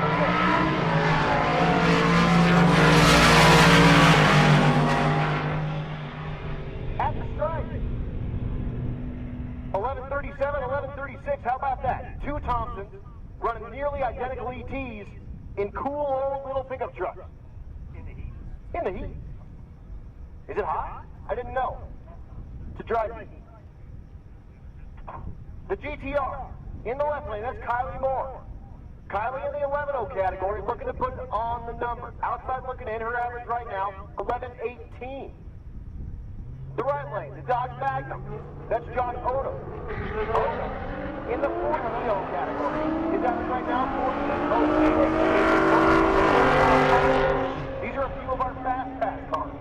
So we're going to have some jumbled up classes, 11:36, 14:12, no help. Cody Sierra is back. The mail truck. Mail truck, it's got the sliding doors. He drives down the road with the doors open. It's the only way to keep it cool. Oh, I'm sorry, Cody Green. Wow. All right. Left lane is Michael Trejo. Trejo the GTR, second place in the category, chasing Cameron Thorpe. His average right now, 11:07. Looking for an NO.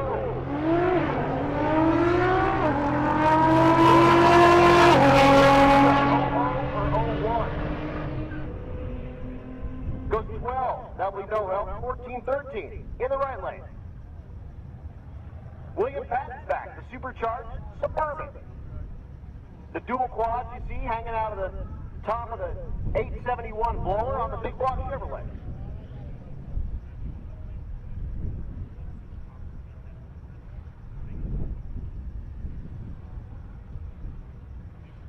It totally has fuzzy dice hanging from the rear view mirror.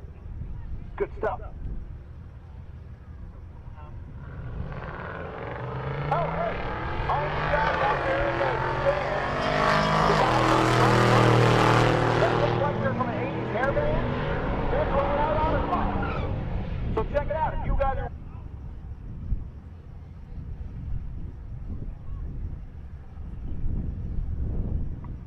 The right lane is Dane Thompson. The car they call Malibu. One of our sponsors out here. He's with the Burned Down YouTube channel. So let's check this out.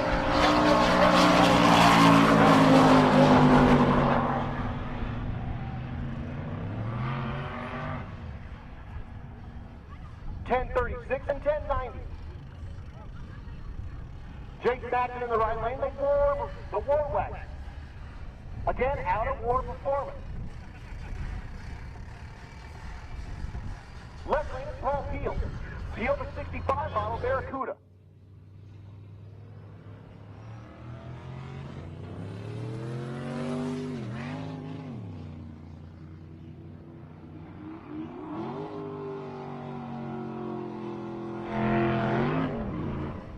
Survey says 1293, 1666.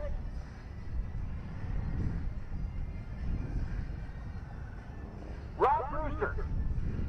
Brewster on the left lane, the 56 Chevrolet. The right lane, Happy Birthday Faith on the side. That's Walter Doyle. Doyle was 66 model Chevelle out of Florida.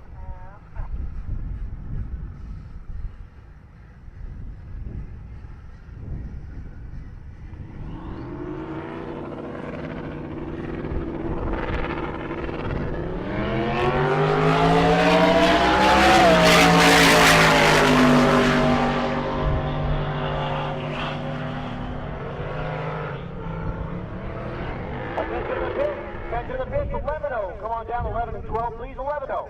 11 and 12, that's last minute small block. Come on down, 9 and 10. So again, 11-0, 11 and 12, and a small block, 9 and 10. How about the oval record in the right lane? It's like a 5/8 scale.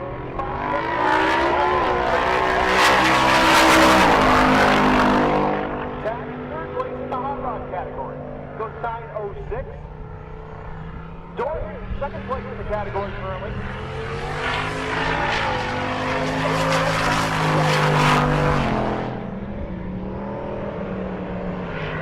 At the front, 978 and 9.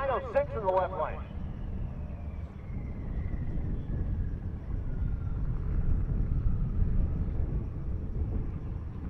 Brady McCordy in the left lane. McCordy in the 9-0 category. As a matter of fact, full ends, 9-0 category. That's Brian Collinsworth, the Duster, in the right lane. The left lane, McCordy. Looking for 9 flags on the board.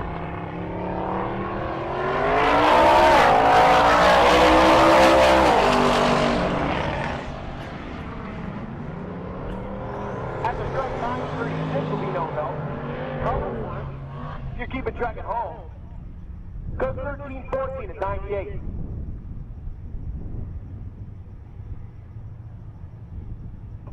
Tim Meyer is back.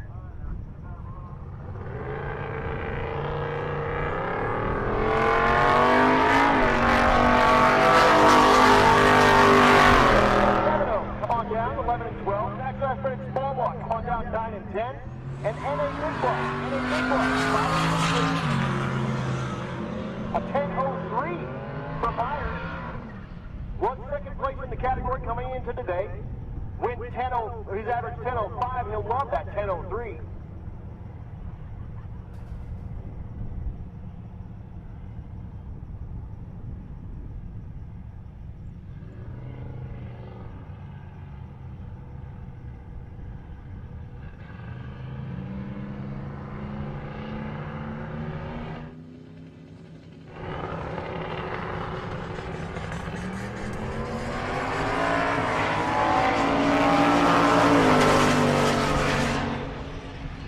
Here's that T-body in the left lane. That's James Chance. Your leader goes 10:01.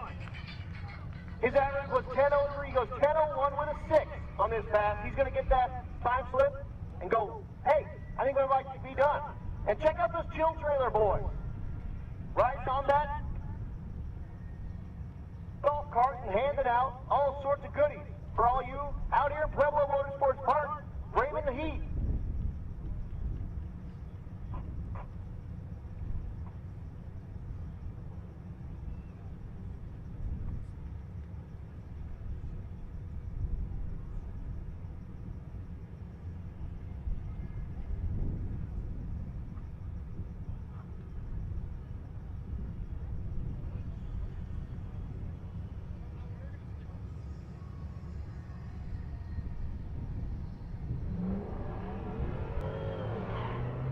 Next for 1-6 puts a lot of pressure on Tim Meyer and himself. His average right now 10:11, so he needs to be 0-0.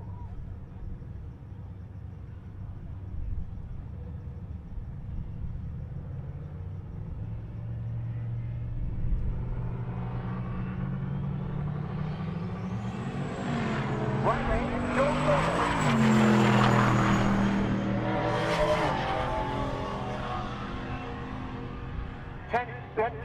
Wow, 10:38 in the right lane, 11:18 in the left.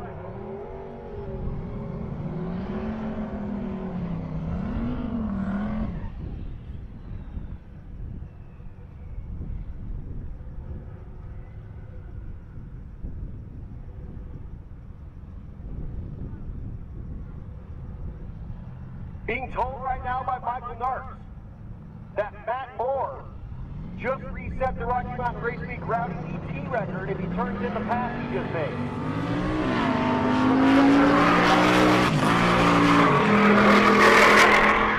And the record for Rowdy Radio and Rocky Mountain Race Week. Now he just needs to make the drive back to Kearney to lock that up. 10:37 and 10:68, no help for either driver.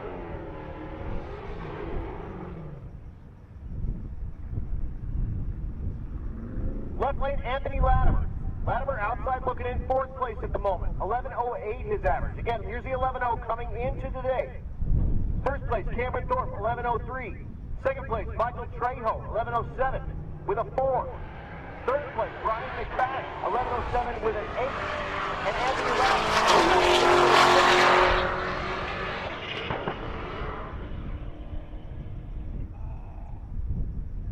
Goes 10:70, that'll be no help.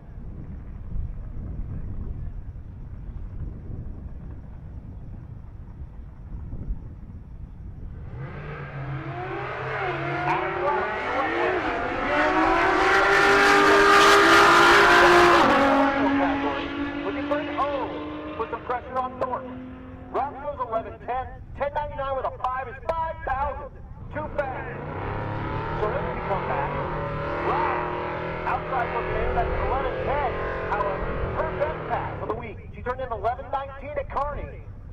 11:56 at Bannerman. 11:22 last night. Goes 11:10. 126.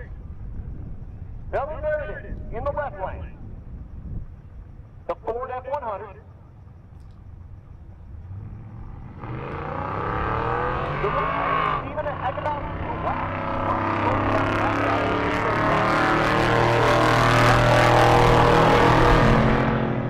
Stephen Economico, the Silverado, drink. Goes 11:29, 14:74 for Veritas.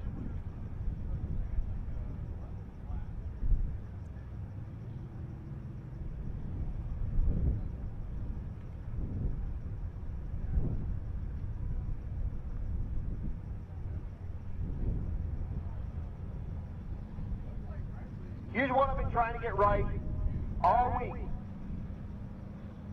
Jan Haase. Yes, Jan Haase. In the left lane. The S10. And there's Jeffrey Burst, the birthday boy. It's Camaro, it's not a Firebird. So Burst, the birthday boy, in the right lane. And Jan Haase. I've been butchering his name all week. And thank you so much to his buddies for bringing me up a sheet of paper that says how to pronounce it. He actually sent me a message, but it's too hard for me to kind of get it real time.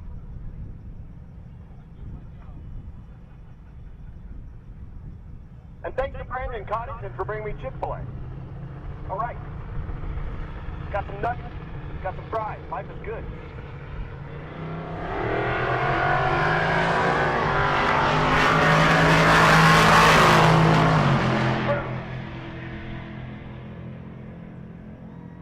Haase goes 11:19 and 11:11 in the right lane for Burt.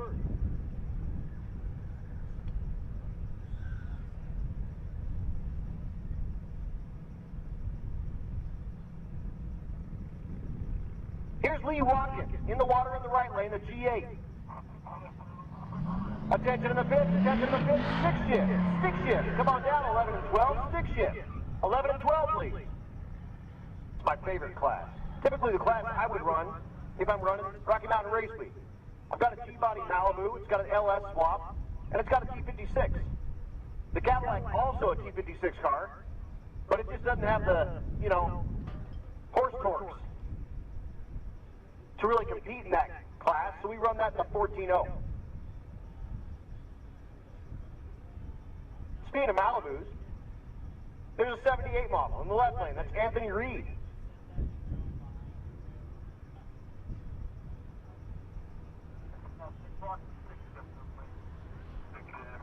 Once again, NA small block used to be in 11 and 12. I'm sorry, 9 and 10. NA big block used to be in 5 and 6. And stick shift, you should be in 11 and 12.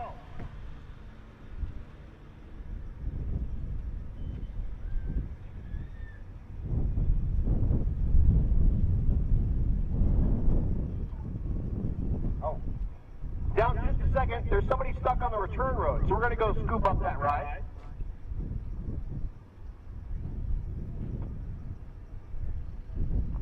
And then we'll bring you this next pair.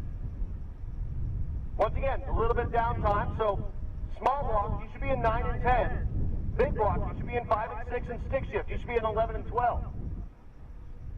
Small block will have Miles Groves in it at some point. Groves tagged me in an in-car view of his car. That's the one that has, like, all the RPM when it leaves. Oh, I see him down there. Well, so we're going to see him this round. He leaves at 7,200, something like that, 7,100 RPM. I thought it was higher than that. It sounds like it, but that coyote just barks. And again, racers, if you want to use that fast pass, this is your last chance to do that. Come on down to 4 with that fast pass in hand. Ron will get you set up.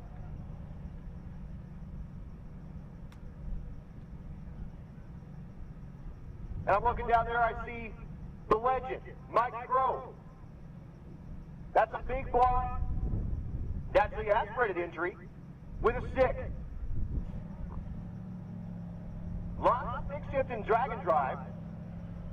No slippery torque converter to worry about. And a bunch of the transmissions are available with overdrives in the case, so you don't need to add like a gear vendors or anything like that to it. So much more prevalent in the drag and drive world than you would see, like, say, at a bracket race or a heads-up race. Typically, those are Power Glide, Turbo 400s, etc. Not saying they don't exist here. They do. Like Greg Trapdole's looking for a Turbo 400 that can handle about 1,500 horsepower. So if you've got one of those, he's still looking for that as far as I know. But we're back. 3.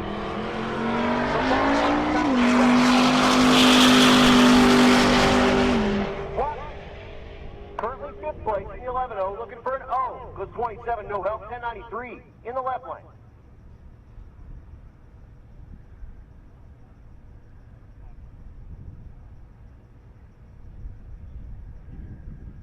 Another G-body coming at us. That's the Monte Carlo SS. That's Ryan McFadden. McFadden, the Monte Carlo. 3rd place currently in the 11-0 category. His average right now, 11.078. Michael Trejo ahead of him, 11.074. And Cameron Thorpe, 11.034. Looking for an O. The right lane is Bob Myers. They call him Buffalo Bob. Outside looking in, his average right now, 11.27. He did run like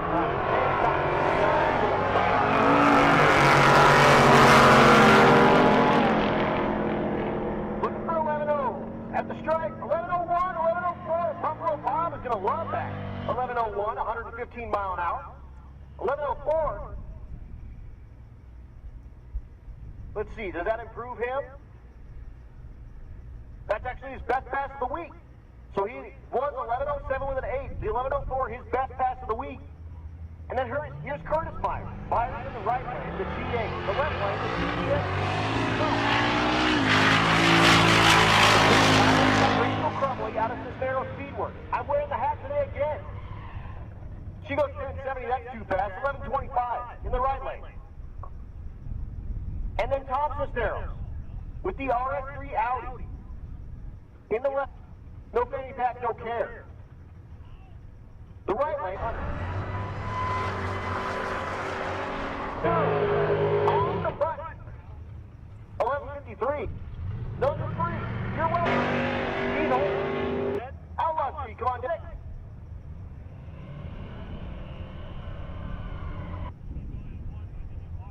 Not last. 3rd to last. And he's won that thing 2 years in a row. Best pass of the week. Here is Miles Groves. That's back coating. So this is your first place. We are going to work out. And so, unfortunately, left before the tree was active. And again, density altitude. It does play a factor here.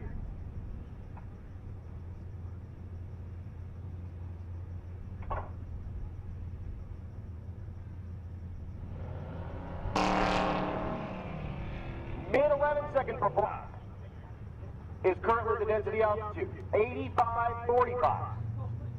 And we move into that right lane. At the right.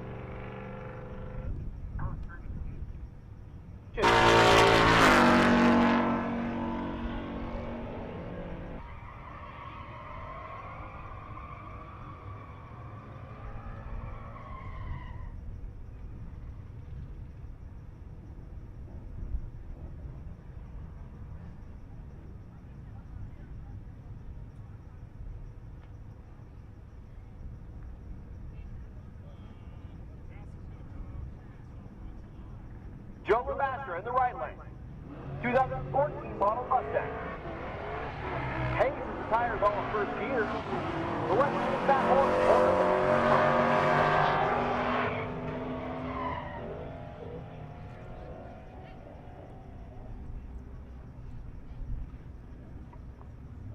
Pair 12, side by side. Here's Nick. Nick Ball back in the right lane.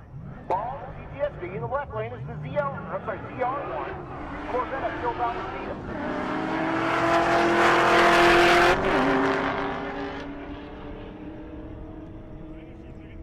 At the stripe, 11.79 and 12.52.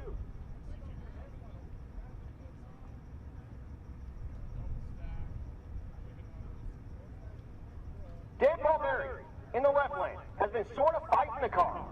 a little bit. He ran over, saw Bill Armstrong, got himself a bank shift Billy put in this thing, immediately woke it up. It went 11-12 last night at 131.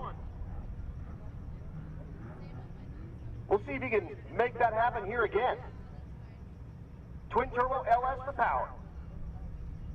The right lane is Patrick Davenport, the 2013 Bob 302 Mustang.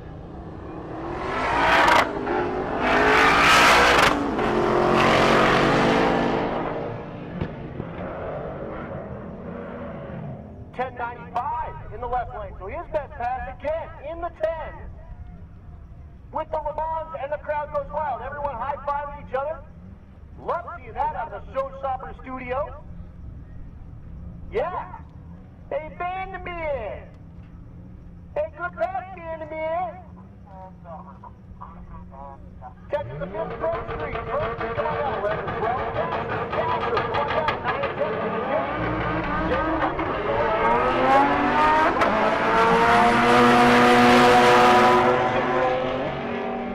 More door Cadillac.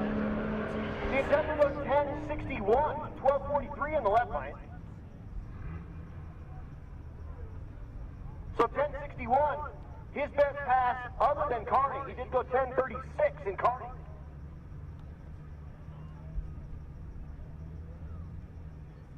Matt Bowman in the left lane. Bowman, the 93 Honda Civic. Mid-12-second performance. Again, Grove Street usually makes their way down to 11 and 12. And Gasser used to be coming on down to 9 and 10 with Grove Street. 9 and 10. So Bowman in the left lane, banging gears. Morgan Notestein, the Holden Commodore, goes 1244, 1277 for Bowman.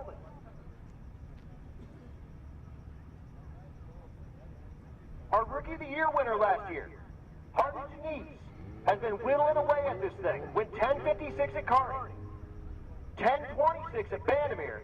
Last night, 1005. Can he put it in the 9s? His average right now, 1029. The right lane, the car they call Henrietta. The Henry J, all on like a Camaro, like 2013 Camaro chassis that's been narrow.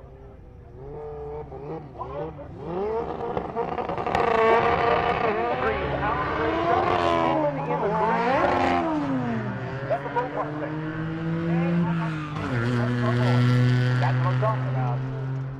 Oh, and the Civic pulls off to the side.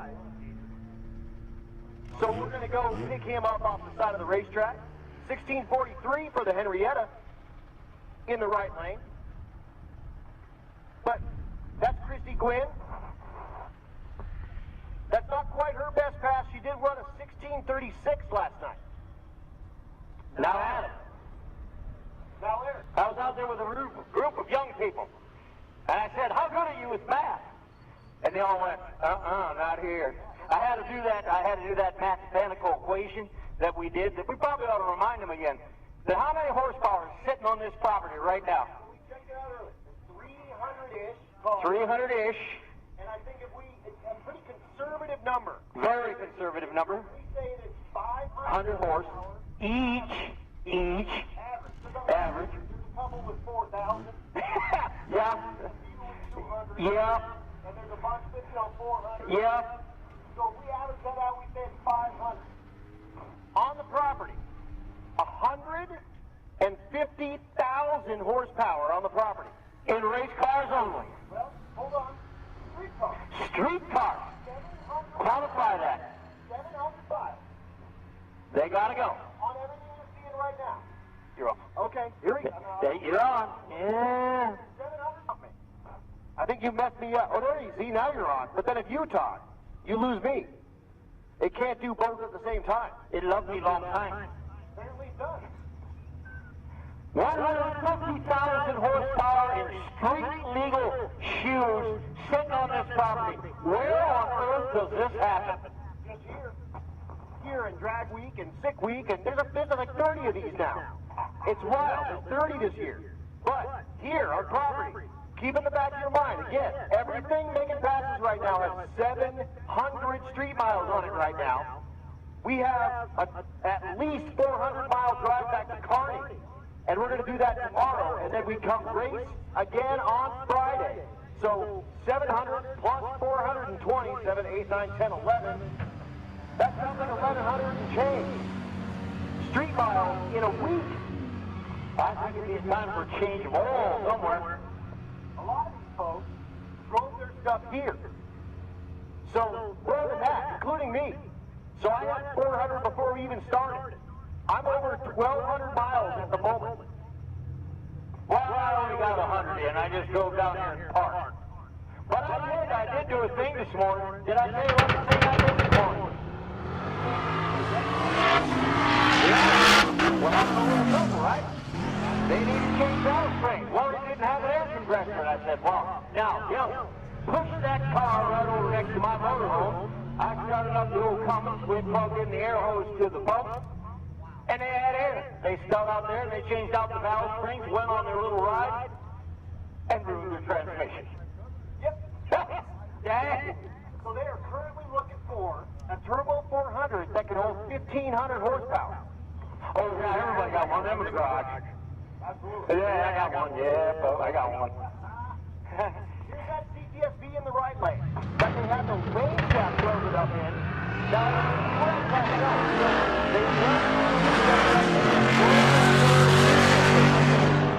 so they're not racing on the welded up one. They drove on the street with the welded up one and found themselves one and go 1159 on the transmission they found. Where'd they find it at? That's Denver. Somebody had one in the garage. Yeah. Take it for a price. Here's Bill Armstrong. Armstrong back in the 67.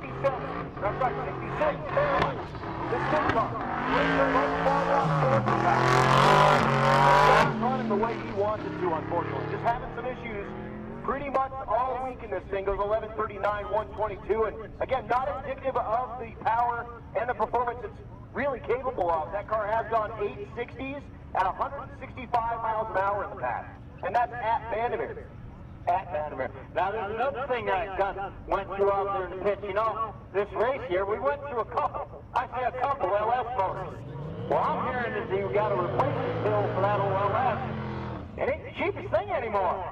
They used to be real cheap. They ain't no more. They know what they got. Yes, sir. Moving into Outlaw Street, this is Donovan Leader, your leader in the category. His average right now, 852. He has gone as fast as 827. This is one of the ones that he had to put a motor in. He blew it up at Kearney, put another one in it at Vandermeer. LS. But a junkyard motor, puts it in there, goes 868. Then last night, 860. Out of a Silverado drink. And he goes 889, 156 in the heat. Attention to the pits, 12-0. Come on down, 5 and 6, 13-0. Come on down, 11 and 12, again, 12-0. 5 and 6, 13-0, 11 and 12. Nico Christophery. I got a little bit of background on this deal, too. So he built this car for a drag and drive called the Circuit. It's one that they do for charity. They have a class in it that's got a like $1,200 limit. So you buy a car, you modify it, and you bring it out for $1,200. This is that car. So he put this one together, and then he shredded the motor, LS, about 2 weeks ago. So put another one in, and goes $1,227 for $1,200. Well, he's got more than that now because he put another motor in, but $1,227 for, you know, less than $2,000 likely. So, you know, I know they're not that cheap, but that's some cheap fun, really. I mean, where else can you get a car, build it, and go 12 for $2,000? There ain't no Mopar on the planet that can do that. Not one. I knew you had to go there. Right down that street, Mopar Avenue. Doing the Grand National in the right lane, looking for 850. Turbo LS. Left lane right in here.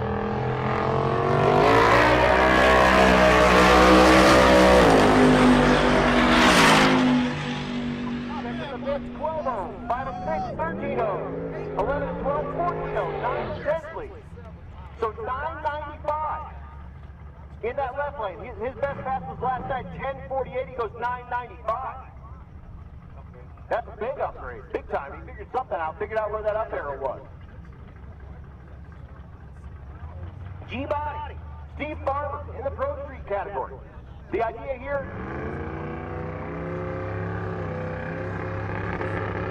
kind of like the 80s Pro Street car. Stop front suspension, unlimited rear suspension.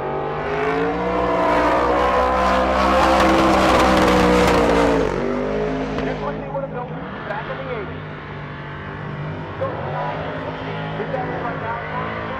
So he did run 9:31 last night, 9:49 at Vandermeer, and 9:33 at Kearney. So he'll want to come back around and spice up that G-Body a little bit. The Prospector's back. The 38 model Dodge Brothers. It's the real deal, too. You said you got the foot ornament to that thing or something for $1. 897, he has done back in the Willys. The Willys pick up in the left lane, the old...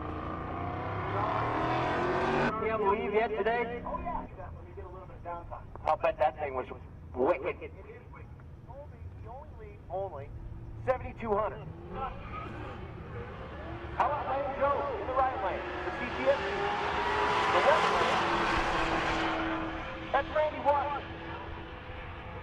Watson mid-12 for performance, 12:21, 12:70 in the left lane.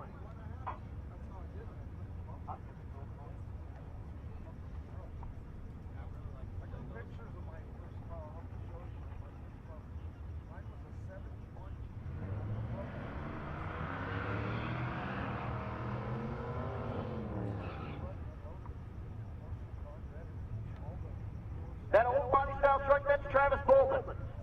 Bolton, second place in the 12-0 category. Again, here's what we're looking at. Greg Jones, your leader, 12:048. Travis Bolton, second place, 12:058.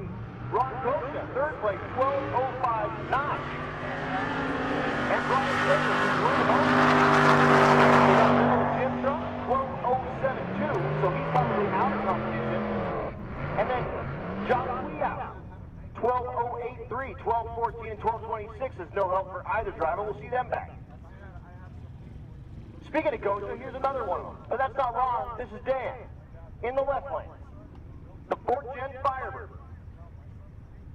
The right lane, Pauline Garrity.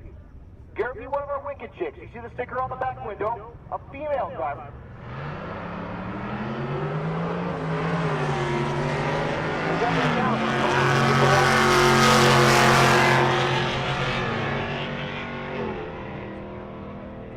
You know, Ron Gosha's known his daughter raced Turkey dragsters for years. And I went over there and told him, I said, you want a little too fast? He says, here's how I'm going to do it. Just put weight in the car. He said, I learned that from junior dragsters. Just put weight in the car. So that car's heavier than the last pass, I guarantee you. So Gosha in the right lane. Currently 3rd place in the category, 12:059. Look at the purple on 12:09.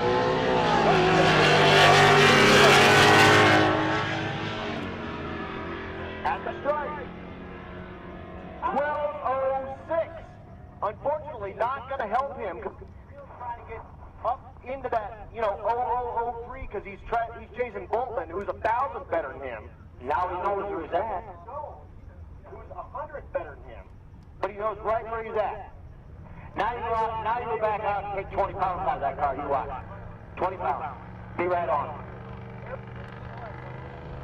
And John McGinnis in the right. McGinnis, the challenger. Left lane, the International. That's an International strung on a Silverado frame. Turbo LS goes 12:11. 13:26 for the big Mopar.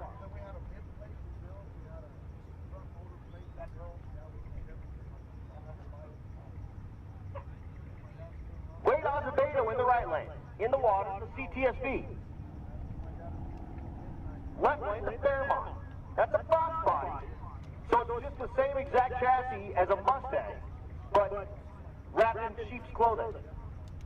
So all the same stuff fits. You can use like all the Mustang goodies, but shove it in a 4-door Fairmont, and then it goes zzz, because it's a sleeper. Not one you would expect, But again, all that same junk bolts right on.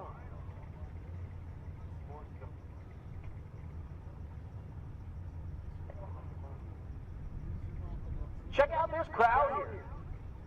Ladies and gentlemen, out here in the stands at Pueblo Motorsports Park, by a show of hands, who is here for the very first time? I see a young lady doing it out there. Yeah. You know what we always say here at Pueblo Motorsports Park to them people? We've been here 48 years waiting for you. Thank you for coming out.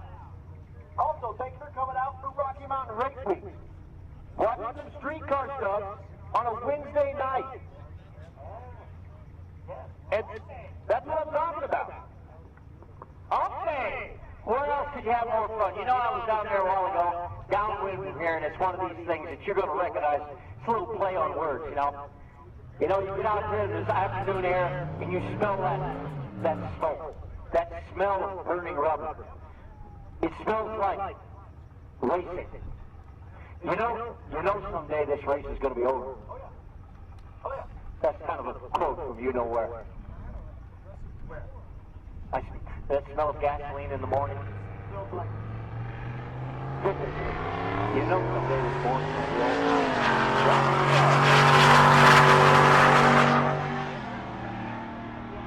Best movie ever made. So yeah, 13, 0, 0, 0. Unfortunately, in the 12-year class. So he's going to get that slip and go, I made the wrong choice. I should have been in another class, because he puts it on the number. All the zeros. Here's Greg Jones. Jones, your leader. In the 12-0 category. His average right now, 12.048. Needs to put something in that neck of the woods, put a little bit of pressure and a little bit of space between him and Goldman and Gosta. The left lane, that's the C7. That's John Watson. Jones, 11.98 with a 2.8. Well, 18 from where he needs to be. So he'll turn that back around and probably throw another 20 pounds in the trunk.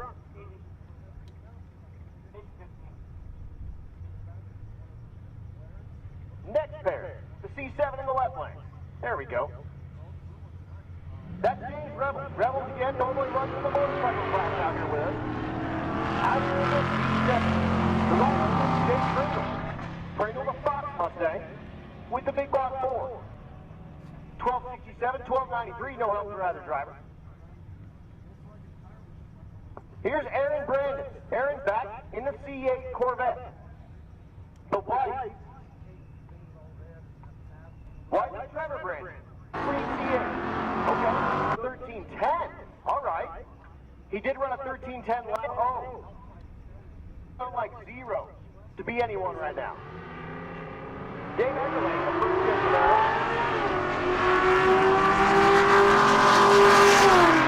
Attention to the pit. Junior Street, come on down 5 and 6. Junior Street, come on down 5 and 6. Motorcyclists to 12, please. Motorcyclists to 12.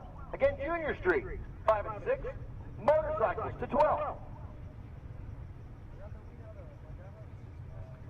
The Nova, getting ready to make a pass in the left lane. That's Nathan Gassler.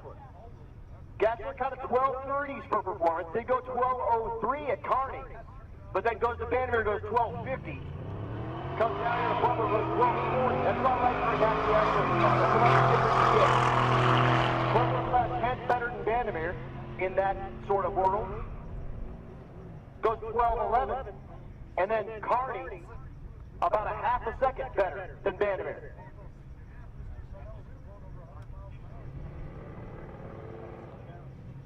Should be. Maybe it's got a carburetor, and he just didn't have the thing all tuned up. That's a lot of the issue with a lot of these folks, with especially carburetor cars that come from lower altitude. They come up to altitude, and they go, things run like a car. Well, yeah, take about 4 jets out of it. At least. Depends on, how much power the thing makes, and et cetera, There's not like a set number. But you lose 20% exactly. So you floor it here, it's like being 80% throttle down there at sea level. And so you're like, hey, why isn't it, you know, you're trying to tickle the carburetor with your toes, trying to get more out of it, but that's it. That's all you get. As just dead on with a zero there. It's just funny stuff. We'll have guys come here from sea level. They'll make their first pass. You go back and think they got to have a new motor. I'm saying,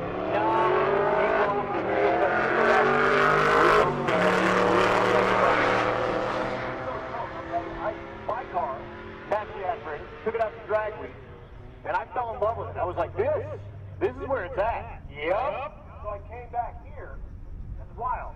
You just lose me for a second. But anyway, I came back here, I put a supercharger on my car. Because it makes it about the same. You add a little bit of pressure, you know, 5 or 6 pounds, it makes it about the same as sea level. So I'm like, that's fun, I like having all this power. Well, then I took that supercharged car down to sea level. And oh my God. I mean, oh my God. That car just hauled the mail. So I brought it back here and I was like, this thing's a pooch. So I took the motor out, built another one, and I'm going back to naturally aspirated, but I'm going to try to make the same power as it was supercharged at sea level, so I have that option again. No.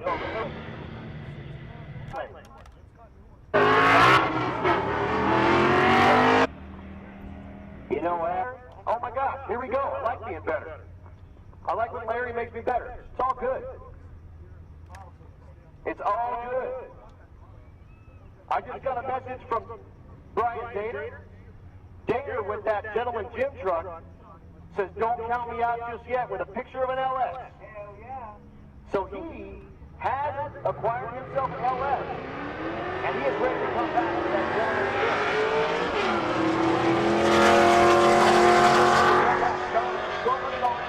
Circuit was his brainchild. He's out of Questionable Performance Solutions.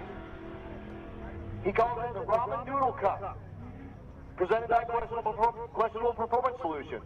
So he also makes the trophy for the Rookie of the Year. And he's typically out here with us. He's got a couple of Fox Mustangs, turbo because they're fast. But the QPS stable's unfortunately not able to make it here to Rocky Mountain Race Week 2023, but he's going to be at Kearney to hand out that trophy because he loves bringing new people into this driving stuff. But meanwhile, Rich Storm in the left lane, your leader in the 13-0 category. Not going to happen now. I'm not sure what the problem is with that car, but he went like 2 seconds flat to 60 foot. He goes 17:23. He won't be turning in that slip. That's not a keeper.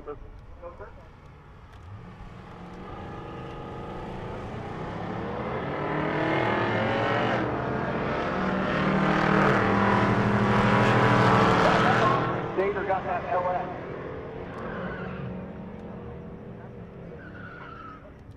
Let's see. Racer in need. Tom Stark. He's looking for a boost leash. If you have a boost leash, he is needing that. He's the blue box body stick shift car in the second row behind the stand. So if you have a boost leash that you can loan, Tom Stark, look for that. Some kind of bug you put on the motor to just suck the power out? What? Who? So the boost leash is a boost controller. So it's a computer that talks to the wastegate that tells it how much to open, when to open, what's going on. And if wastegate's a turbo application, what it does is it just bypasses the exhaust around the turbo. Specifically the turbo has a turbine side and a compressor side. So the exhaust coming out of the engine turns the turbine side. The compressor side compresses the air that goes inside the engine. So it's like a zero waste deal. Like a supercharger runs off of a belt, off of the crankshaft. So it costs horsepower to turn the thing. The turbo doesn't cost any horsepower, it's only gains.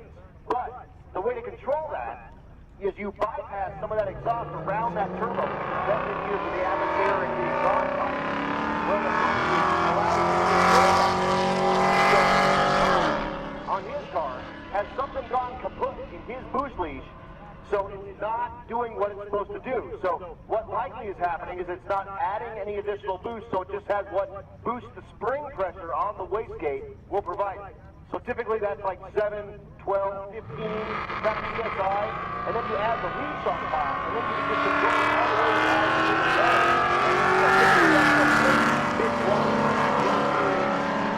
depending on, turbo size and motor size, etc.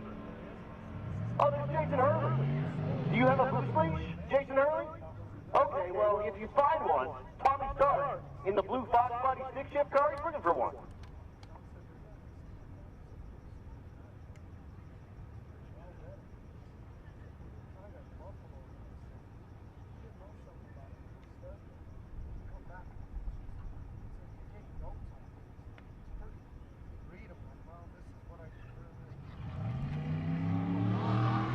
Adam. You better be listening to Adam, because this guy's got some good stuff there. He went through the whole physics of boost right there within about 2 minutes. Now, I didn't know that stuff. I had a turbo on a Toyota pickup truck, and it was a 4-cylinder with a turbo, and the thing ran in the 13s on one tire.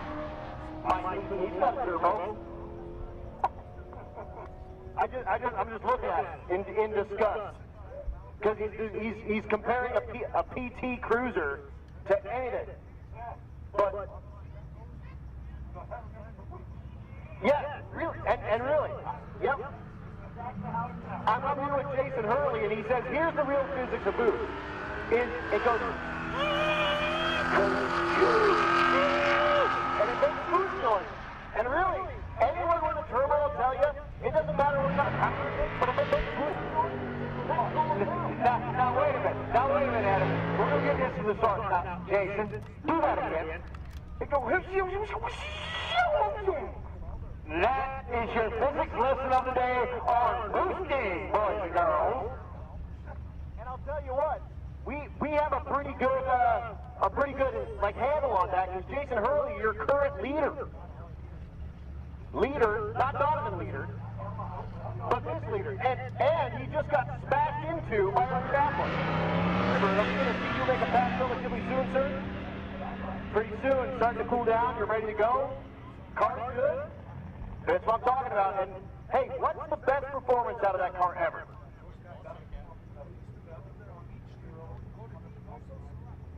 .710 at 199.76. So just like a hair, and I'm talking like a blonde hair, as thin as you can get from 200-mile-an-hour street car here on the property with that meltdown Firebird parked. Yeah.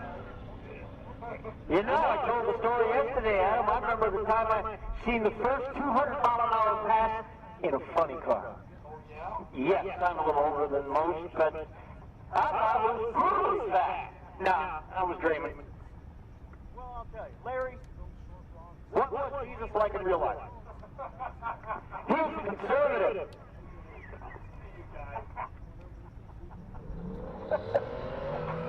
So anyway, Donnie, Jason Hurley's looking for you.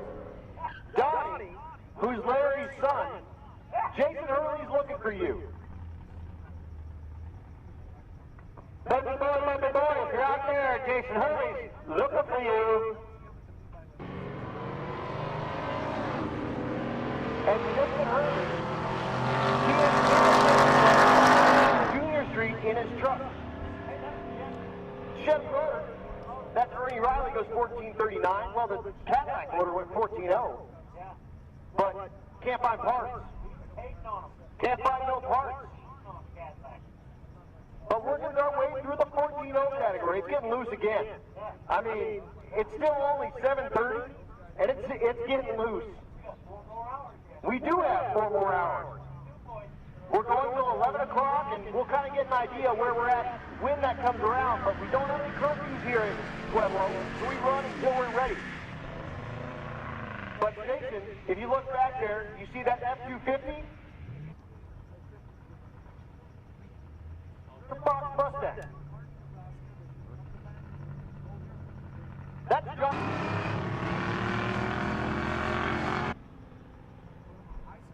In the 14.0 category. Kyle Crockett, out of Nebraska.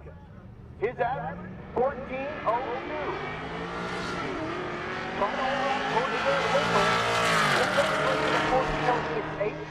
And Josh Odom with a 14.06 goes 1408, 1394 in the right lane.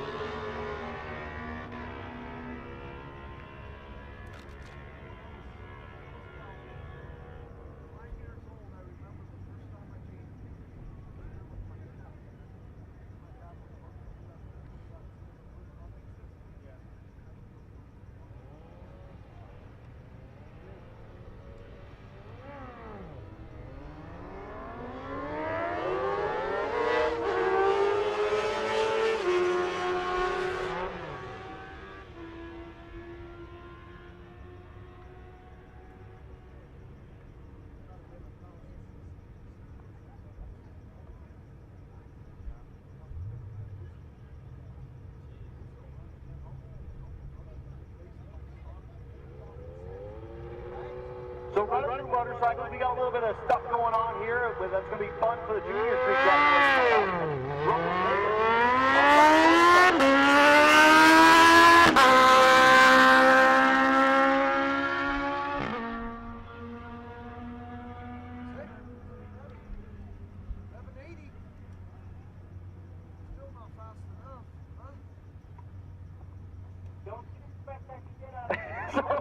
Coming up next.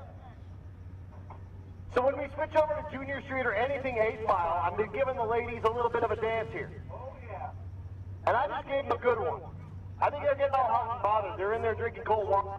They're breaking out the $2 bills. What are you talking about?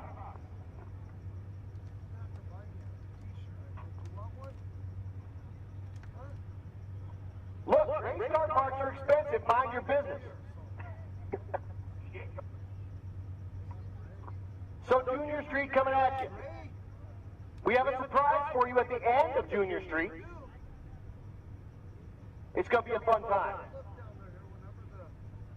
And that's what we were talking about on the radio while we were running through 14-0.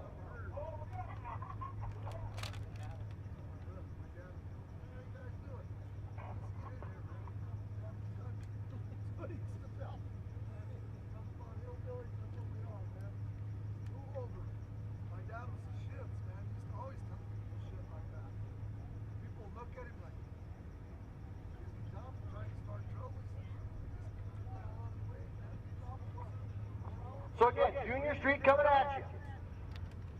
The Miata.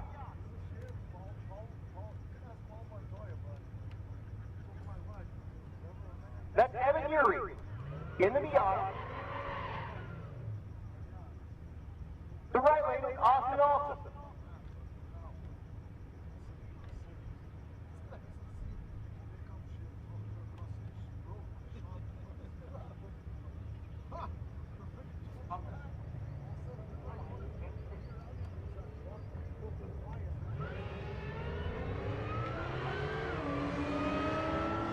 So that's PTO. Looking for a 908. In the 8 Mile, he goes 884, that's too fast. Urey, looking for a 1257, goes 1256. So we'll see them come back our next round. Elijah Slaybaugh, the Caprice. Looking for a 937. The right lane, the Mustang. That's Robert Green Jr. Jr. looking for a 989.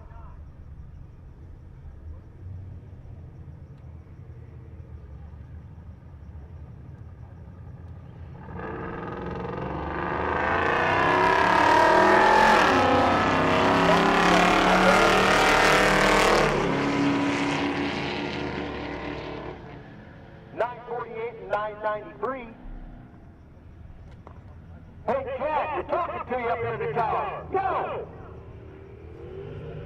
Oh, I think he just told you your number one. Me number one.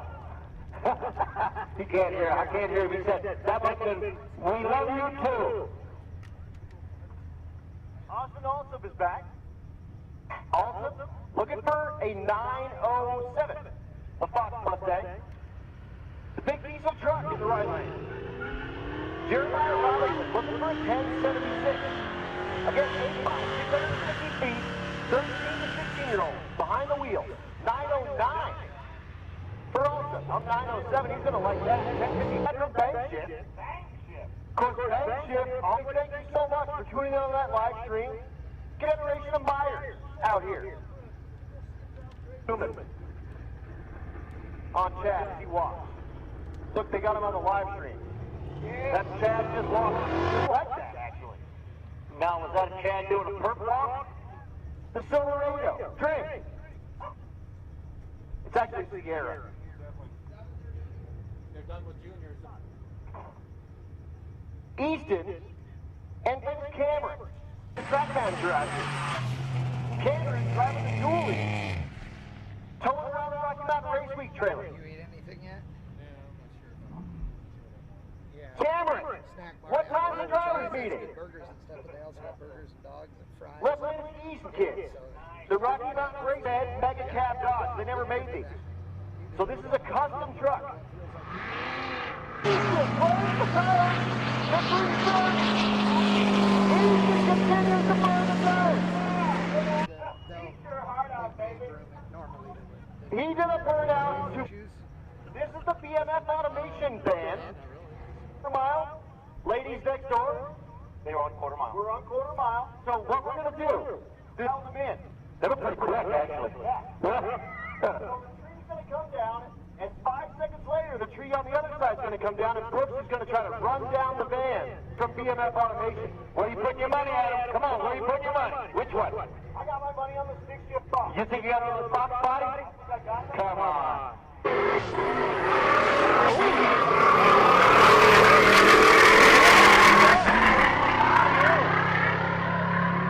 ya. Because there's the win. Yes, let's go, didn't he? No. Head start for the van. And Brooks in the Fox Mustang chases him down. He needed 10 seconds. That was fun. That was fun. That was fun for the Rocky Mountain Race Week kids getting Junior Street licenses, and Easton goes out and does about a 700-foot burnout in Donnie's F-250. Yeah, you think Donnie could have won that? He's probably just chucking. Donnie's been kind of serious today, by the way. That might have been a happy moment. You know, and he's sitting in the passenger seat. He's probably telling him, hey, let off. And Easton's like, what? What do you mean? What do you mean? I got my foot on the brake. I want it off a little bit. Matt just got on the phone here and said, I owe Donnie some tires now. Nice. Donnie had a happy moment today.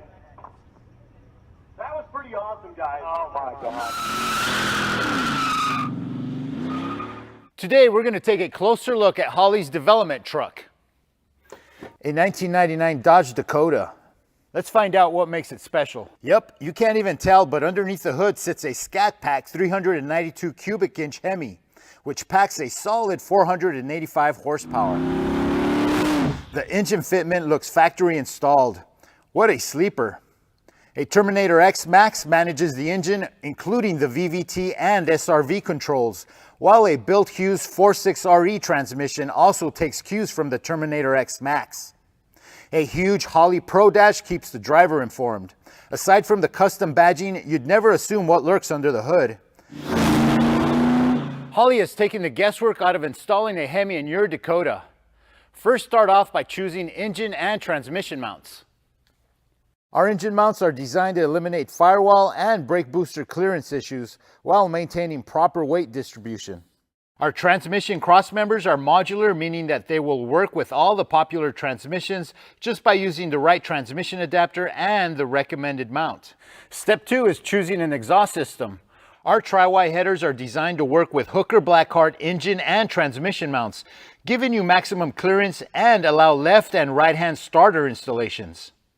Our 304 stainless steel headers not only add additional power, but will last a lifetime. Step 3 is choosing an accessory drive. To clear the frame on our Dakota, we've relocated the alternator with our factory style bracket and pulley, which positions the alternator as low and inboard as possible. It fits our one-wire style alternators. If you're using the stock OEM alternator, use this relocation bracket, which works on VVT and non-VVT accessory drives. Step 4 is choosing a flex plate. You'll only need one if you're using an older transmission. Our dish design flex plate allows these older transmissions to mate with Gen 3 Hemi engines. Step 5 is choosing your fuel system. Upgrade your stock fuel pump to handle the increased power of your Gen 3 Hemi. Or choose from a 255 or 450 liter per hour drop-in fuel pump module. We even have a return style or returnless options and fuel rail kits available. Take control of your Gen 3 Hemi with our Terminator X and Terminator X Max EFI systems. Plug and play right out of the box, or take control of your VVT and SRV with Holley EFI software. Terminator X Max also takes control of your 4.6 RE transmission, so you know you're set with a complete turnkey system. The proven performance from Holley EFI systems means less time in the garage and more time in the driver's seat. With our Pro Dash lineup, you'll have all the vitals at a glance on your Dakota. And it doesn't stop there. There's also universal air intake systems, intakes, valve covers, and custom Gen 3 parts. You can be sure to find what you're looking for. From mild to wild, our entire portfolio of brands has the parts you need for your Mopar. Holley has everything you need to get your project going from start to finish. So head on over to holley.com and start planning your Hemi swap.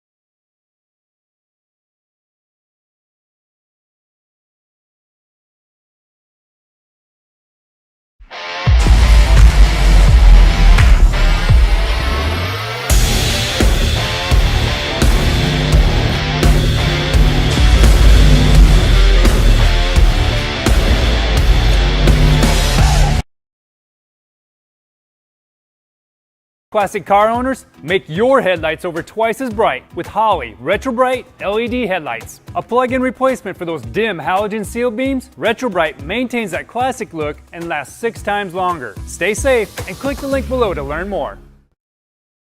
Howell brand turbine wheel, engineered specifically for fitment on the square body C10 trucks. Optimized offsets and the large wheel diameter help to fill your wheel well openings nicely. Available in 19 and 20-inch versions. To find a set of Howell brand wheels for your ride, visit us at holley.com.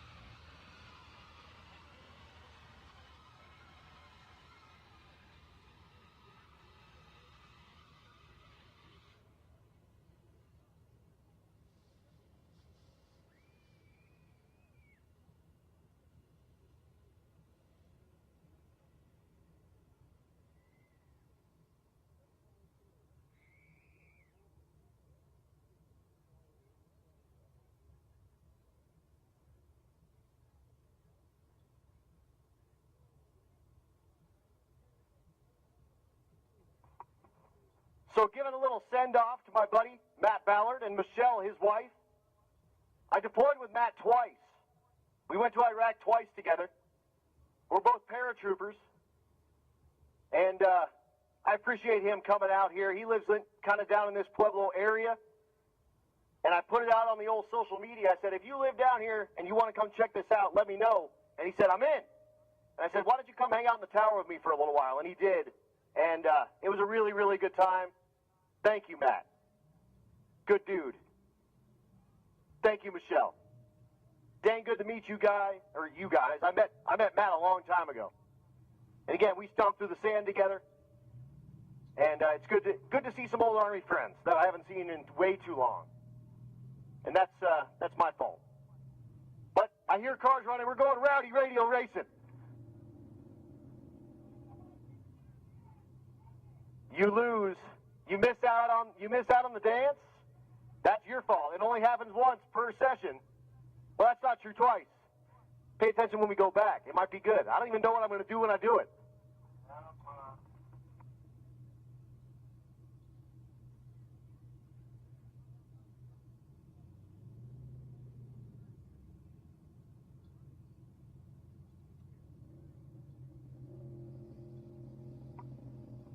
Rowdy Radio Racing.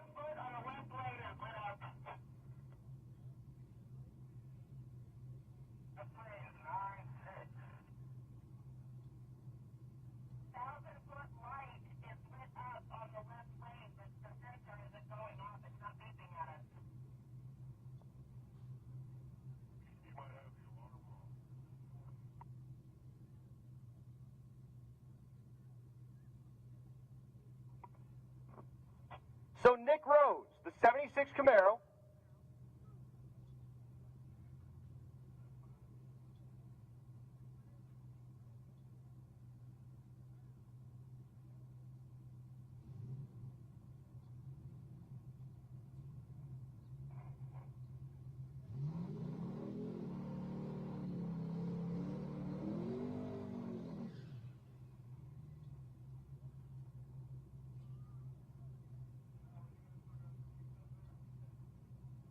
Also, folks, don't forget that you can donate to that Wicked Chick Award.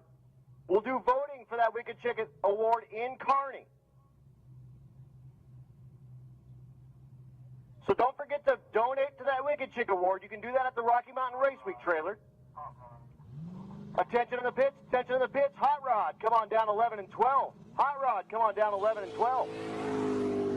So Rhodes, at the 8-mile strike, goes 564 at 128.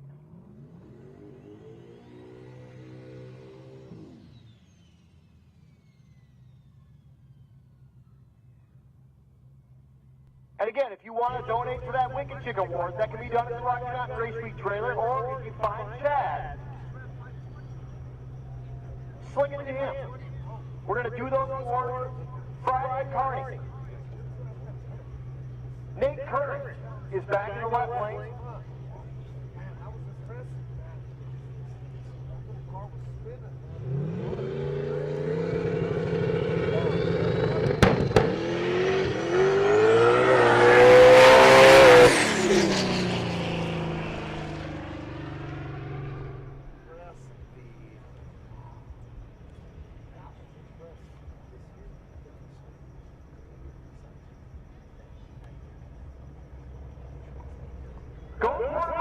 Now. If you can see me in the tower, I'm making a fool out of myself up here. But we gotta, make sure that everyone's on the same page.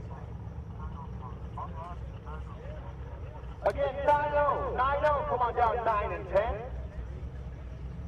And Hot Rod, you should be making your way down to 11 and 12. Again, Hot Rod, 11 and 12, 9-0, 9 and 10.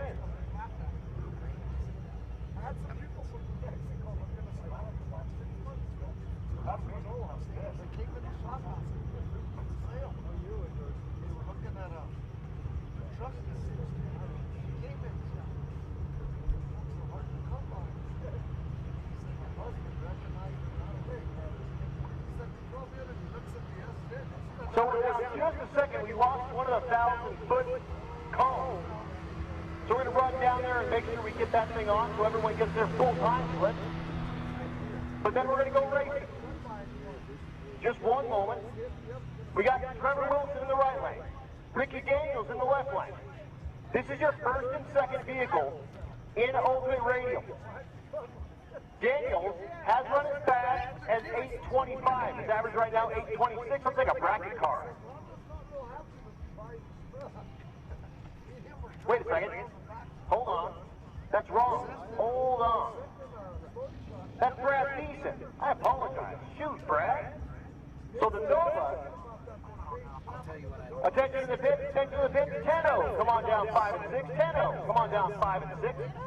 So again, that's Brad Thiessen. Thiessen the Nova has gone as fast as 810, 180 mile an hour with the 70 Nova in the left lane. Trevor Wilson in the right lane. Wilson, the 93 Dakota, has gone as fast as 982.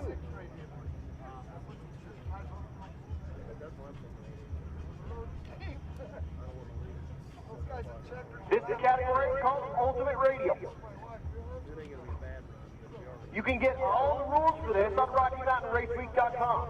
Shows all of our classes and all the rules for every class. Currently 8 o'clock. We're going till 11. 3 more hours of playtime here. The sun is coming down. The track temp is coming down. The ETs will come down.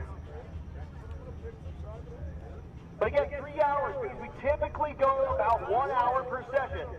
We should be able to get 3 sessions in.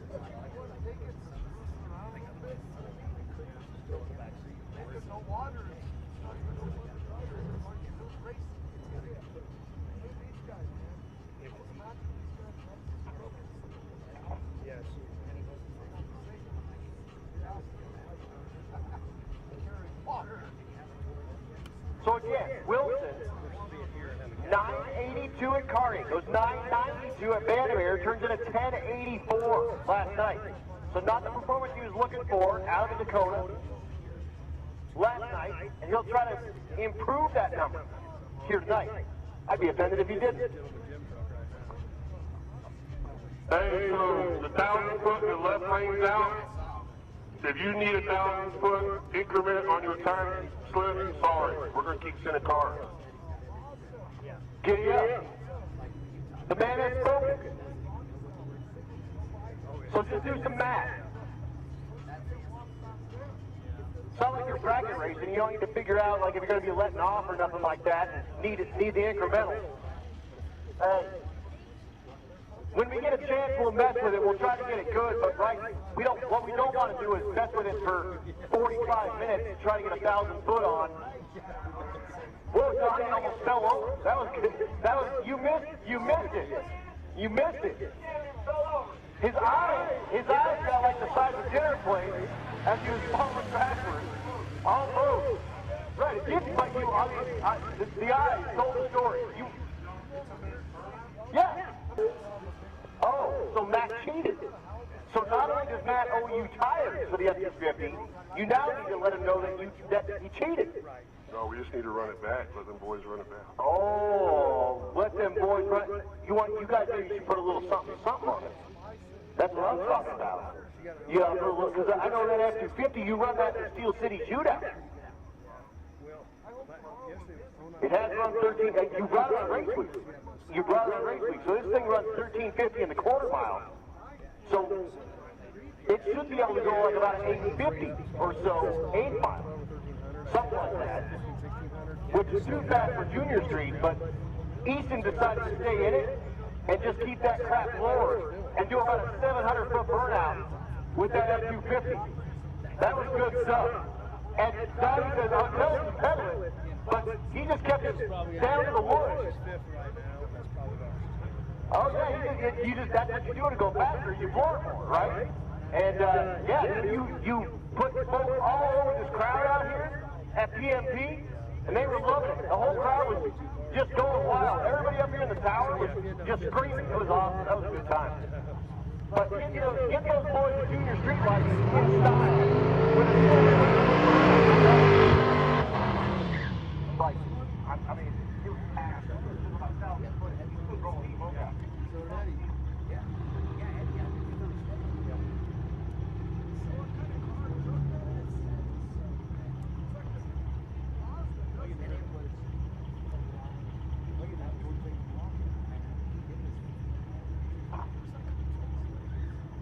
Matt Frost, if you could come to the staging range, please. Back to the staging range, please.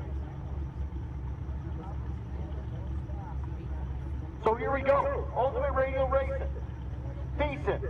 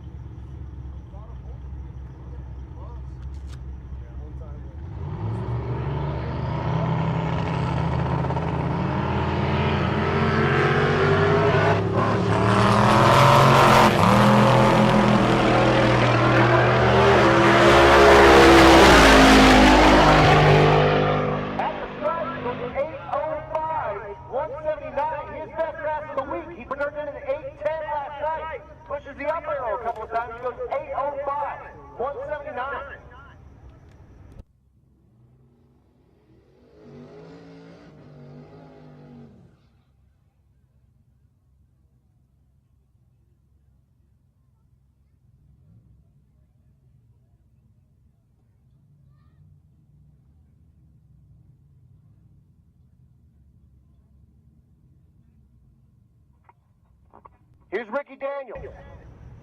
Daniels at it right now, 8:26.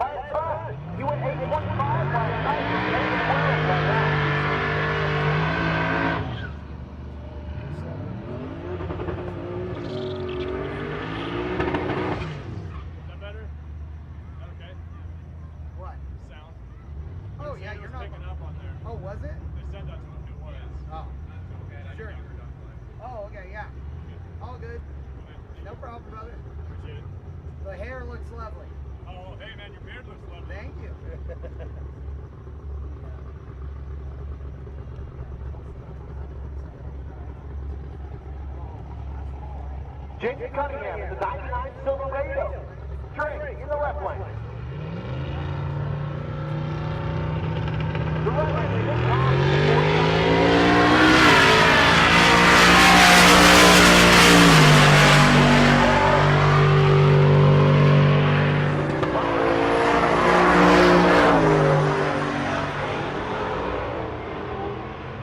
Cunningham, 10-11. Travis Bowman is back. Bowman's the old body style truck, looking for 12 flat. The left lane, the C6 Corvette. Of course, the C6 Z06.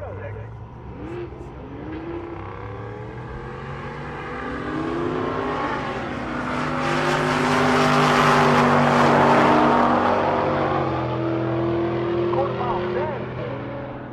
12 Bronco L1357 in the left lane. Joe McMillan, the stick shift old body style truck in the left lane. His average right now is 990. He has run as fast as 968.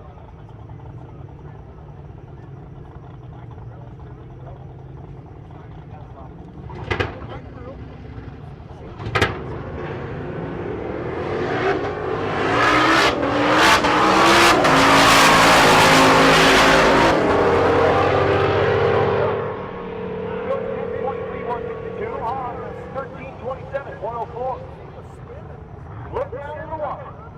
That's Jason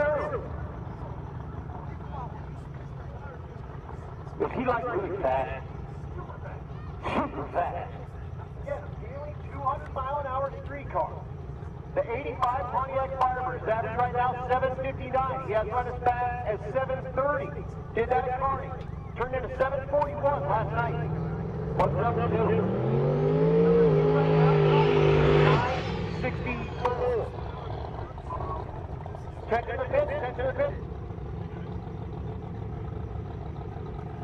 This car gets a lot of help from Crowder, Juggernaut, Weldon, and Fast. And a number of other folks. Both guy engine shop does the motor for him. Big old steamroller tires. Looking for a low 7, hoping for 200. This is going to be epic. And I'll tell you, it's 60-foot long. Three-stage, you'll bump it in. Okay, here comes the lights and go.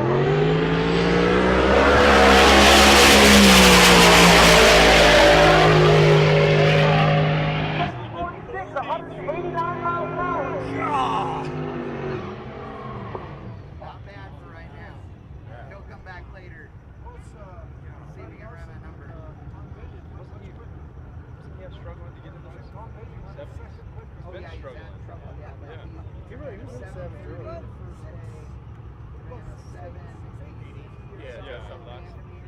Yeah, he's got 40 balls for Garzinski Racing for the Rookie of the Year. Andy Young Gun. Thanks, Earl. I mean, it was like You're the man. last pass. Yeah, that's right. Attention to the pits, attention to the pits. 11 0, you get 11 12. Any small one, 9 and 10, and now 40 comes. Tom in the left lane.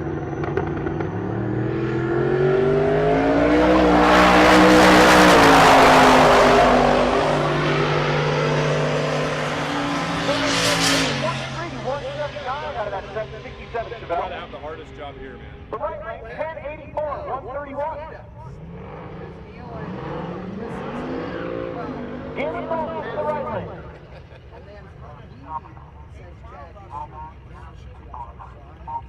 Attention to the pit, NA small block, NA small block, 9 and 10, NA big block, 5 and 6, again, NA small block, 9 and 10, NA big block, 5 and 6 lead. So the two flame cars, going side by side, hold on to the right lane. Galen Rose to the right lane.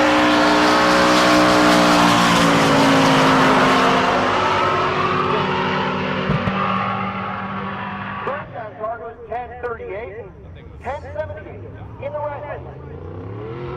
The water wagon in the left lane.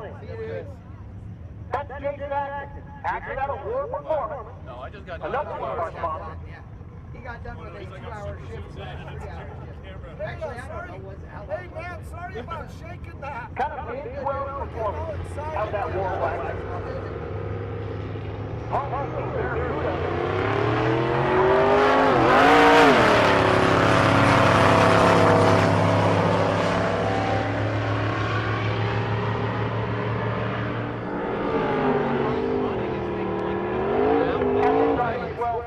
And 1664. Here's Vince Rui. Rui the Nova in the dyno category. It felt like I was gone forever, and I literally was trying to walk in and I stopped twice. Left lane, great recording. Recording on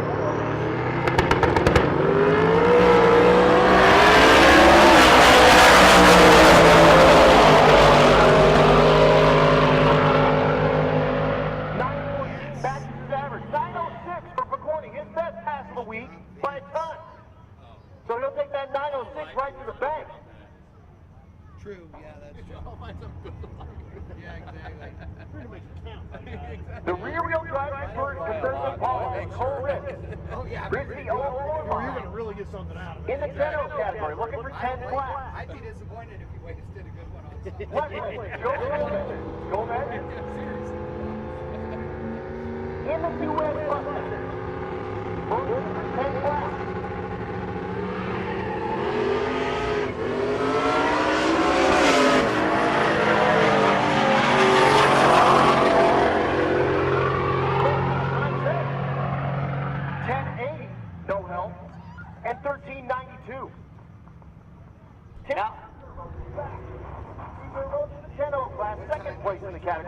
10.05 his average. Left lane, that's, of course, Brooks Larry, who just run down that van with a 5-second head start.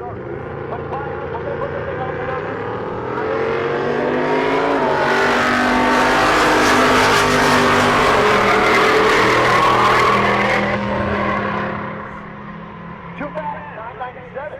1085 for Brooks. By the way, Adam, track temperature right now is 104 degrees. We're in prime time now.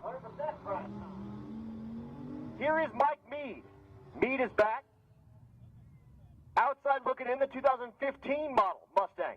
1037 is average, and now with the party pulley. The left lane, James Chance, your leader. His average right now, 1003 with a 9. So looking for 10-0s.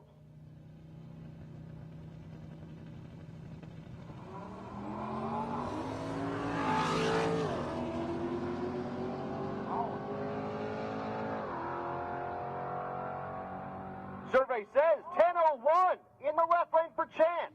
He'll take that all day of the week and twice on Sunday. He turned in a 10:01 with a 1 yesterday.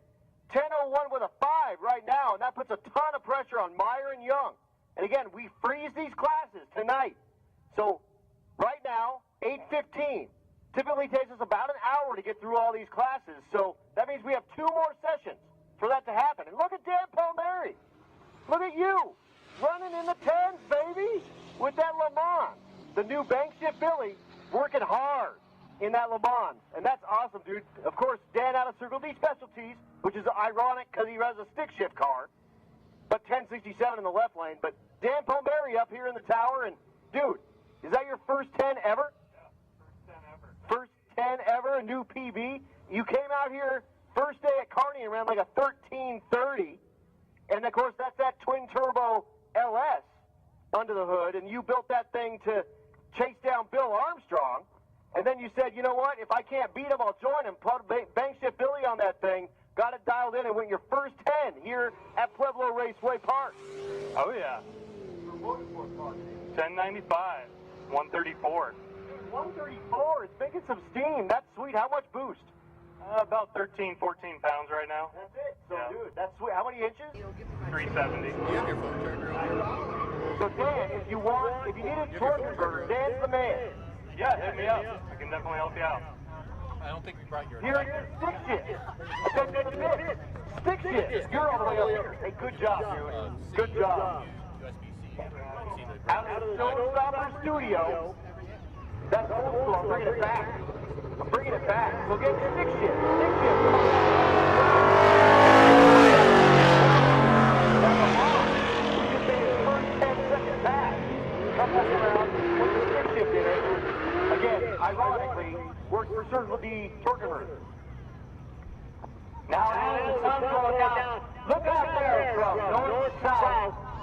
We got a lot of folks out there watching this. I hope they're having one good time. Some drag racing here at Pueblo Motorsports Park and give us a little woo-hoo. Also, how about autopop? Who likes to have an autopop? I bet those chill trailer boys will come by and whip you some more autopops at some point tonight. I did a dance for him down there a while ago and didn't even get one. Well, maybe you didn't dance good enough. Back record.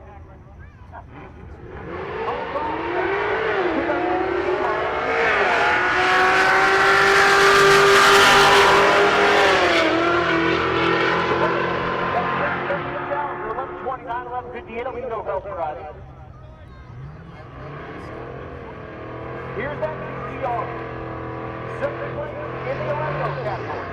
His average right now, 1107 with a 4. He's looking for it right now. And again, we can be able to tell pretty much in the first 60 foot. Jan Hazen. I've been butchering this guy's name all week. But Jan Hazen, the S10, in the right lane. Outside looking in, his average right now, 1122. Looking for O's here. Trejo, 1107. Needs to put it on the O to put the pressure on Thor. So 11 flat, side by side, let's go.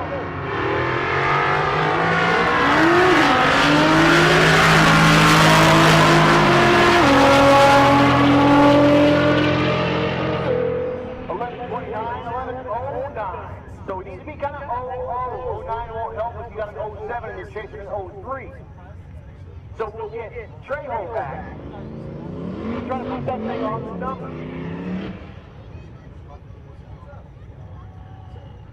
It didn't 60 foot it over. It just didn't. It just sort of really, really lazy out of the line. But he's got 9 in it. That's no problem. You put that thing on O. Anthony Reed, the left lane. The long 78-inch Chevy. Balance the left.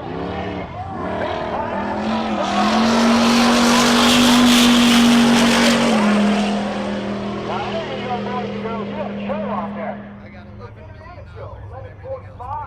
Goes 176 on maybe the bump.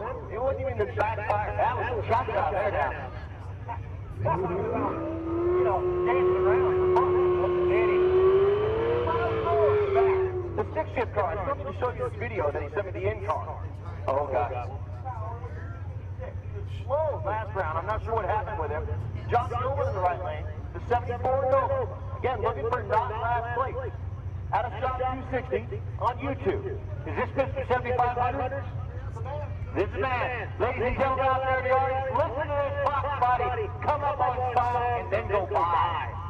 And again, just dump the clutch and it's gone. I'll shut up so you can listen. Listen to the sound of my people.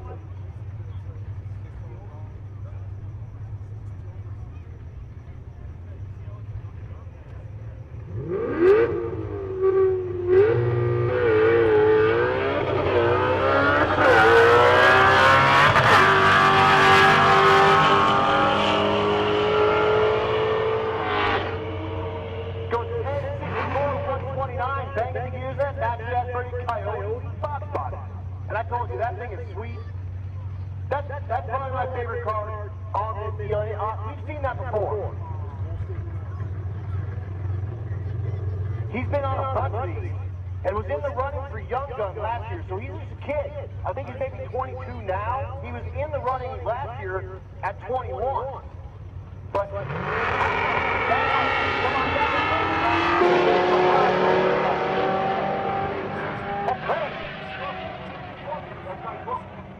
12-17.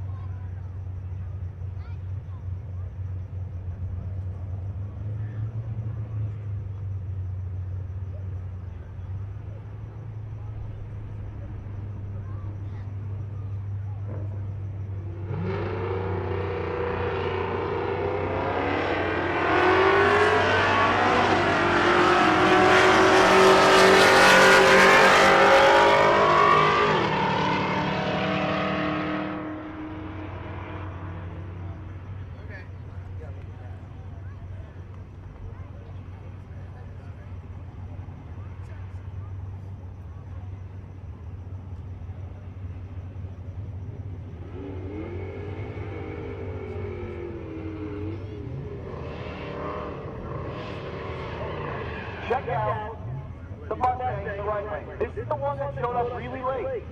Ran it past on street tires and it went like 1220 on hard street tires. And it was running down hard. Now when Adam means late, we're talking about it was north of 11 o'clock last night. He took that thing out on the street meters, made it pass, got out of the car and kind of collapsed. Pass running fast is 1089. Turned in an 1109, actually.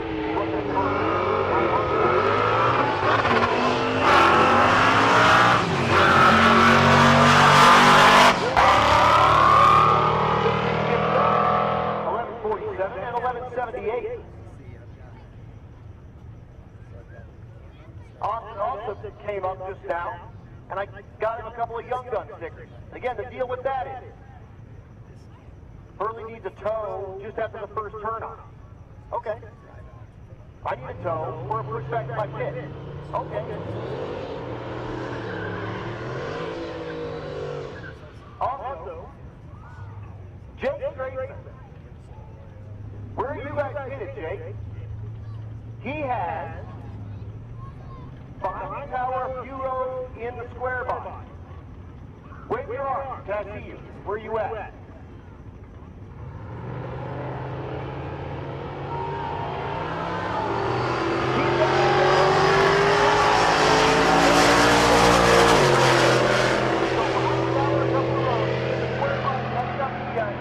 In the back, I believe, right? Yes. He's got some burgers, like 10 to 15 burgers. If you would like a burger, and you're a Rocky Mountain Race Week or a Road Weeker, cruise over there. He'll give you a burger for nothing, $3.99. But again, Jason Hurley needs a tow. This here, the Dart, in the big block naturally aspirated class, that's the legend, Michael Crow. It's got a stick too, so there's nothing better in the world than a naturally aspirated big block with a clutch behind it, in my opinion, and an A-body.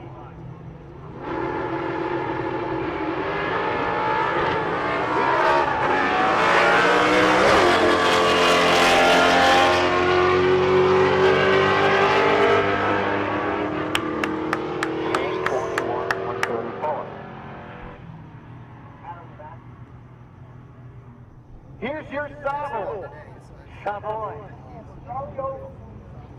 He's just in here just daydreaming. 64, 1964 in there, Adam. Post car. Sedan.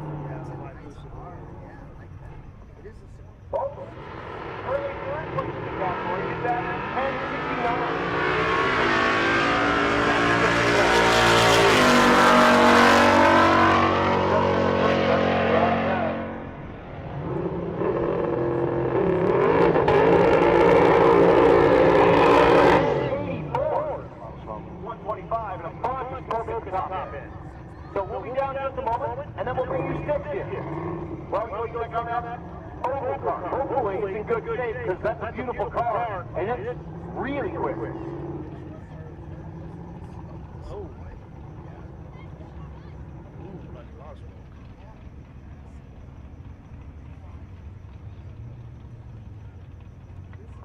Let's check out the pavilion down there.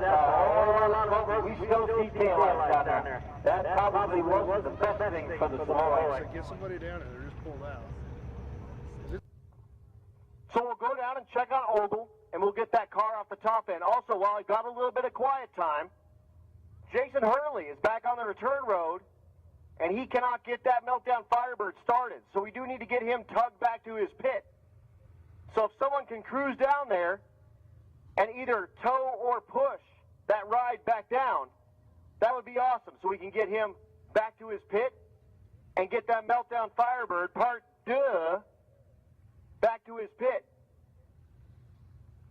But fire is there, and they're going to get Ogle taken care of with that 64 Savoy.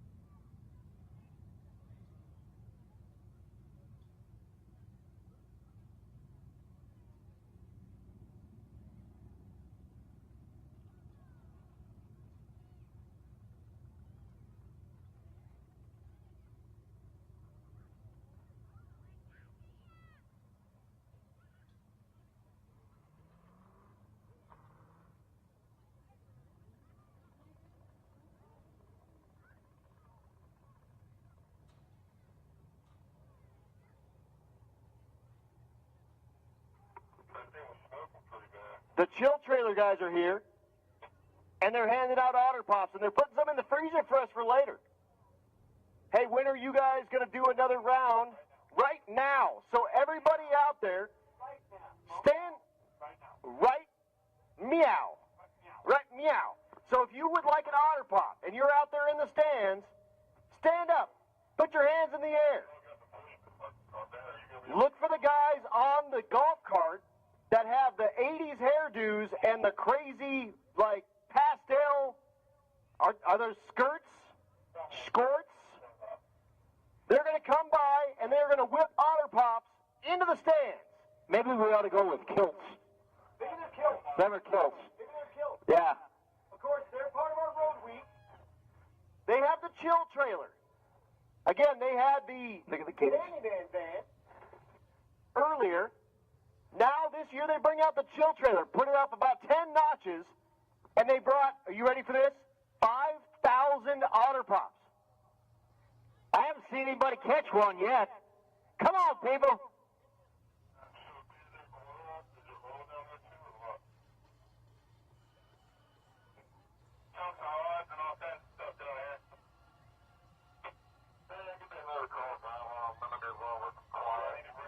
Attention in the pits, attention in the pits, Outlaw Street, come on down 9 and 10. Limited Street, come on down 5 and 6. And I just heard on the radio, there's all kind of parts of rods.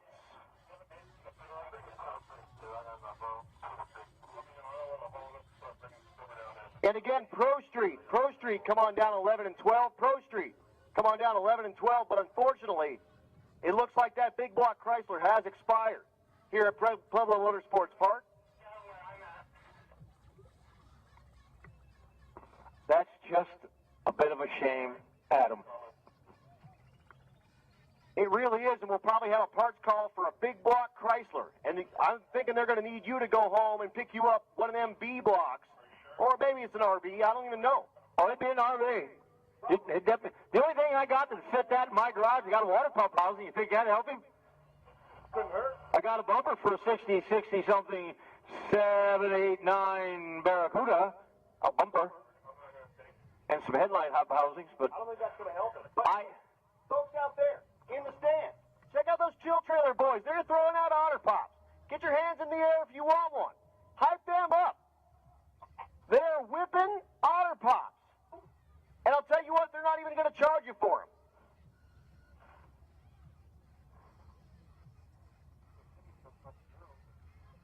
They're whipping those into the crowd, and the crowd goes wild. If you want one of those, put your hands up. Those chill trailer boys, they're going to do for us a concert later on as well. Oh, yeah. Air guitar, 80s hair metal, the whole thing. Bon Jovi indeed. Bon Jovi indeed.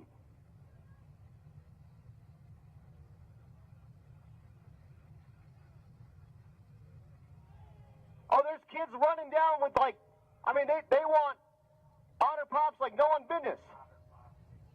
Otter Pops coming at you. They're going to come back this way.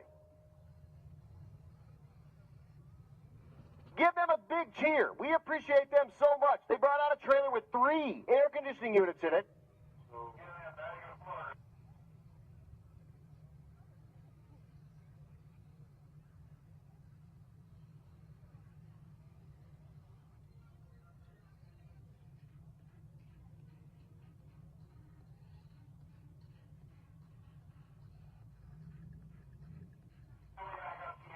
So just got the update from Donnie. The motor in the Savoy has expired. There's parts and all kinds of stuff over there. However, not much oil. So an easy cleanup here. He's probably got either a belly pan or a diaper on that, and we appreciate that a ton because it makes this cleanup a lot easier. So unfortunately, Ogle is going to be looking for a big block Mopar likely. So if you know someone that's got a big block Mopar down here, let's switch it out. Let's make it happen. We got one in Denver, maybe. All right, that's not that far of a drive. We can make that happen. It's only 532 cubic inches is all. I bet it would be cheap too, right? Because everything stroke or Mopar is cheap.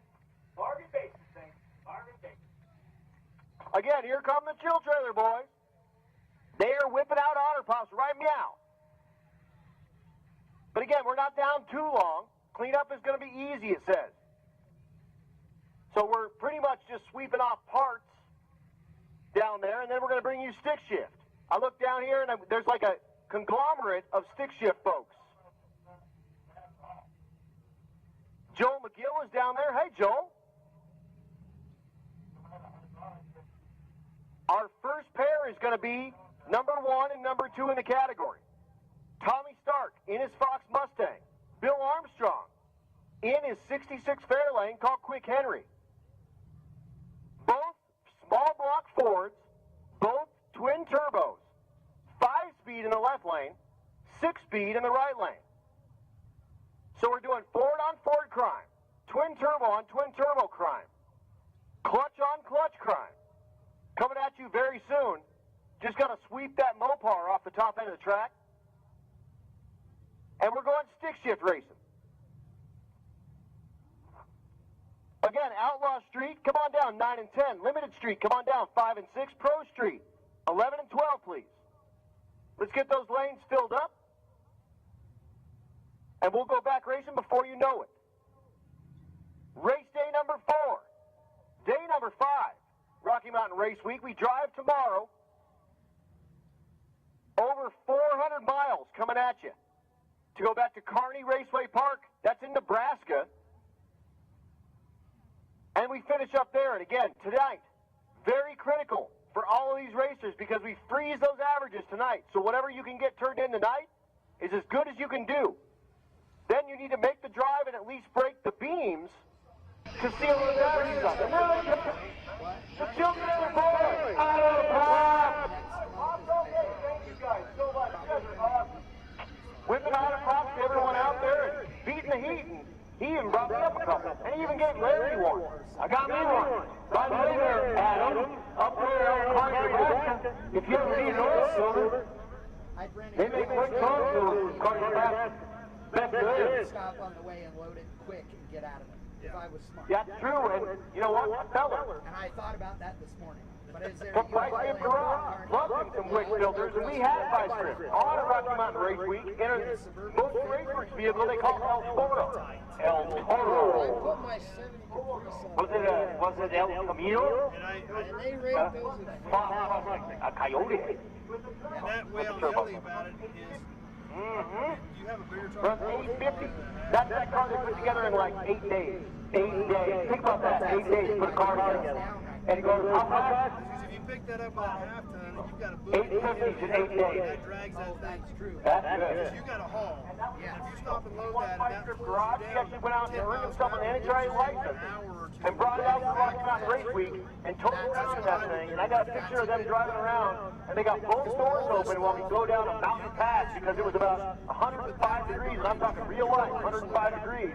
And that was their AC. That's how they kept themselves sane on that. But check out Vice Grip Garage on YouTube. He's a fan of ours here at Rocky Mountain Race Week. He's one of our alumni. And you know what? I'll tell you what, to be 100% honest, never watched one of his shows. I called him a zip tie garage, and I thought that was right. But someone said, hey, you know that Vice Grip Garage, right? I said, oh man, I've been telling them, calling the wrong thing all week. But that was a fan. And I ran into him a sick week a bunch, and he's got some fun stuff. But again, he runs all them wood filters all the time. He takes off those orange ones, throws them in the garbage, and puts on one of them black ones, and then you know you've got to date it, so you know when you mess with it. And if it's a little cheaper than mine, you know, Bauer and Apple buy an Apple premium filter, yeah? Switch. Also, the heart of the motor. Shrapnel. Yeah, the Napa Gold come right out of the witch facility. They just paint them white. I haven't done any of that stuff. I've been studying it, keep saying I'm going to do it, I just never stop and do it. I've got so many cars. And yeah, we're expecting our royalty checks any day now from Napa and from Wix and from DGG. No, that's not true. I'll give a shout out to Rock Parts right here. Pumpkin, Colorado. You can see him right over here. That's our local Napa dealer. They fix us up once in a while. Rock Parts. Our local Napa dealer.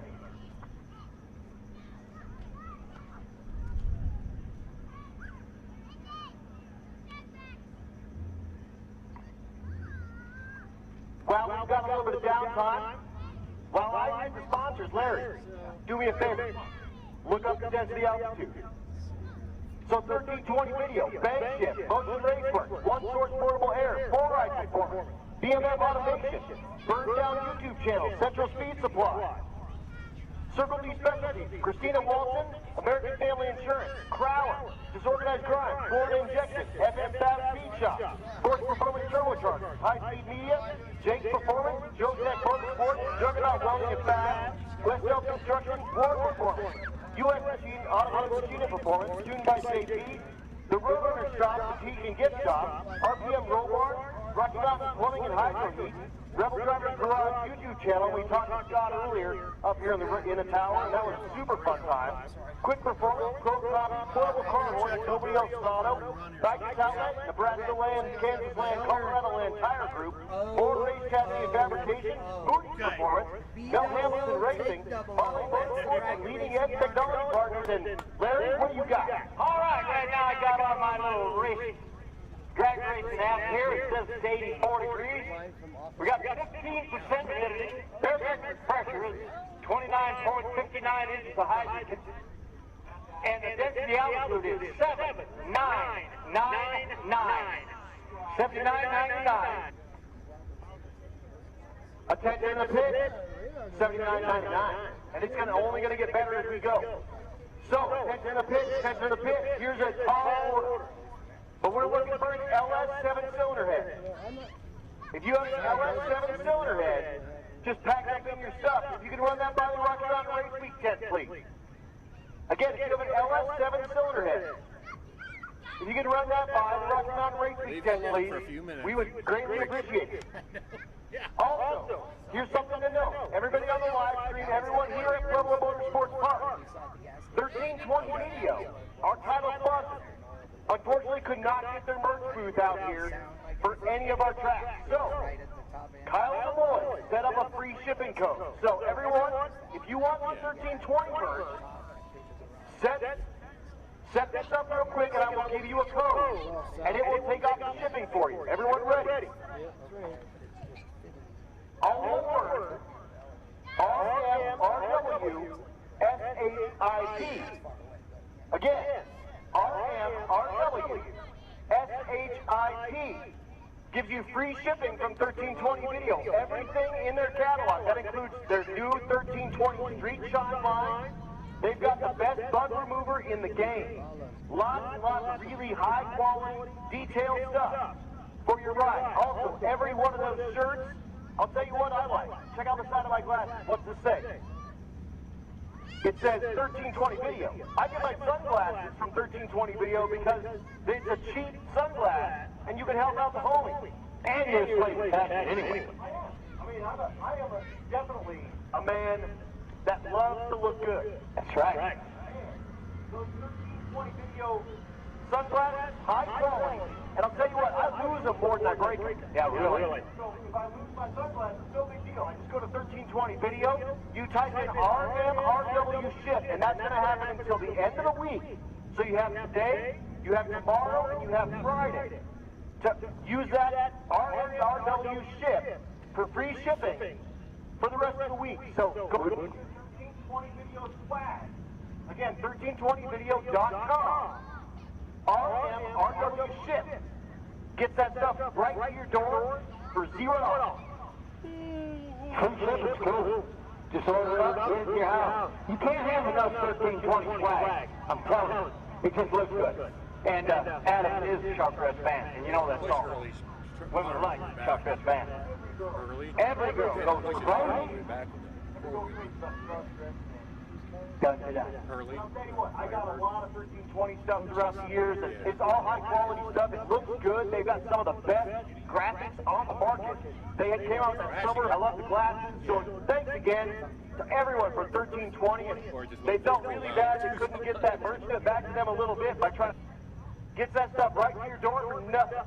And that's a good deal there, because that typically costs you like another 10 or 12 bucks, depending on what you're talking about. But again, detailed stuff, all the shirts, the sunglasses, the whole mess. Get to your door for free. RMRW ship. Thank you so much to 1320 Video for being our title sponsor. And again, Motion Raceworks, again, they're running that live feed. So they are making that happen for you for free. No pay-per-view or nothing. Bankshift hosting that for free for you. And we have to thank Motion Raceworks for making that happen. So Kyle 1320, of course, they started about the same time that Bankshift started. And so they've kind of gone up at the same rate. And then those 1320 boys, they just lay it down. That's one of the best parts about one of these drag and drive events is that you end up with the best high-quality professional photography along the way. And those 1320 boys lay it down. We also got Roadrunner Media here on site. They're taking photos of folks. Hey, there's Kyle right there. Hi, Kyle. The 1320 folks cruising around in their van. 1320 got the way out of now. Come on, Jake. Give them the queen wave.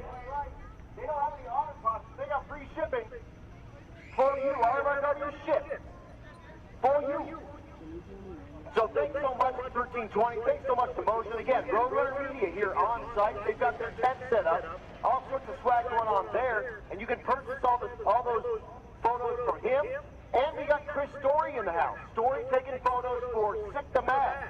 Of course, that magazine, the Drag and Drive magazine, drag one of those every quarter. Worth every penny. The thing is glossy color, page to page, cover to cover. So go check that out and you'll see yourself in there from Chris Story. So thanks to everybody that helps make this stuff happen, and especially thanks to the folks here on site. Bringing to you everything that we got going here, Rocky Mountain Race Week style. Right here, Small Block Sports running, which means we're going stick-shift racing. Small Block Ford on Small Block Ford Drive. Tommy Stark in the left lane.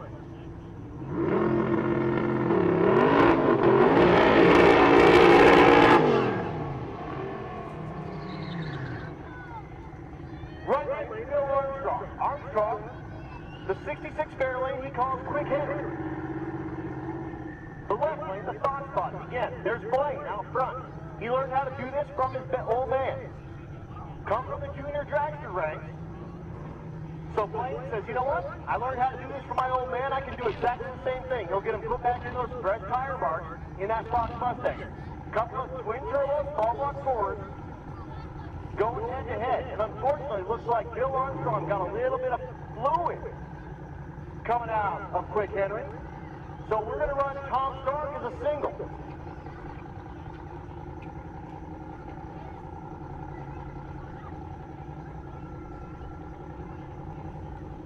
I'm talking into an autopilot. I've lost my mind. Number 1 and number 2 in the category. That was super funny to watch. That was really funny. It started talking into it. But it is fine. Well, no. But here comes Tom. Tom, number 2 in the category currently. 949 is average. Bill Armstrong, who they just pushed out, is average 944. So, Stark, looking to put on the number. He has done as fast as 937.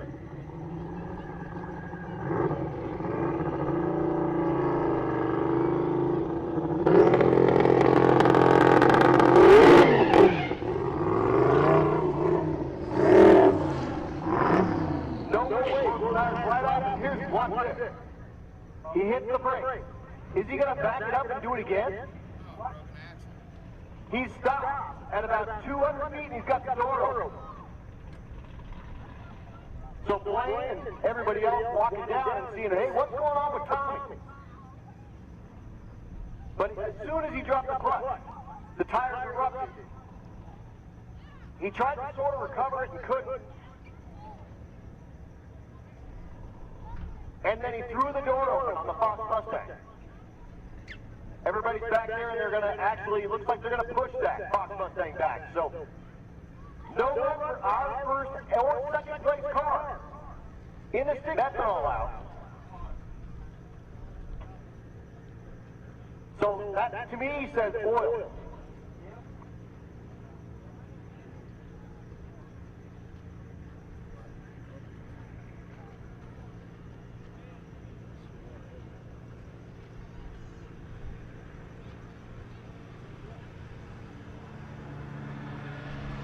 So unfortunately, you did not see number 1 and number 2 go head to head. A pair of small block Fords, a pair of turbos, a pair and we'll push that Fox Mustang out.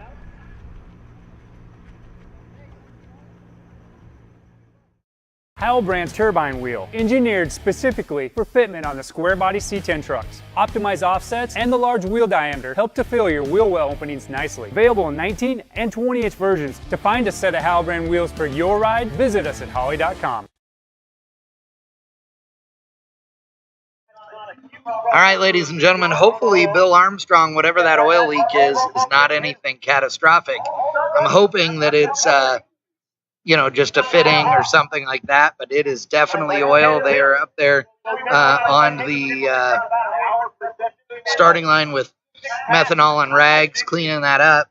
Now, Tom Stark, he left the starting line. That thing hung a hard right and spun the tires. And I want to say, like, maybe it's got an axle or something, but I'm not sure. Like, that was weird. The other deal is it's potentially that it's, a brake issue, something like that, that's dragging or locked up or whatever, but we'll see. Adam saying I look tired. Well, Adam, you look cute. Let's just say that. I saw Jeff MC in the house. I wish you were here, Jeff. OG Drag Weekers, all in the house watching. Love having you guys on board. I know there is a ton of racing going on this weekend. We got $1.1 million bracket races happening right now over on Motor Mania TV. God, we've had so many drag and drive events this year. It's just crazy. So I am tired. Adam says you look tired. But I feel good. I got the original OG Minion in the house, Neil Sabo, helping me out this weekend, so that's a big deal. Neil's in witness protection, so he likes to not be on camera. Although we have an awesome picture of him from earlier. I got to show you this. I got to show you this of Neil. Neil with a bottle of water propped on top of his head. Look at this. Look at this. Look at that. Pretty awesome. Some talent right there. Ooh, a Choco Taco would be good. Except I'm on a diet. So as good as it would be, I'm not willing to do it right now. So, but yes, Jeff's talking about Mike Crow. Mike Crow looking good. Obviously, that car not running near as quick as it's been.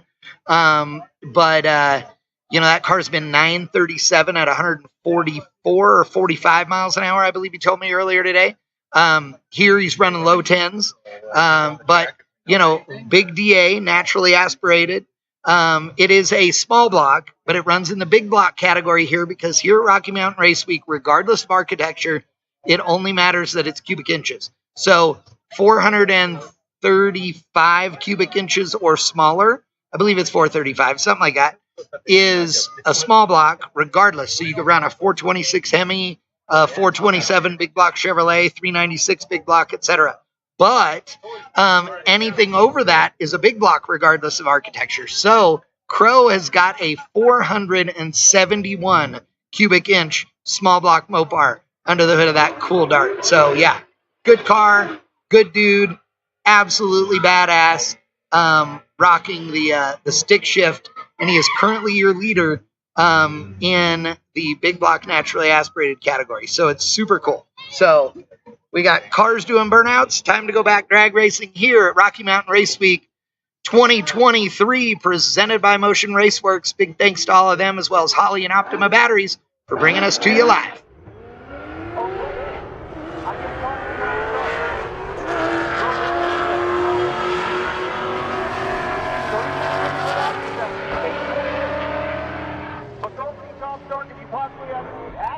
For an 8.8, I think it's 35 one, he said. So looking for an action shaft, and they were pushing, and you can hear it. Clunk, clunk, clunk, clunk, clunk, clunk. Well, now, Adam, maybe we just weld that back together. What is it? Yeah. By the way, Adam, 100 degrees. You know what that is. Right there.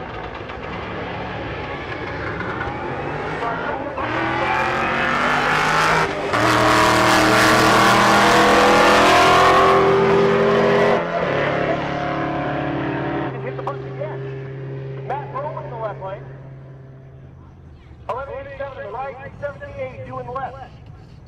So again, he's got some 8.8 stuff sitting around. Go over to Tom Stark's pit. He is going to get a hand, put that Fox Mustang back together. That's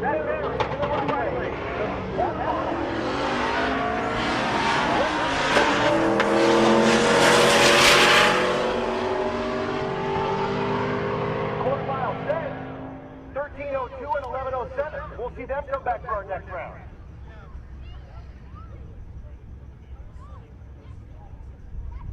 So our number one and number two vehicles have issues. First place, no axle. Second place, oil leak. I would say broken axle first. Unless the oil leaks the whole block. Occasionally you tighten it up or you JD weld it or something like that, no big deal. Now, if you got extra ventilation hole, that ain't no good. And it usually is pretty much critical. All right, we got the sun going down. I just read the temp on there, like man said, 103. Track is near perfect right now for track temp. Adam, it's going to get tight. Going racing. Wednesday night. Rushing on racing. Life is good. Really good. And stick racing.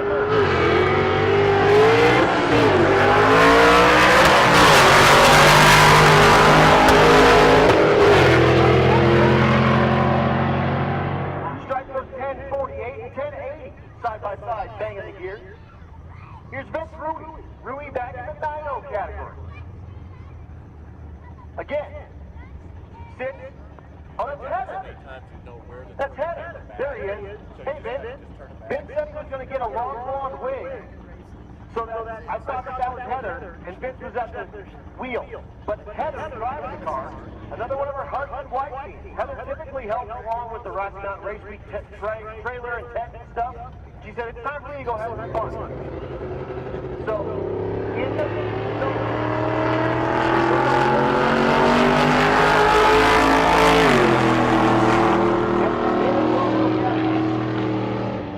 12:05 and 13:02. No. I think this is two Myers generations coming after Curtis and Bob. Buffalo Bob. I've bracket raced with Bob for a really long time. I raced him in King Street for a very long time. Same. Absolutely. Same. So Bob is right lane, the 2014 model Camaro, looking for an 11 flat.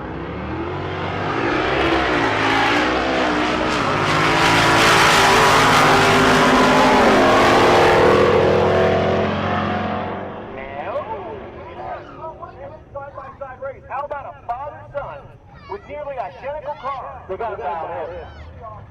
And then Harley gets in it and runs Junior Street with the G8 to the left lane. Here's Nico back, the Fox Mustang in the left lane. Of course, that's that $1,200 challenge car. Once again, can't do that with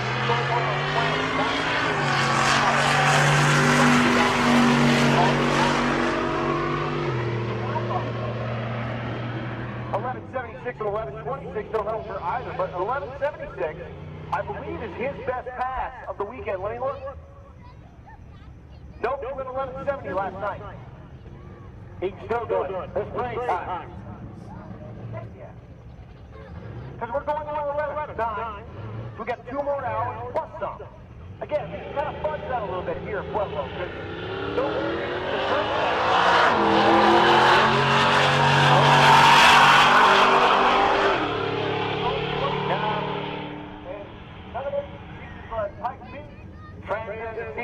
that's what I'm talking about.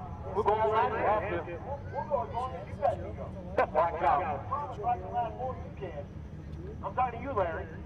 Oh, man. Did you hear that youngster here said? He turned out a challenge. Oh, yeah. You ain't gonna off. Okay. I can't talk to you. I can outlast you.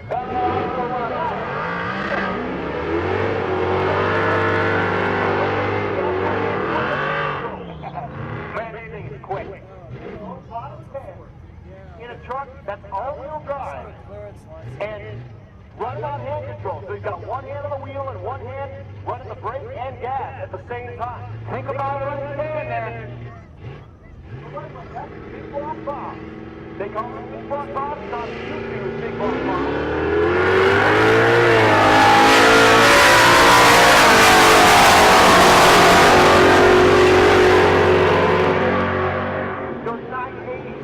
So his best pass for the weekend, or the week, I guess. I keep saying weekend. I'm used to weekend. Week.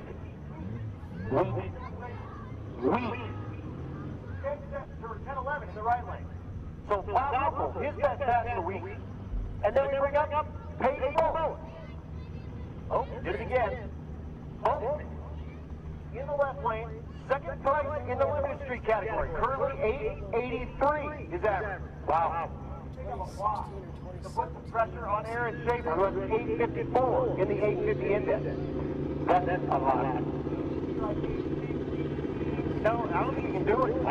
As long as Aaron Schaefer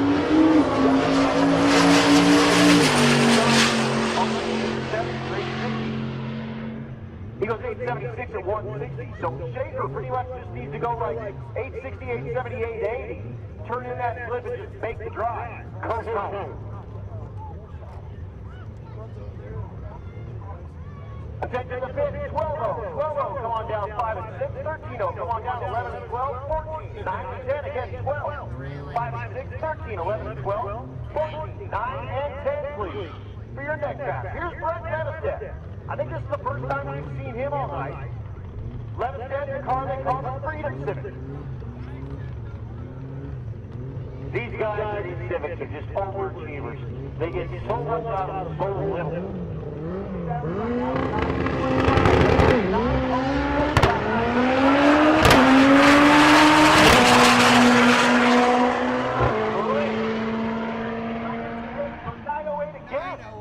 So 908.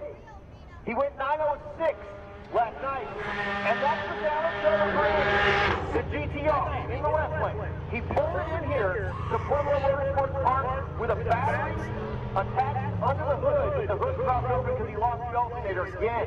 He's lost now 2 alternators. He found a Maxima alternator that he grabbed to fit onto the GTR. He couldn't find a GTR one, and then killed it. So he's going to run against Stephen Willingham. Brandon, way outside looking in. Unfortunately, only could turn in a 1293 last night. But this car has run as fast as 852 with a 7.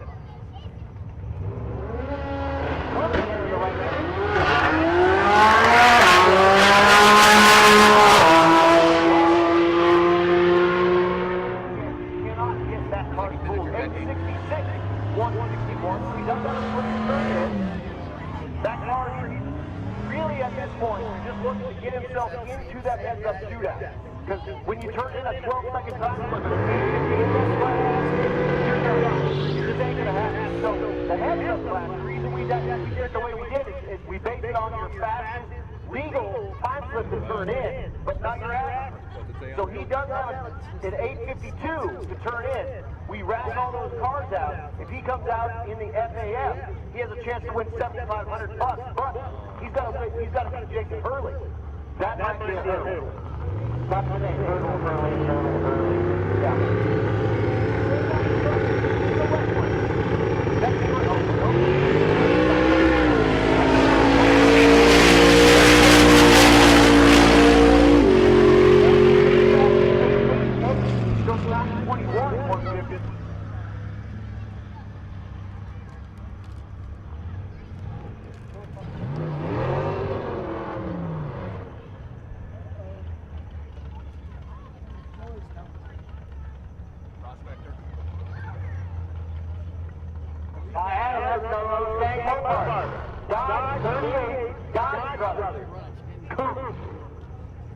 Big block Chrysler in that bad boy park.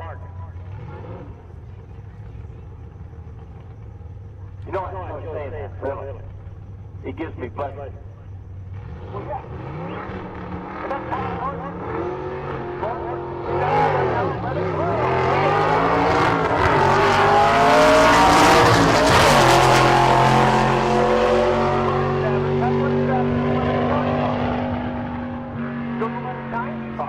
105, so off the gas there at the end for sure. Only picks up like 10 numbers in the back half. You got to think that car might be a bit heavy.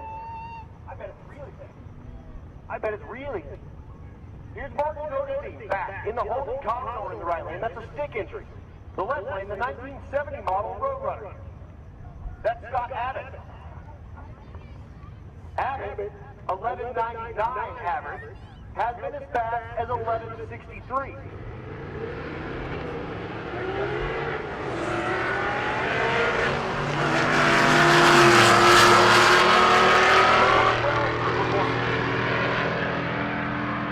Survey says 1204, 1221. Lady Mackey is back. Mackey in the Falcon. In the right lane. That's a Falcon Futura. Mackey has been having issues all week, but then threw the thing in the 13. But in the right lane. The left lane. The S197 Mustang. That's Joel Masters.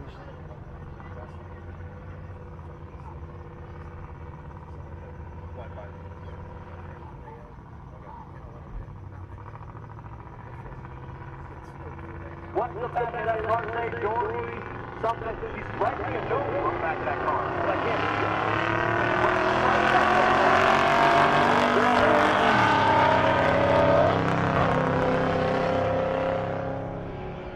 1369 in the left lane. Matt? I put my headphones on and I can just hear them. Goes 2005 at 70 miles an hour. And we're into the bike.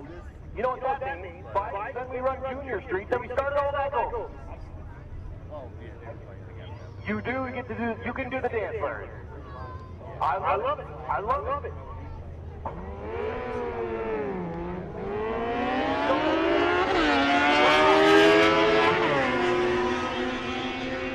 Daniel Donovan in the right lane. Chris. The guy back. 1212, 1183. So zero run car. Zero run car. If you've not made a pass tonight and you would like to make a pass, come on down, lane 4. Let's get you that pass. So zero run car. Come on down.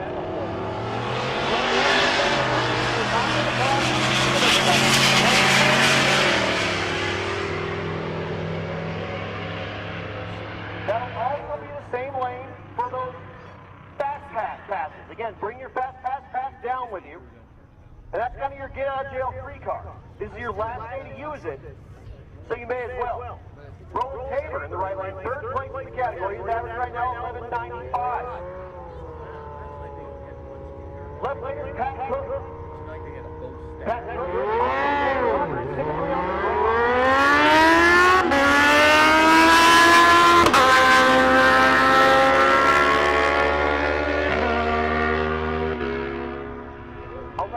in the right lane, and 1444 in the left.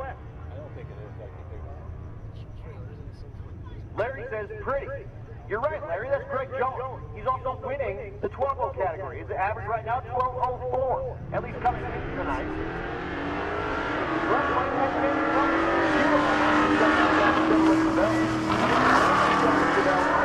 we got like 559. 1301, 12-0-0-9 in the 12-0 category. I'm Travis Bolton, Ron Gosa, and Brian Gator, who does have a motor for that gentleman Jim truck to come on back and attempt to put a number up, but unfortunately that 12-0-0 maybe puts it beyond. That was a good pass. 12-0-0 with a 9 on the wall.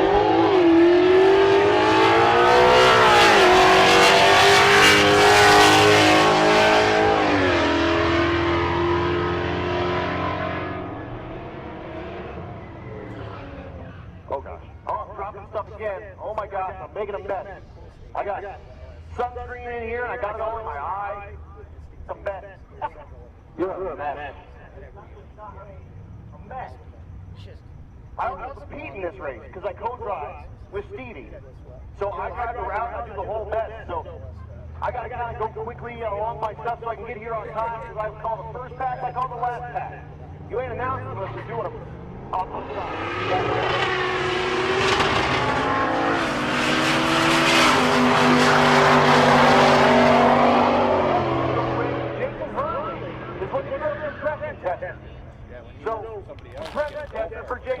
looking for racer in need. Needing a compressor tester, Jason Hurley. The Aussies have one. Yes, the Aussies have one. Whatever those. I don't even, I think they're on property because they're looking for that Turbo 400. Yeah, I think they got a lane transmission. Yep, so Jason Hurley looking for a compression tester.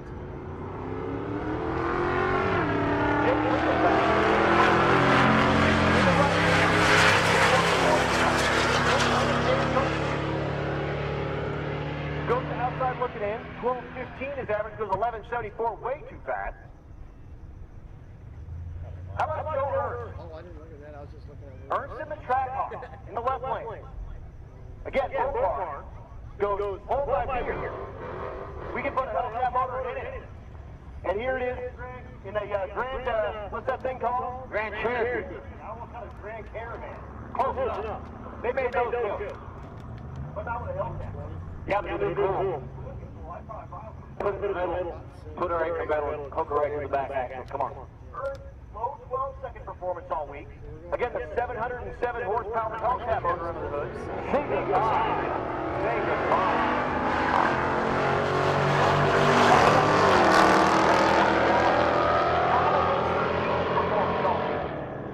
12-15, 13-13. Here's Ron Gosha. He just watched Jones go 12-0-0. It's showtime for Gosha. Right here. He's going for blood. Last night he went 12-0-0-6. So he's got it in him. He knows he's got the tune-up. He's going blood right here. That guy is a good racer. King Street racer as well. Betty. Betty. That's his Mustang fastback. That's his Mustang fastback.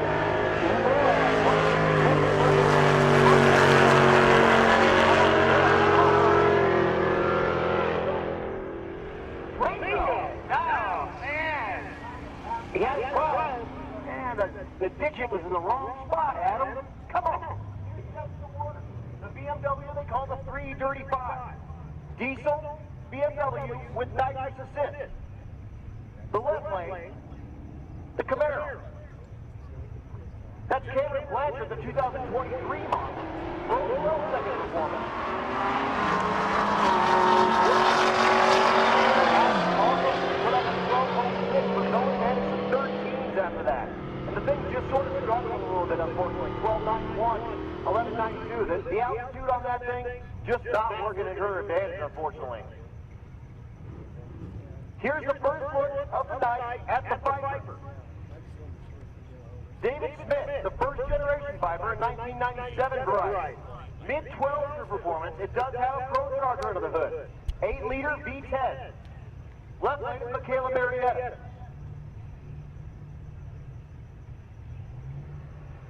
Marietta, a former Young Gun winner.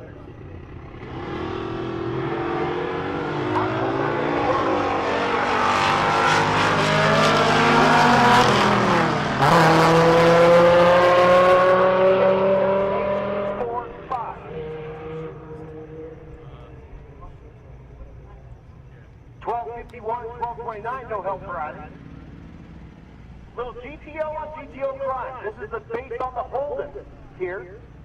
It's kind of a deal that they made with GM.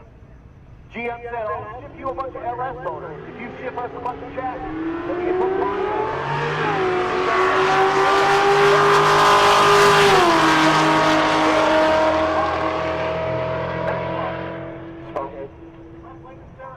There is some smoke out of the right lane. Thorpe was 1196 with an 8. So we'll maybe go check the smoke out. Nah, we don't care.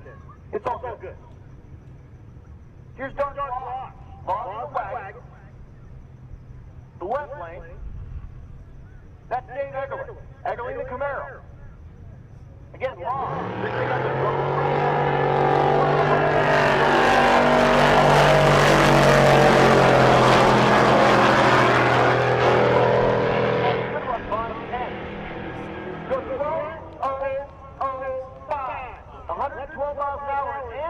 Starting line goes, woohoo!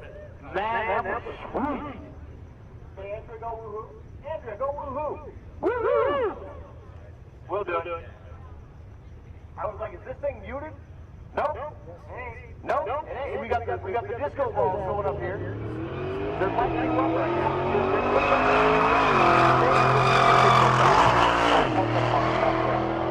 They're gonna see shit they know.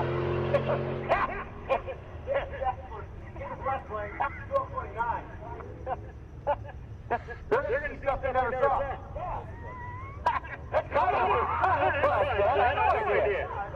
I heard stuff, for sure. Oh, that's good time. Here's Brenton Thiessen. Thiessen, the big, hip, Fender, Stingray Corvette. The Coke model.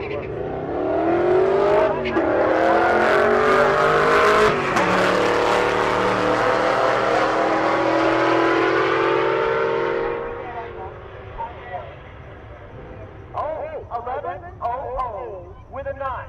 11-0-0 with a 9 for Thiessen. Wait, sorry, 13-0-0-3 for Thiessen. In that 13-0 category, his best pass of the week. He's 4 points coming into the night. That 0-0-3 is going to help him a ton to put some pressure on Caleb Dorn, Jeff Dugapolsky, and Rich Thorpe. A pair of 69 Chevelles coming at you. I told you we had a bunch of them out here.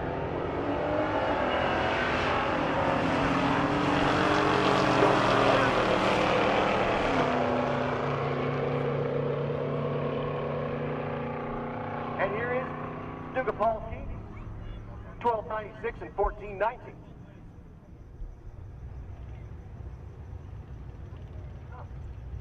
Cody Wilbur in the right lane, the Grand Cherokee. One wheel from the Infinity. What's the 13-0?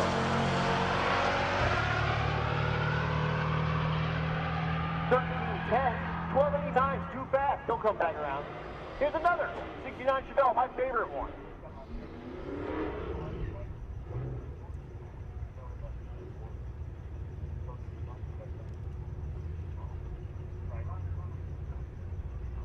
So all you folks in lane number 4, we're going to get you rolling in here. We're definitely making that happen, so don't sweat it. We're working it out. We'll get you that either that first pass or that fast pass. All those folks in the store.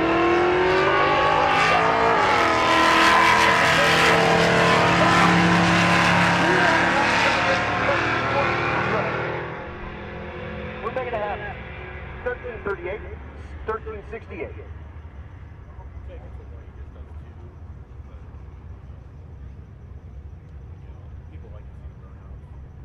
Eric Carroll in the left lane, the car is called the Thundercloud. Zach Armstrong in the right lane, the 77 Nova.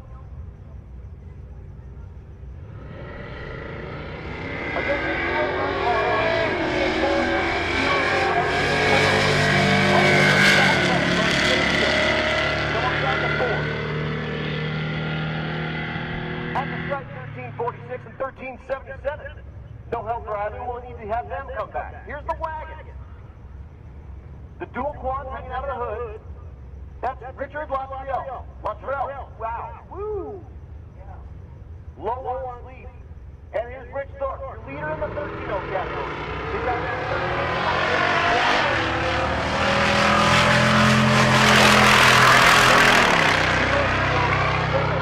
very last chance. He goes 13, 14, 13, 59, no help.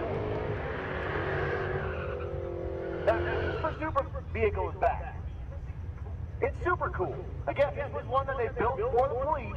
Has a 6-liter V8. It's rear-wheel drive, and of course it's got 4 doors for the bad boys in the back seat. And what body style is that? Is that a Malibu? Sort of a Malibu, I think. But it's all alone.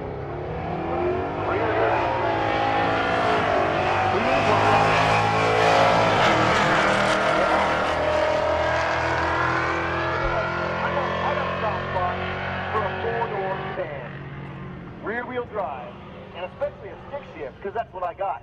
But either way, a V8, rear drive, 4-door sedan, that can haul mail, and also you can put all the groceries in it, and jam your family in there, like the G8, the CTSV, all that stuff. I got a exhaust pump for that stuff. It's awesome. And then take it up like a please.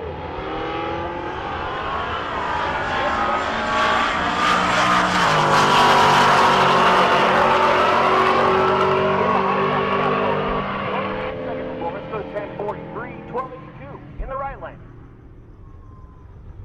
John Tillman's back.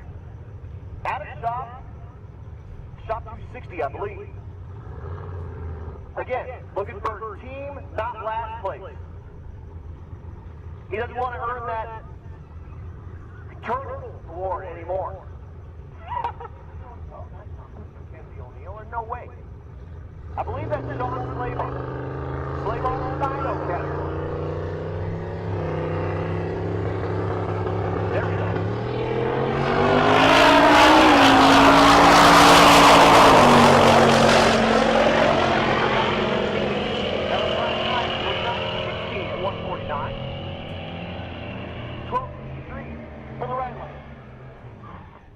Another one of those dyno cars. That's the 74 Plymouth Duster of Brian Collinsworth. Unfortunately, 958, way outside looking in. Looking for a 9.0 though. Left lane, Kyle Pate. Takes the PW15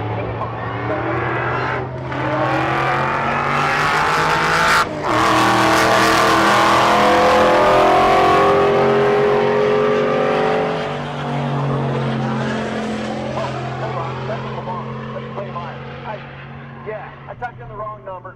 1037. I'm doing that a lot. No, not no dart, not no dart. Hey, look. Is that Alan? It is. The CTSV Gen 1 in the right lane. No, that's Clint Can too. Clint, the guy that had the... Roger that. So the Can too. The guy that had the well...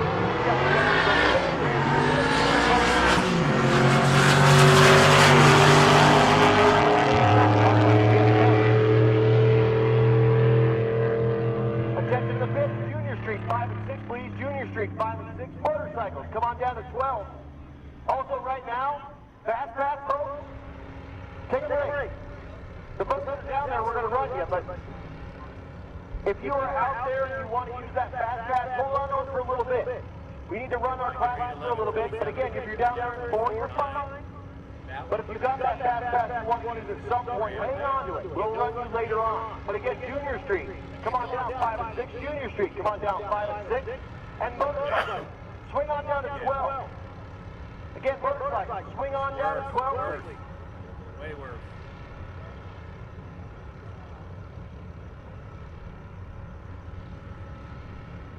Now it's off.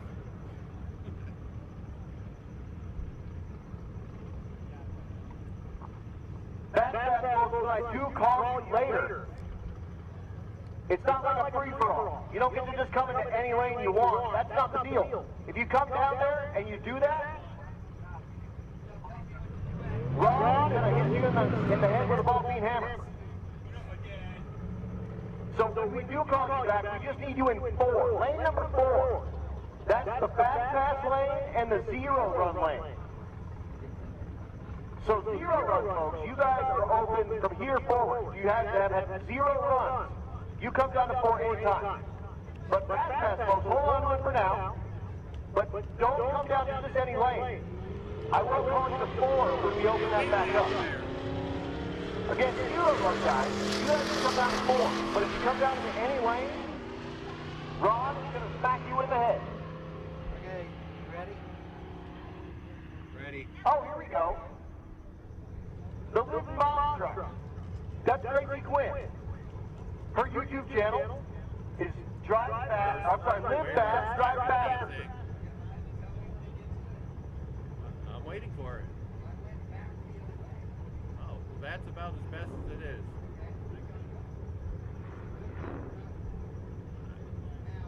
The S10. There we go. Get her in the beams. Nothing up there right now. That's Tracy Quinn.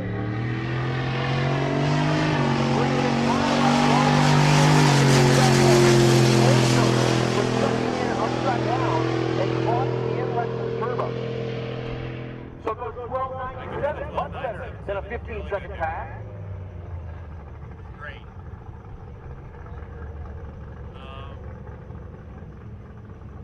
Right there.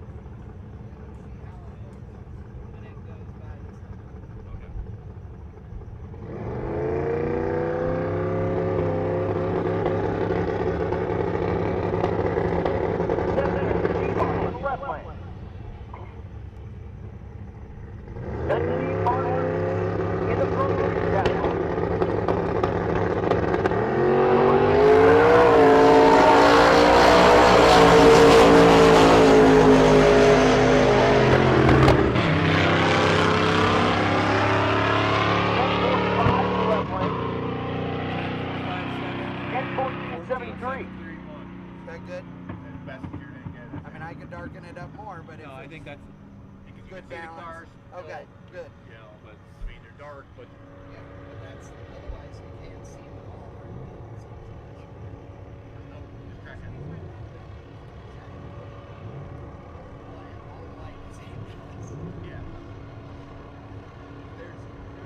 A little bit of cleanup here on the starting line.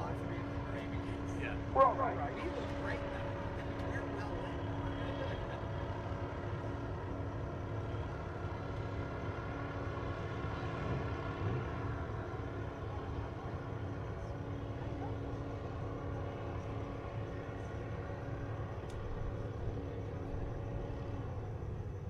Going through our messages real quick, making sure everyone's got all their parts calls out and everything. Again, Jason Hurley was looking for that compression tester. I don't know if he's got that or not, but hopefully, and hopefully it's not anything bad.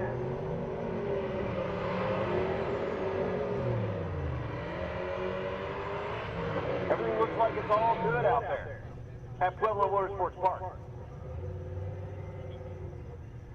And we're back.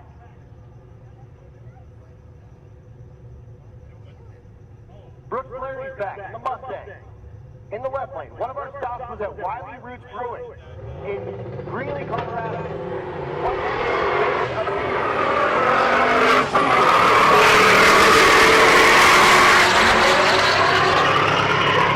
not a big IPA guy myself, to be 100% honest with you. But if you make a beer with one of my friend's cars on it, I'm buying it. I don't care what it is.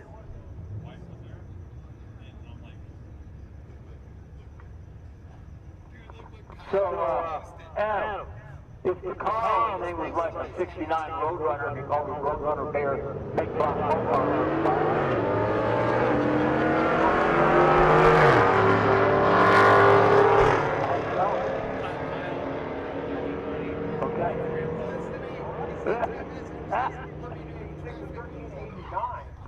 Now, you sold the Challenger, didn't you? I sold the Challenger. And the guy I sold it to, he kind of ran out of steam, we'll say a little bit, and he sold it to a young man up in Colorado Springs, and I bought the car 30 years ago in Colorado Springs. Now, that man's name wouldn't happen to be Bill Haddon, would it? Bill Haddon, from Colorado, yeah. Big Bill Haddon. Man, I was happy to see him. We had you on that man. Bill Haddon, he's a big man. Yep. That's not Colmeyer. We missed this up on the deal, and I didn't do it all day or all week, but the day of Bush Cutter has been driving that. Cole Meyer has been co-driving it, and unfortunately the tech card said Cole Meyer, and he sent me a message a couple of days ago, and I was like, I got you. And unfortunately I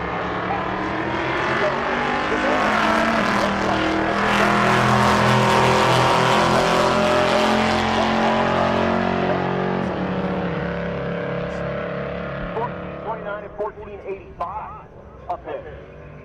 So again, Big Bill Haddon, another long-time Colorado bracket racer out here and forever. He's run at Pueblo, he's run at Vandermeer, he's run at Jewel, you name it. You heard of the Big Bill Haddon, you're probably in trouble because that dude is deadly. Kind of like running numbers. And you know, Adam, he's a die Chevrolet man, GM man, and a solar car.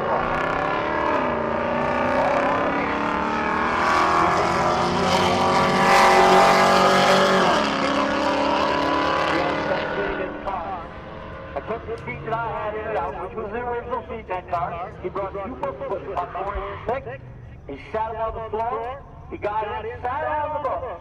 He said, Larry, hand me the helmet. Put his helmet on, looked around, sold. Meanwhile, Cody Van Winkle goes 14:05, your second place car in the 14:0 category.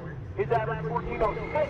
So you don't like that, but you need to put up something better than that to get on the round. Hawkins and put up a 14:00 earlier. I actually think that Hawkins is probably untouchable at this moment. So that's likely your unofficial winner. So Dan Winkle just trying to do what he can to hold on the order. And Brandon Connington actually ran earlier, put it on the number as well, 14:00. So Dan Winkle doing everything he can to get Pratt and hang on to some spot on the podium in that 14:0 category. Think about what you said, boys and girls. This is the last day of competition. This is where your average ends, right here, right tonight. It's 10 o'clock at night. You're leading the pack. That can't get much better than that.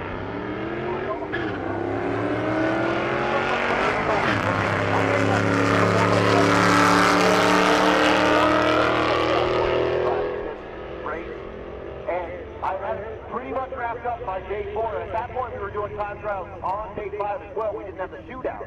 But I had it pretty well wrapped up on day 4. Still up day 5, and I think I put up a 13:03 my first pass and just loaded up the car and watched racing the rest of the day. Went on coast mode. That's a pretty good feeling. And that's sort of, like again, right now, where Kyle Calkins is sitting. And Calkins has won the 11:0 category with us here before. In fact, he came out one year, put up like 14-something first day.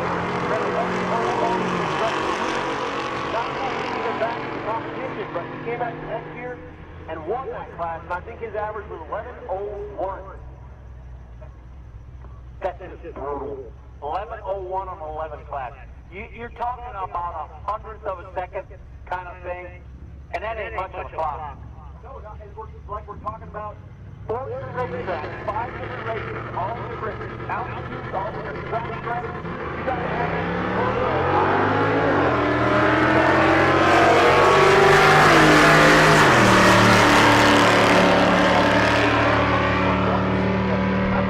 But when you stretch this stuff out over 4 days, it's a whole different animal. Yeah, you go from less than 3,000 feet, or right at 3,000 feet, actually, less than 3,000. 2,300, you're peaking at 58, then you drop to 49, back to 23. And you got to do the same thing all 4 times. All 4 times. You got to average it. You can't even imagine in your mind how hard that possibly could be.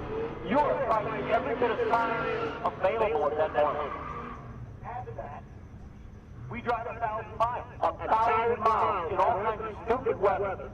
I mean, you name it. 105 degrees, rain, hay, sideways rain. I mean, you name it. We do it.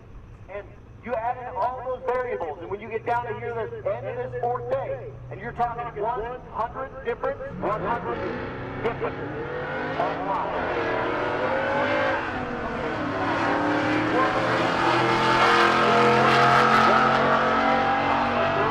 One pair of guys down there was 1,000 apart.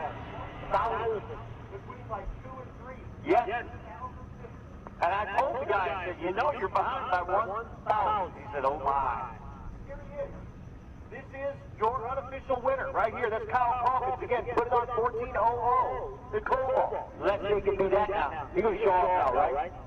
I mean, why not? Why not? He got nothing to lose. Left lane, out of nobody else's auto. But that Cobalt, looking to put it on the number one more time for him. For some point, goes right that big sign down there. Survey says 07. Slacker. But still, you're talking 7 hundos? Yeah, 7,500 of a second. I mean, insane. 75,000. Nothing. I mean, it's like less than a blink of an eye. Yes. Technically, yes. I mean, when we're talking about length, 75,000 to, what was that, 90-something miles an hour? You're probably talking about less than 250? Not really that. It's stupid. Yeah, pretty good run. I love to run these index numbers, and it's impressive. And here's Stevie. You gotta call Stevie's Pass, Dad. Well, I gotta call Stevie's Pass. That's my car. That's my fiance. You go ahead and drink. The four-door CTSV stick shift car in the right lane. That's Stevie. Looking to put the thing on the number. She was third place after the first day and then just could not make a run at Vandermeer. The car, it'll do it, but you gotta hammer the car to make it run like 1380 over there. And unfortunately, just not happening here. And that's just one not a whole lot better than Vandermeer. Typically about a 10 difference. So she should go about 1450.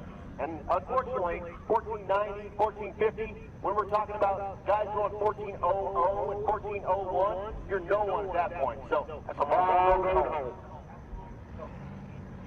She currently is top 10, and we're really at this point hoping she maintains top 10 in the category. Still not bad. 43 votes. So if you're in the top quarter of a class of 43, you've done all right. Doing pretty dang good. I always tell the story about. He'd be right around the house there. I talk about back racing. If you're second, you're first loser. I don't mind being second every race. I wouldn't mind going on to the back race, finishing second all year long in points. Because guess what? I'm going to win the championship. Right out my you got you take all that away.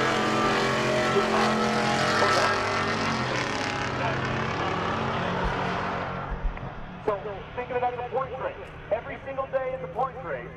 And we just do it in 4 straight drag strip passes in 4 days. But we also drive the things on the street 1,000 miles. You know, normal racing, like down here, there's a lot of guys on the trailer pulling here. They wouldn't put 1,000 miles on their truck bringing that car here for 8 races. No.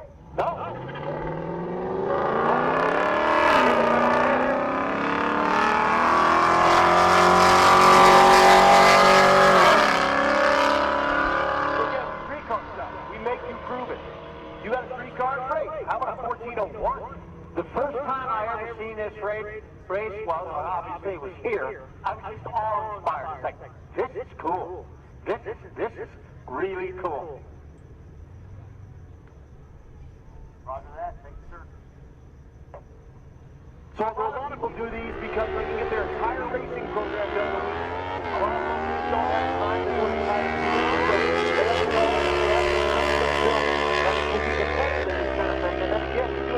so you can bring your kids with you.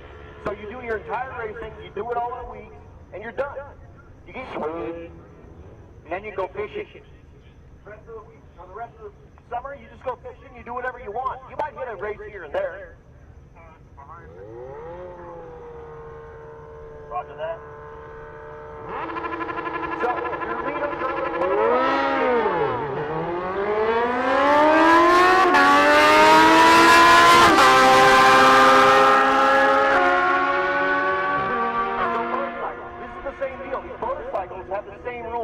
you carry everything that you need to live for the week on your motorcycle, or you can pull a trailer or have a sidecar. But you have to race on 2 wheels. So these guys do it solo, reading the map on a motorcycle to do the route. Typically they try to follow someone else or whatnot, but you read the map, you carry all your crap that you need to live for a week, and you ride a motorcycle 1,000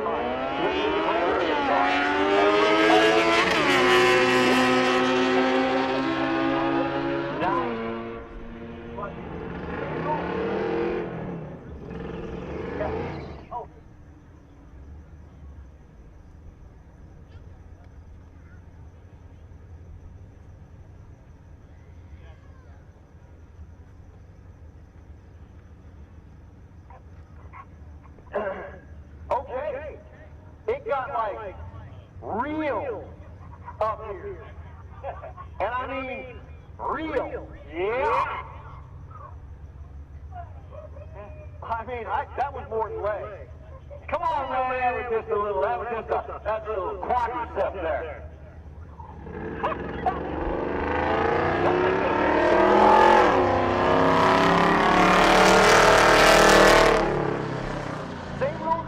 Street here, you got to carry all your stuff in the car, but with your guardian in it. That's 2 people. So 2 people for the track in the car. Only you and your co-pilot, so you and your 13 to 16-year-old can work on it while we're live racing. On the street, you can get help from anybody. Beg, borrow, steal, hire, you name it. But here on the racetrack, 2 people can work on that car, period. And think about what you said. You're an adult, and you got to keep the attention of that 13 or 16-year-old kid in there. You know, you got to keep their attention span going. They can wander on you now. Bender did that. The Miata's up with all the halos going in like 400 different colors. Oh, man, we got to get up for this. Look at that. Blinky, blinky. The left lane. Where is he? There he is. Jeremiah Robinson. Yuri looking for 1257. Robinson looking for 1076.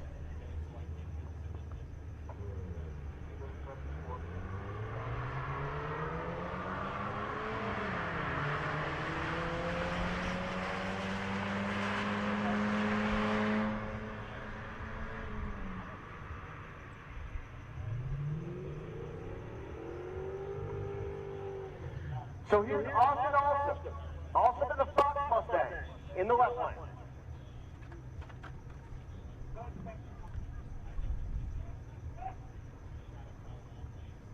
I mean, that was downright traffic. I'm a little uncomfortable. And I'm not a little anything. Typically. So we're going to Austin, then we run these next 2 trucks, those are Junior Street trucks as well, and then we're going back to quarter mile after that. So, Donnie and Matt riding shotgun. That's Easton and Cameron. Easton in the left lane. Last time he made his pass, he did about a 700-foot burnout with the F-250, and Matt said, well, I got to buy him tires now. Right lane is Cameron. Cameron with the dually. Earning their Junior Street licenses. So Donnie riding in the left lane. Matt Frost riding in the right lane. Oh, unfortunately, Cameron turns on the big old red ball 2 at a time.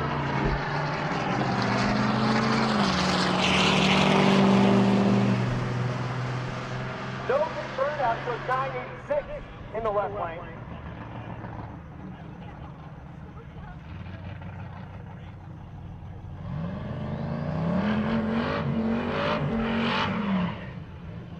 Going back to quarter mile. I'm dancing, they're not even looking. Nothing. Nothing. So back to quarter mile racing. These are a few of our cleanup passes from the Focal Unit Fast Pass. Look at those left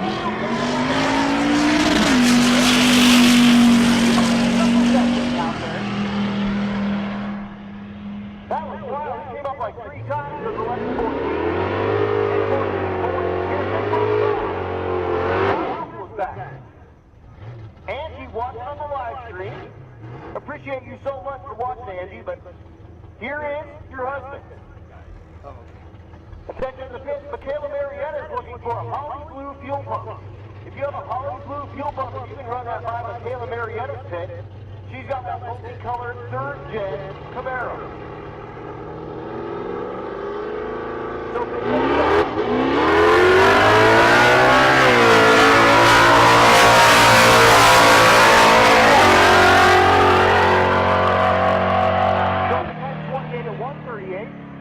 and now we do track prep. And you know what that means. Coming at you next is going to be Rowdy Radio again. So again, we're down for just a moment for track prep. We will be right back. Knock this out. We will get this next run in. It's 9:45. At the end of this next run will be 10:45. So we have at least one more round. This may be your last round. So make sure you are happy with this last pass. We will see what kind of happens, but if we have any issues, it's going to push us past 11. Now, if you move quickly, if everything goes really well, possibility exists we can get 2 more in. races, but for sure, going to get one more in here for us. But again, we have any issues, a 15-minute cleanup is going to put us past 11 o'clock. It's going to be tough for us to run to midnight, but we can for sure run to like 11:15, 11:30 if we need to. So if you guys hurry and we hurry, we can possibly get 2 more rounds in. But we're going to do everything on our part that we can. Big, big shout out to the Pueblo Motorsports Park staff. They've been out here 2 nights late with us. We appreciate everybody out here, every single person. Here with PMP, we appreciate all of you guys. And you guys have been killing it. Every single one of you has been doing a fantastic job. And if no one else has told you, I just told you, and I'd be happy to shake all your hands because you guys have laid it down. We had our first 4-second 8th mile pass for streetcars here at Rocky Mountain Race Week, thanks to you. And again, we cannot do it without you, and we appreciate Pueblo. And again, we'll be back at Pueblo in October. We're running fall in the mountains. Typically, our 2.0 event, our Race Week event, happens in the Midwest. We're bringing it here because, of course, Vandermeer Speedway is closing. So, we kind of thought that was happening, and we wanted to give our Race Week folks a chance to come out and run up here on the mountain one last time. So, big shout out to everybody here at Pueblo Motorsports Park. Again, running late 2 nights in a row here. Tuesday and Wednesday. Tomorrow, we drive out to Kearney, Nebraska, 400 plus miles ahead of us. And then we do our shootout. Again, we do freeze all the averages here at the end of the day. So wherever we stand is where we stand. But the drivers do need to go to Kearney and at least break the beams to solidify those averages down. So this next pass possibly is your last pass, but we will do everything we can to get you 2, but we are going to need everyone's help to do that. Now, if you've gotten your pass that you're really happy with, let's say you're one of those OO type folks, and you can only do like 1,000th or 2 better, it's time, guys. Turn in that time slip and let's give everyone else a shot. Because a couple of thousandths probably isn't going to move you up at a spot or anything like that. So do what you can, or please, you know, if you think, hey, this is pretty much it, and I'm as good as I can possibly be, if you wouldn't mind turning in that slip so that we can try our best to get 2 more passes for the folks that need them, that would be awesome.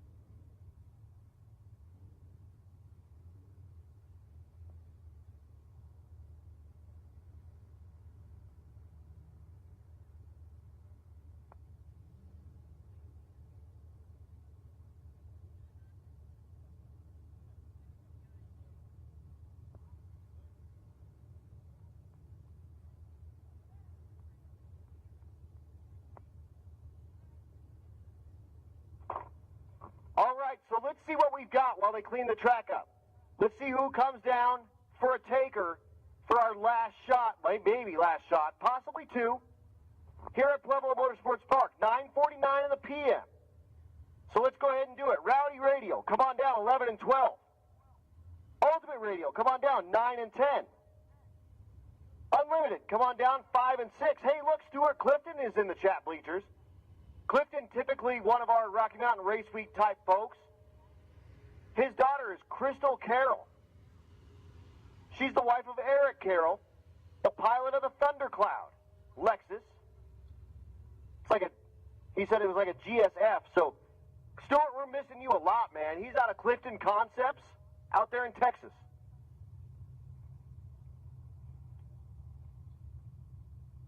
But again, Rowdy, come on down. 11 and 12, Ultimate Radial. 9 and 10, Unlimited. 5 and 6. I see some folks with their trailers on. They look like they're heading down to go to the hotel. So that's kind of the deal. Again, if you have a slip that you like, turn it in. If you can only improve by like 1,000th, that's probably not going to move you up a spot or two. Turn it in.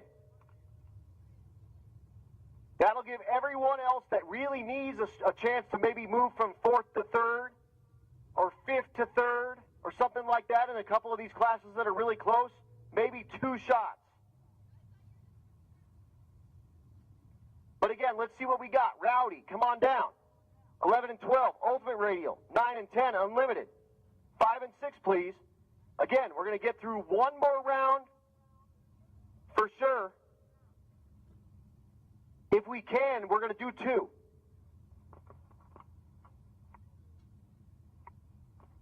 Again, while I got a little bit of downtime, a big thanks to all of our sponsors. We can't do this without them. Support people that support racing that you like.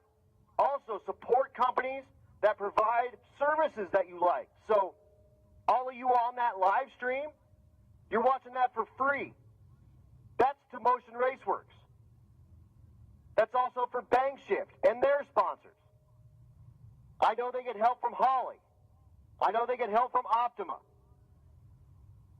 We get help from Motion on that deal. And of course, 1320, our title sponsor. Don't forget, RMRW Ship gets you all that 1320 swag until Friday to your door for free. Thanks so much to 1320 Video for being our title sponsor. Thanks so much to Motion Raceworks for being our presenting sponsor. And thanks so much to Bang Shift and their sponsors for giving you that free feed. Also, One Source Portable Air, 4Ride Performance, BMF Automation, the Burn Down YouTube channel, and that's Dane Thompson. He's got that Malibu, but go check out his YouTube. It's awesome.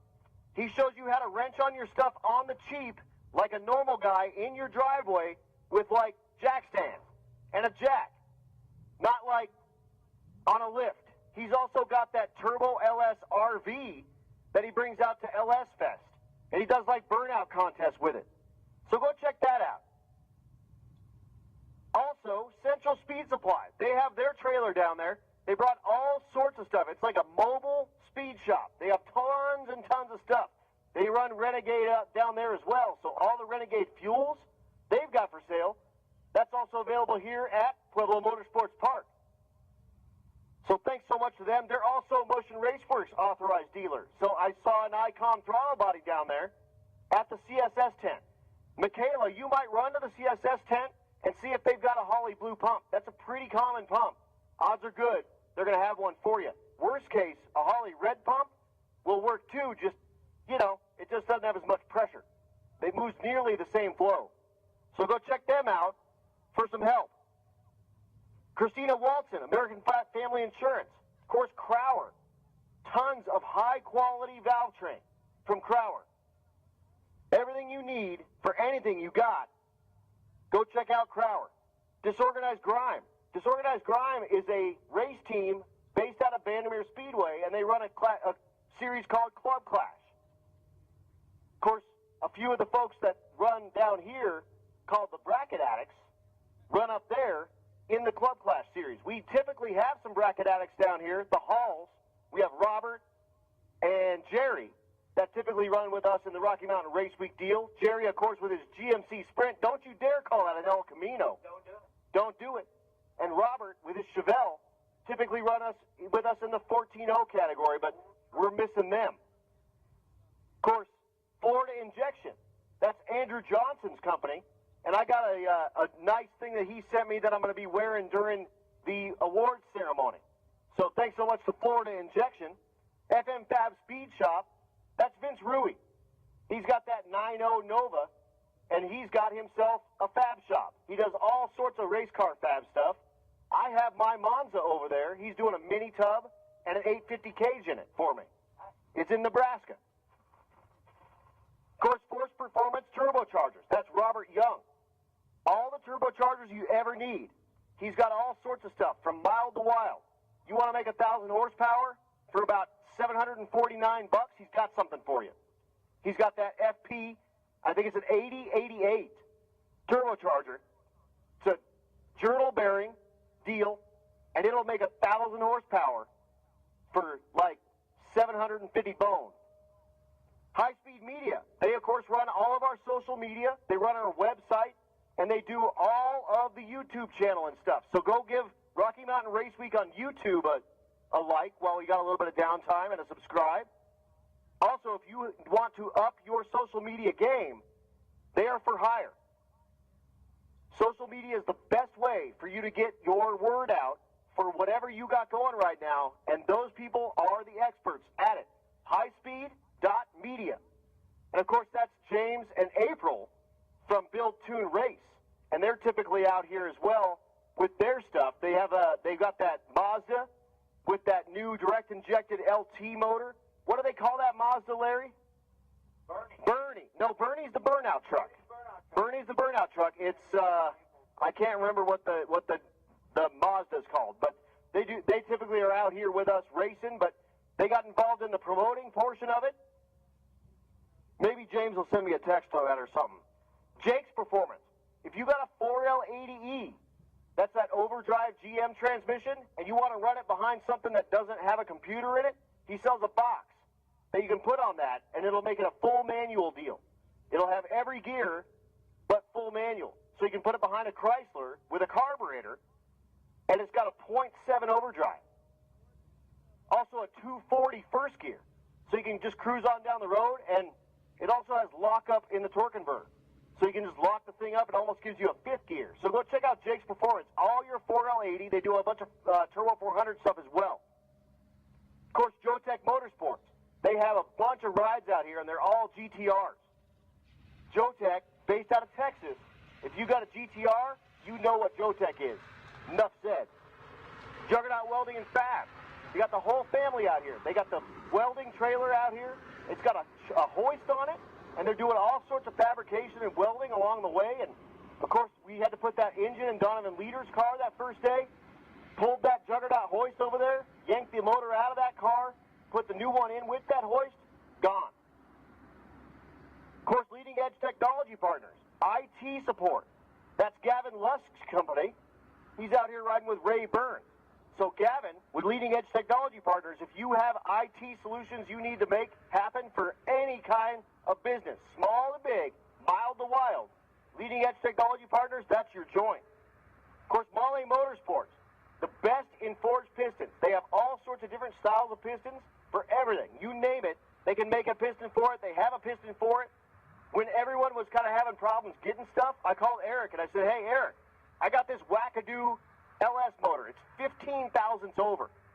And he goes, well, I ain't got nothing on the shelf, but you know what I'll do? I'll machine down a set of 60 thousandths over pistons to 15, and I'll send them to you. I had them in 2 weeks. Had them in 2 weeks. Typically, a custom piston would take you like 3 to 4 months right now. 2 weeks I had pistons. My machine shop went, wait, you got these from who and where and why and what? I've been waiting for pistons for months for some of this stuff. So call Mahle. Eric Grillio is our Rocky Mountain Race Week hookup with that. So reach out to Eric if you have a piston need, and he's at that Mahle Motorsports tent. They're also doing the giveaway. So you put your slip in, and they're giving away a set of forged pistons. They're also doing gas cards. So you don't even need to sign up for that. He's going to walk through the pits. If he thinks what you got is cool, Road Week or Race Week, he might hand you an envelope. Inside that envelope, a gas card, 50 bones. He's doing one of those a day. So reach out to Mahle for all of his help in all the piston world. Of course, Mel Hambleton Racing. He's got that S197 car that looks like the Hot Wheels car.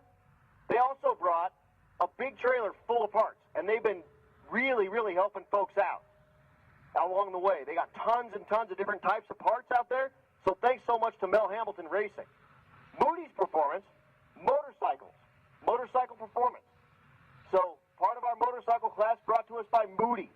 Thanks so much to Moody's for their help. Of course, Motor Race Chassis and Fabrication, the best fitting, pre-knot, pre-bent roll cages on the market.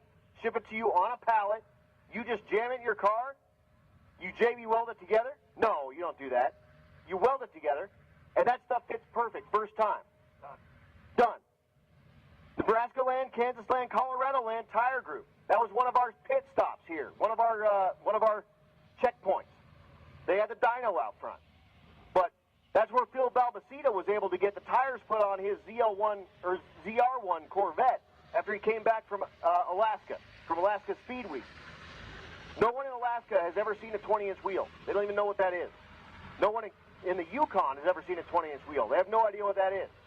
So he had to come back down here, get a tire from the portable car hoist guy, Bobby, and have Nebraska land put those tires on for him so he can compete in Rocky Mountain Race Week. Of course, Nitrous Outlet, the best in nitrous kits.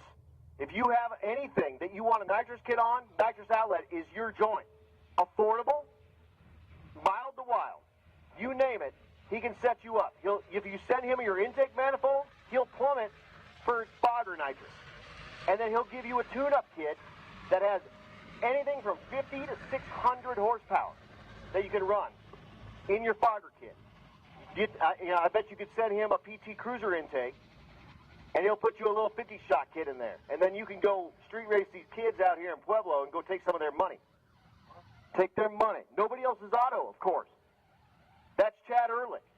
He's got that salvage yard in Great Bend, Kansas. 1,200 classic cars. Nothing newer than like 1986. Most of his stuff is 60s and 70s. That's the yard to be. So go check him out. Nobody else's auto and nobody's show on YouTube.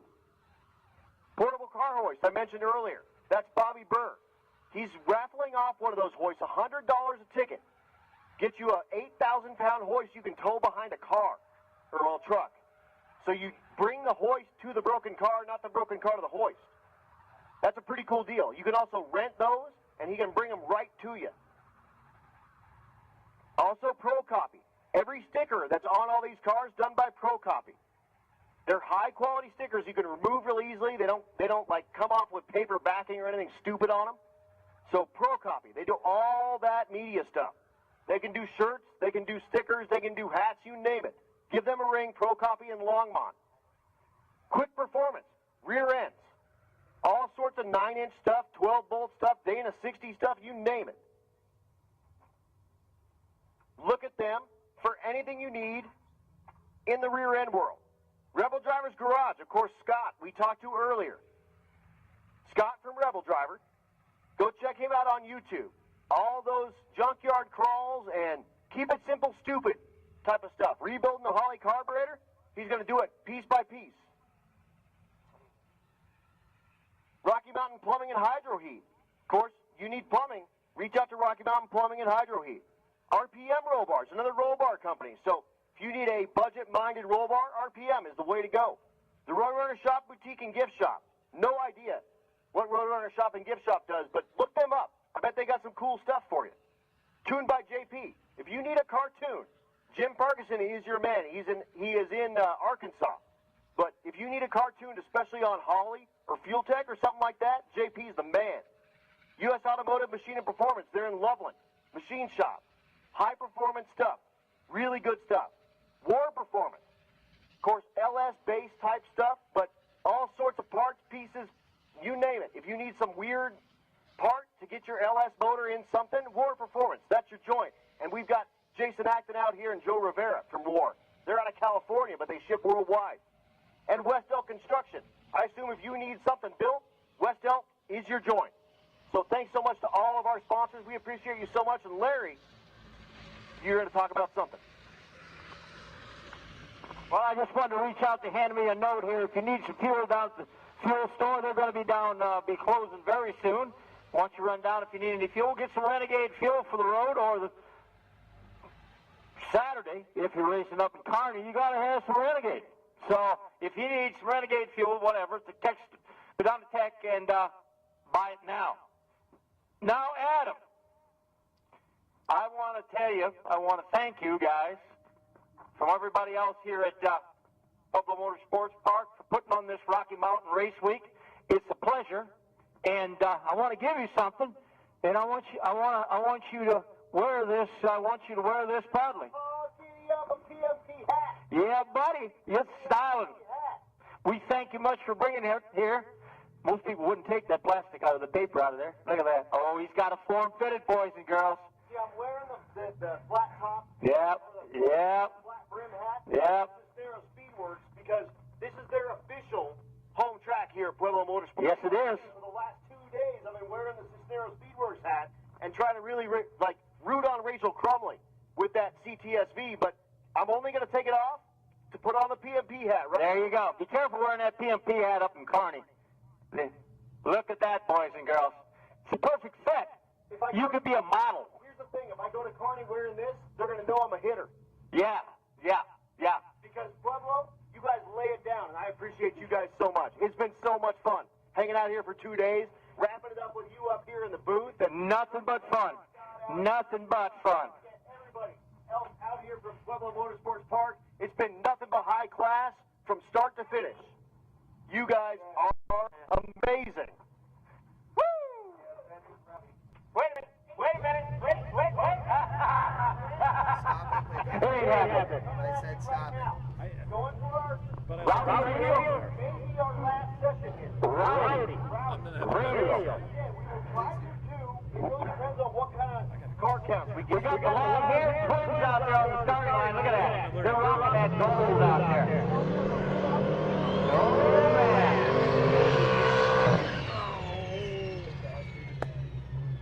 And here comes Rowdy Radio coming at you.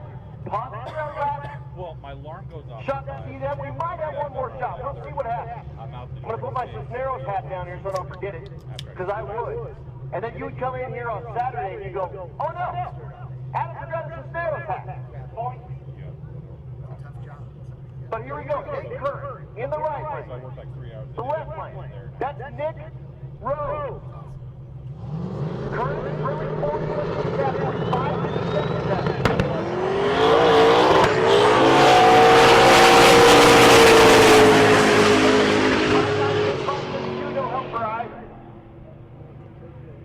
Yeah, I saw that. Here's our first look at Vince Murphy. Murphy came up earlier, talked to me a little bit, and said, dude, I haven't even said hi to you. And I said, are you good? Is your car good? Is your truck good? He goes, yeah, great. Gen 1 small block Chevrolet, all turbo crap in the bed. In an S10. Yeah, regular cab on vegetable drive. Yeah, just something straight off the car. Okay. I can't. Jason Hurley has a racer in need. We got a racer in need. He needs a stock big block Chevrolet. He's looking for one with a carburetor, manifold with some exhaust on it. You can add headers to that. You can try to make that fit. Stock big block Chevrolet. He just needs something to put in the front rail.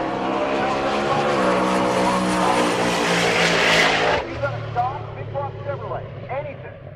Whatever you got, he'll take it. He just needs to make the drive to Kearney. So if you have a stock big block Chevrolet, go see that Meltdown Firebird, and the Juggernaut guy will help you get that in. Robert Hall likely has a big block Chevrolet. He's from Pueblo. So we're going to get you a big block Chevrolet right now. So attention to the pit, Hot Rod. Hot Rod, come on down 11 and 12. 9-0, come on down 9 and 10. 10-0, come on down 5 and 6. So 9 is the park call we're looking for Jason Hurley. Man. Put it in stop and take it, drive it up. All right. Go from there. Up straight. Swing it.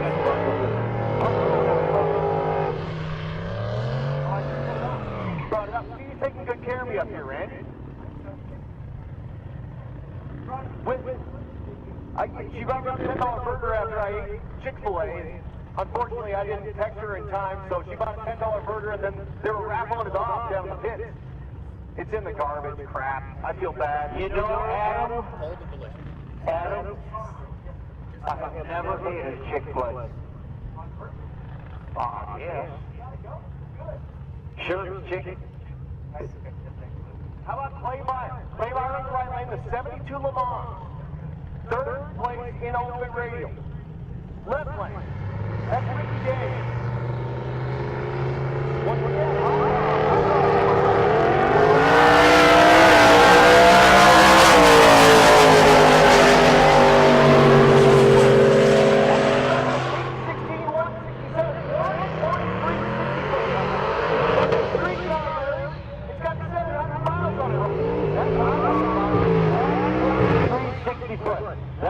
you in the seat. So again, Jason Irwin looking for that big block Chevrolet. We're texting the folks that we know in the neighborhood right now, but if you got one like just chilling, bring it over here. Just has to run with a carburetor on it and some sort of exhaust. So Trevor Wilson in the right lane. Wilson, the Dakota, twin turbo LS power. Say that again, please, Adam, so you can embarrass me some more. Took out that Magnum 318 and he chucked that in the garbage can where it belongs. Tossed in God's motor, put two turbos on it, and come out of it. You're not taking me.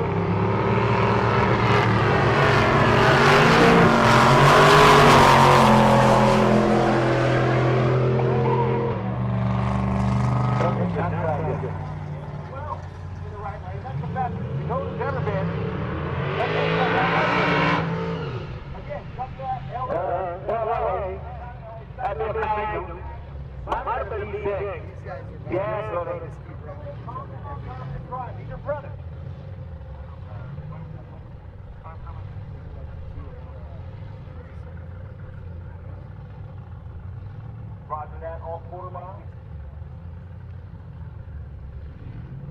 Second one.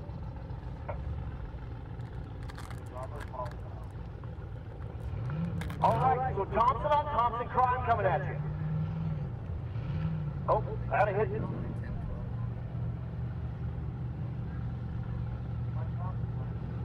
Stephen Thompson and Nick Thompson. Stephen in the left lane, Nick in the right lane. A 49 GMC and a 54 Chevrolet.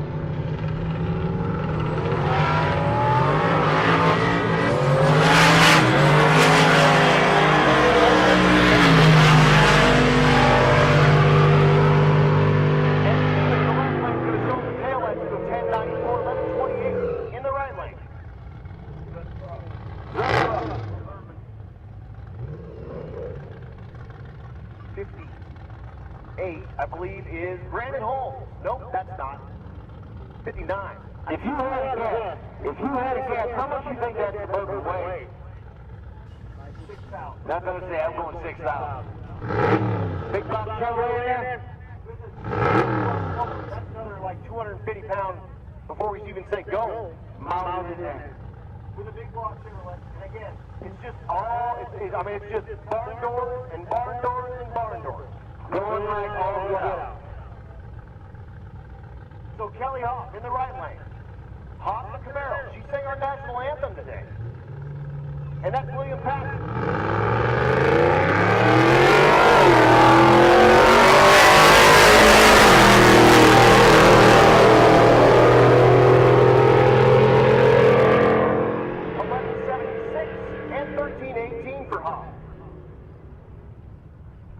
I'm just going to check real quick on my messages and make sure no one's got parts calls coming up. Again, we're still looking for that big block Chevrolet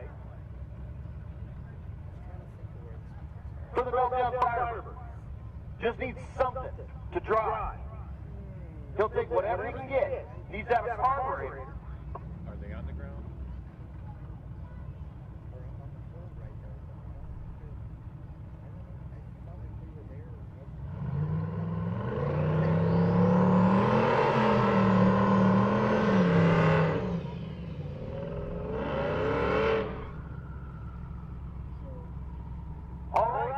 F-150 in the left lane.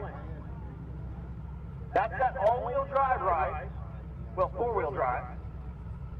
Sean McWiggin, low 10-second ride, and again, hand control. He ran 998 last night. The right.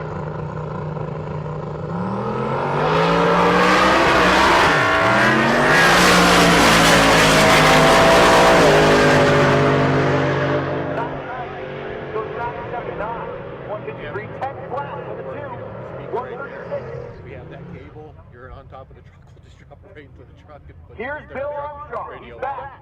The twin turbo, front lock port. I was told that the reverse lockout came out of the transmission, and that's what spilled oil on the ground. So put the reverse lockout back in the transmission, fill it back up tight. We'll let it rip. Again, this car typically in the mid-8s, 165 miles an hour, has been having trouble all week with the car they call Quick Henry. The right lane is Miles McCullough. McCullough, GT500, stick-shift category.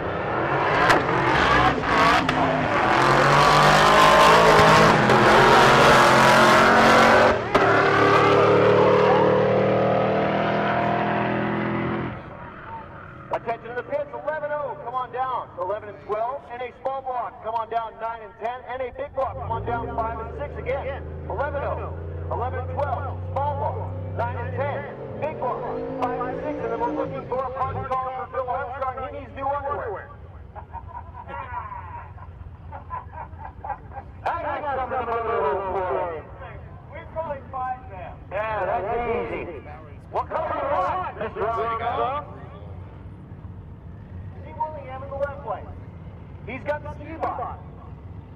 The Grand National, big single turbo LS with the D-stroke 6 liters, 333 cubic inches with a 4.8 crank. Runs a lot of RPM. A lot. Third place in the limited street category, outside looking in his average 886. The right lane, that's Adam Early. Adam nobody else saw him.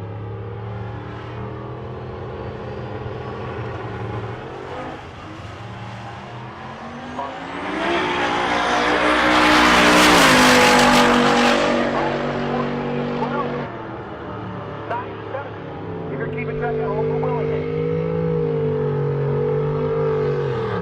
Here's Danny Romansky. Romansky, the 67 Chevelle in the left lane. Turbo LS, he's put like 3 head gaskets in this week so far. The right lane, that's Walter Doyle. Doyle out of Florida, right with his wife Catherine. He did sick week. He won an entry to Southeast Street Meet and did that. And then here on Rock Mountain Race Week, Randy Scott's getting ready to leave. Randy, it's been a pleasure hanging out with you for a couple of days. Typically we hang out on Rock Mountain Race Week.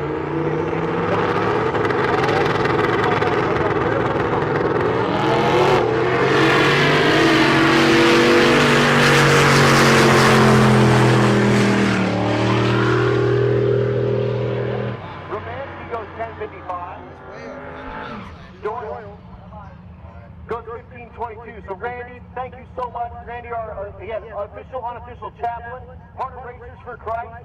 Those guys are great, man. Give them all the props in the world because they're out here doing it. They're doing it for nothing and having a fantastic time doing it, and they just do it for the love of it. So, Randy, we love you. We'll see you soon. The rear-wheel drive conversion, Paul, these were front-wheel drive versions. This guy has the whole back out.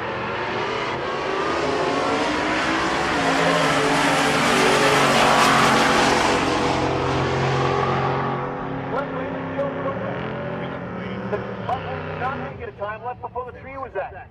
Guy in the left lane, well, way too early to get a time. Again, 11-0.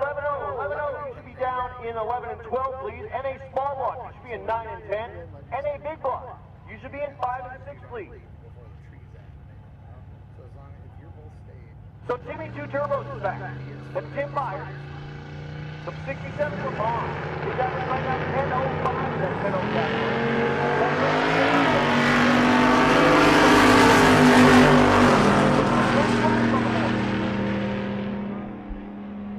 10.04, 993. 04, maybe a little bit of help from Meyer, but I think that's going to help him get up on chance. Yeah, no, Mike C, with the party pulley on,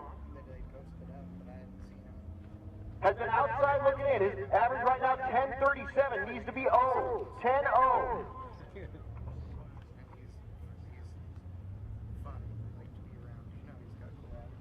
Oh, yeah. Must be.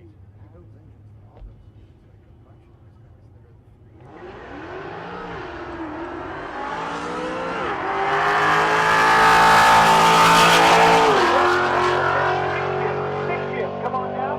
Lanes 11 and 12, please. Stick shift. Come on down. Lanes 11 and 12, please. 10:43. I just got a message from Matt.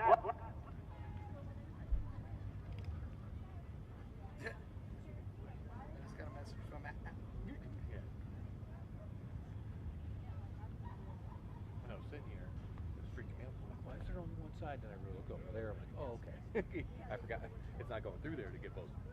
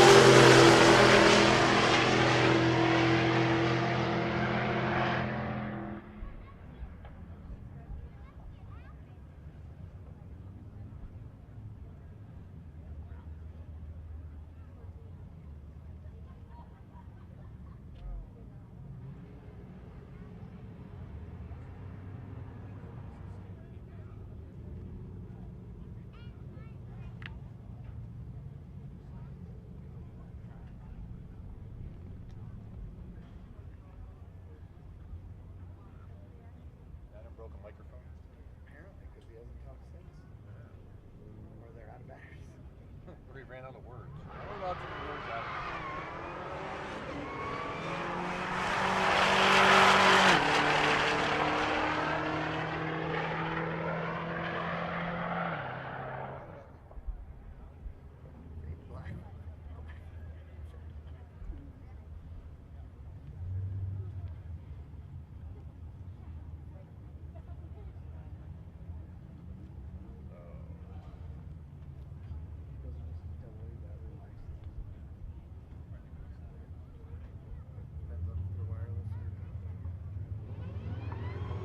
Oh, well, all right. My bike was off. Yeehaw, we didn't have the disco lights going. Holy crap. Man, we're up here partying and having a blast, and I'm just talking to Larry. Turns out. Son of a...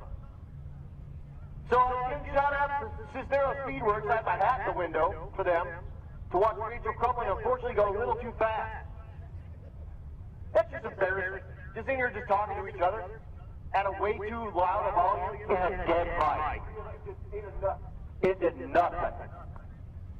Well, we do still have a few people. God, look at those. We got a near capacity crowd in the stands out there yet. 10 plus. I'll tell you what. Yeah. We got a challenger about to run, but I got to show you that video. Oh, here we go. Because we have Kyle about to make a pass. So hold on, let me find this real quick.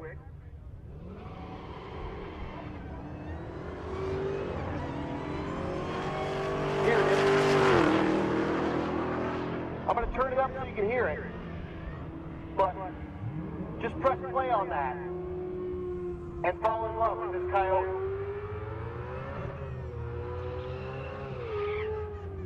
Is it not? There's no audio? Hold on, let me crank her up for you.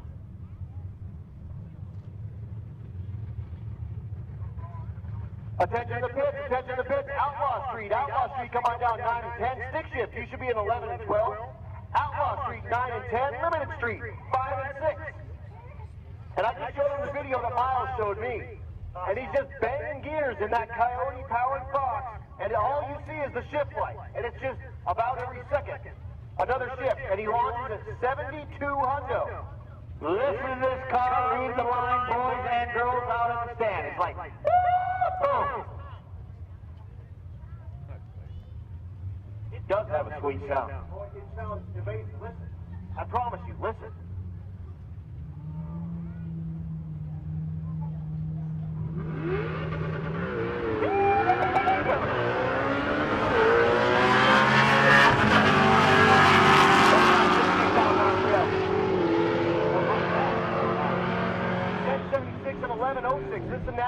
ready small block category. Again, stick shift.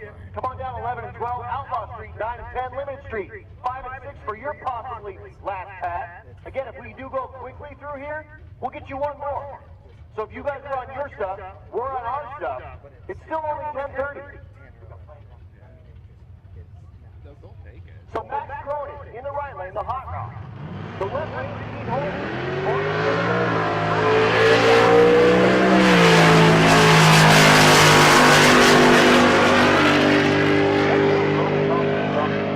Naturally aspirated LS. Every other sentence, LS, LS. Does he say that at home a lot? Yeah. I just got a confirmation. He says that a lot at home. I'm loving the LS. Okay, so yes, Blasco. Got to look at the laptop for Trevor Brandon, and he says, you know what? It's going to go 850. Let's see it. Oil pressure still. Bring it. Bring it. So, unfortunately, I had my mic muted for a long time, but I was just up here talking to Larry. Blasco tuning into the live stream because he wants to watch that GTR. Put the thing on the number. He said, I found a couple little things that I could tweak.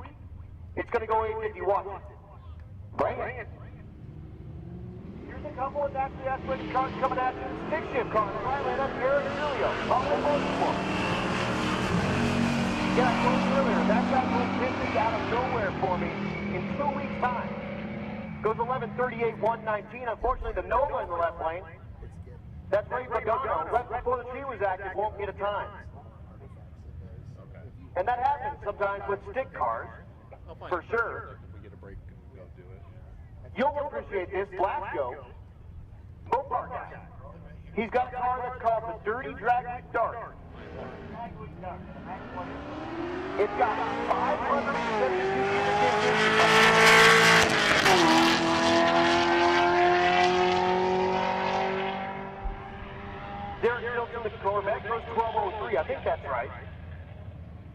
But Blasco loves him some Mopar stuff. That car was his high school car, and he has since backed. It's got big old crazy, steamroller tires on it, and it's quick, it's fun. It's a pretty sweet car, and I'm a big Matt Blasco fan. For my money, he's a Canadian, so I try not to hold that against him. But for my money, doesn't get much better than Matt Blasco. How about Mopar Prime Race coming at you? Scott Adams, 7 mile on roadblock. In the right. That's that big box. Jack Bottom. 12:11, 12:26. Now, Adam. Earlier, did you see where they sold the Black Ghost? I don't even know what that is. Legendary street car, possibly sponsored by Mopar, Chrysler, up in Detroit. 70 Challenger. I think it was an SCRC. Street racing car. Yeah. They sold it. The guy was a legendary street racer up in Detroit, and it went for his family sold it, and he came out of the military, bought this car. He was a cop in Detroit, and they sold it. Just tons of legend behind the car. It made some money in Detroit, and they also sold the Silver Bullet. 67 Hemi car. Ooh yeah. Ooh yeah. Them things worth money. Next pair coming at you.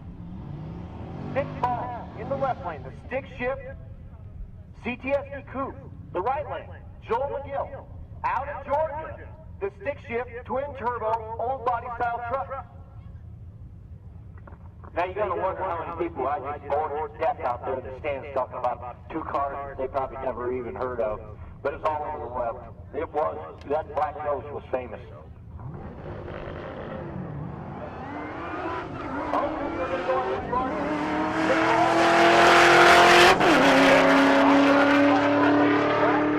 And ruined 1151, 122.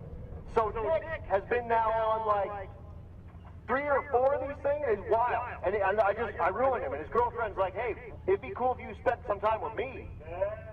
But one, he brought his uncle. My buddy, Steve Wolf, the dude that got me into cars, is here on Rocky Mountain Race Week. The Steve Wolf, the dude, the 1970 Chevelle Steve Wolf. He's riding with Nick. Nick is his nephew. He doesn't like me. No, that's not true. Hey, Steve Wolf, you need to come to the tower. Larry Myers would like to talk to you right now. So, Steve Wolf, come on up to the tower. We would like to talk to you. So, yeah, Steve, on his very first drag drive, he moved to Grand Junction area. He's in a town called Mack, I believe. Something like that. He's like 6 miles from the Utah border. And he races out at Western Colorado Dragway now. However, Steve came out to Bandimere to race King Street and won the event. So now he's first in points, so he has to come back every single King Street race. And it's the last time at Bandimere. How about now? CTS website is still going. That's what? Was that Clint? It might have been Clint. Oh yeah, Alex's car is silver. Whoop, that's Clint. Stevie's like, wait a second, I've been hanging out with these people all day. I know the sound of that car, that's Clint's car. Oh, there's Alex. Alex down with the silver one. So 3 CTSV V1s. They only made like 3,600 of those when they started. And we got 3 of them. And they're all in Rocky Mountain Race Week. Very sweet. Very sweet. So Steve Wolf, you're being summoned up to the tower at Pueblo Motorsports Park. So yes, he's riding on his very first Rocky Mountain Race Week. I guilted him into it. I said, you gotta come do this. And unfortunately, I told him it's gonna ruin you. You're gonna take that 70 Chevelle home and you're gonna start figuring out a way to put that thing on the street.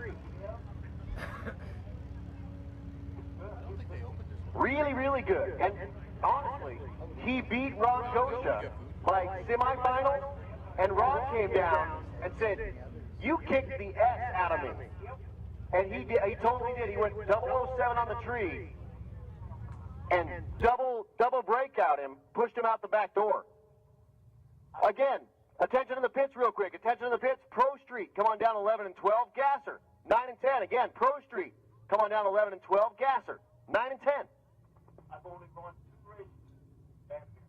One of them was in King Street on my 60th birthday. So your 60th birthday when you won King Street, that was what, 25 years ago?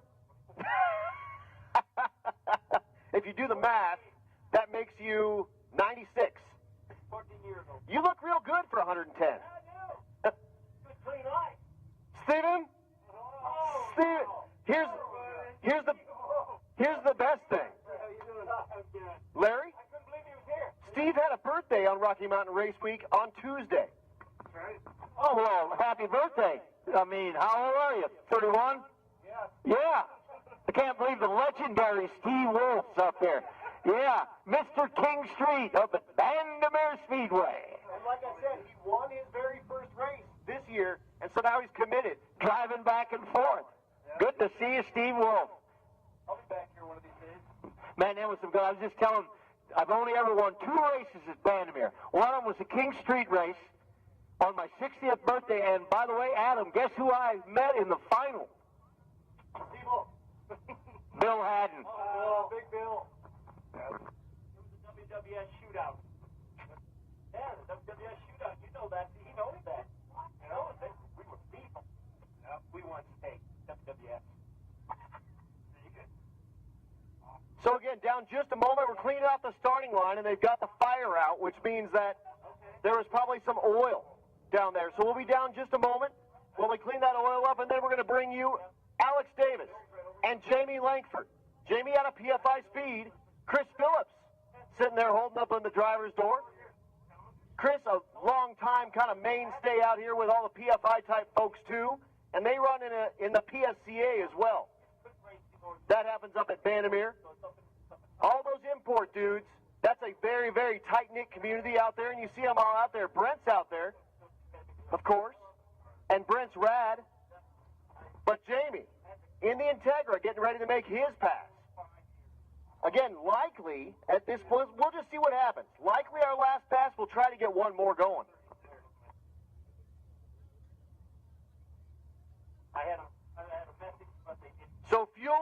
being shut down at 11 o'clock. So if you need fuel, your window to get that is closing rapidly. So go on over there if you need fuel.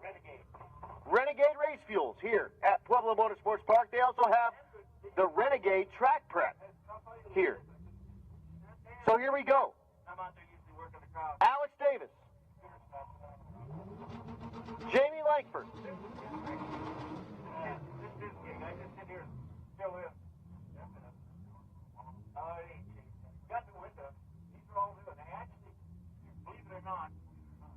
So the CTS V1 in the right lane, Alex Davis. The left lane, Jamie Langford. B-Series Honda. If you know anything about those, it's a dual overhead cam Honda motor. Typically either 1.6 or 1.8 liters, occasionally a 2 liter if it's that B20.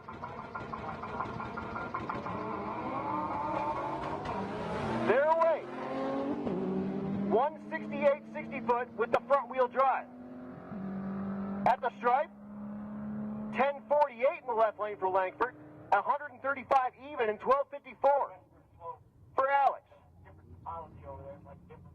So 1048, better than his time he turned in yesterday, which was 1066. And he'll like that. Here's Harvey Janice. Janice back in the Civic in the left lane. Janice has run in the 10-0 range, looking for a 9. The right lane, that's Matt Bowman. Bowman kind of mid-12 second performance. All eyes on the left lane, looking for a 9. Not going to happen.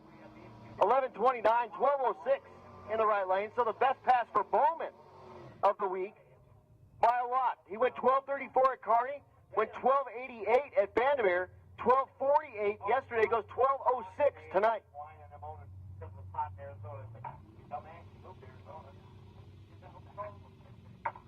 Dan Willoughby in the left lane. The SI Civic hatchback. The right lane, the Mustang. Stick shift car, Robert Tomich. Tomich, kind of high 10-second performance, looking to do it again. Goes 11:25. And here's Bill Armstrong, he's back. He's got to try to make a pass. Of course, his competition, his closest competition, Tommy Stark, who blew that axle up in his Fox Mustang. So Bill, looking for that mid-8-second pass. He has been 860s at 165. There it goes. There it goes.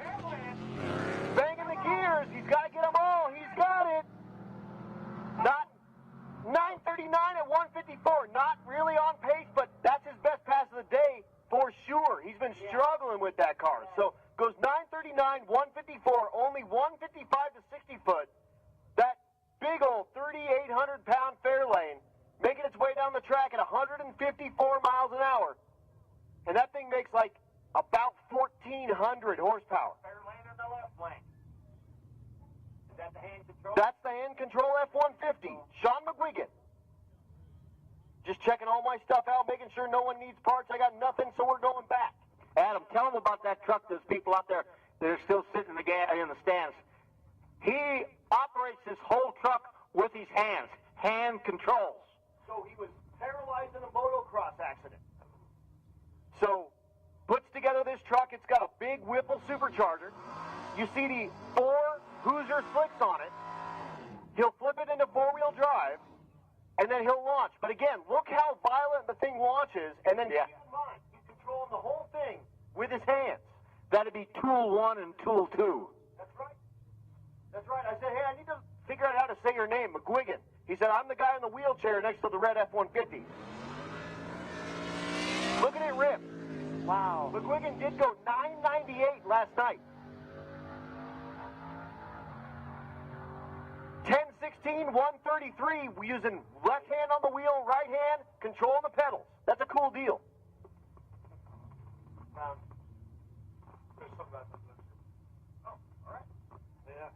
If you are missing a race week hat, and I'm talking like race week, the 2.0 event, and a pair of sunglasses, I think these are the chill trailer guys.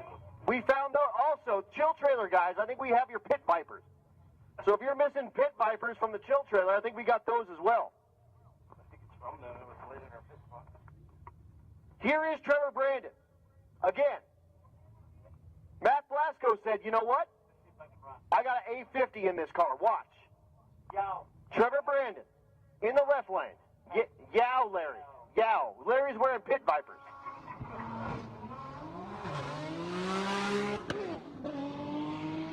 Ooh, it does a little hiccup about 300 feet.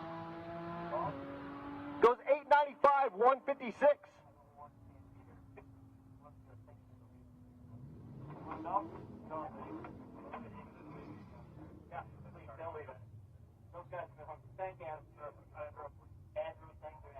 Andrew, Adam, everyone. Thanks, everyone.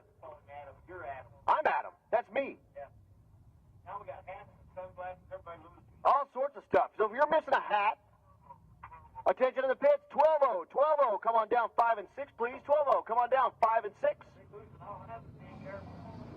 The C6 Z06. So that's got the LS7 motor, 427 cubic inches, and titanium connecting rods.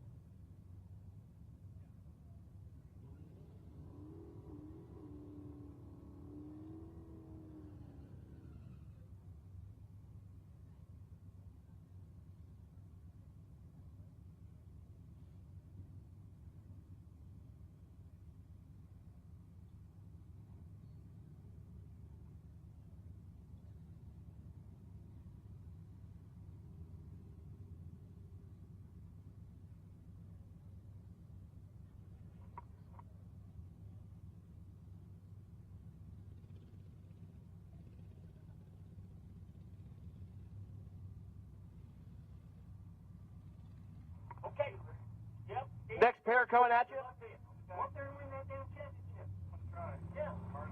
Joe Gomez in the right lane.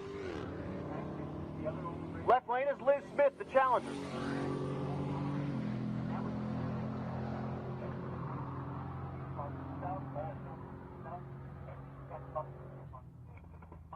$11.27 and 10.71.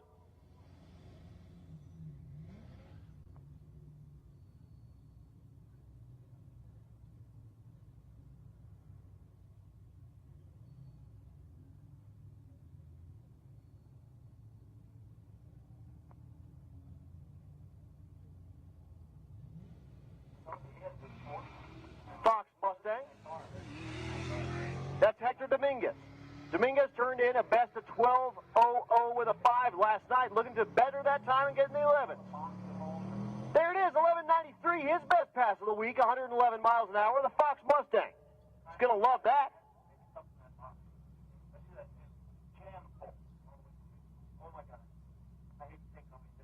Here's John Pickering.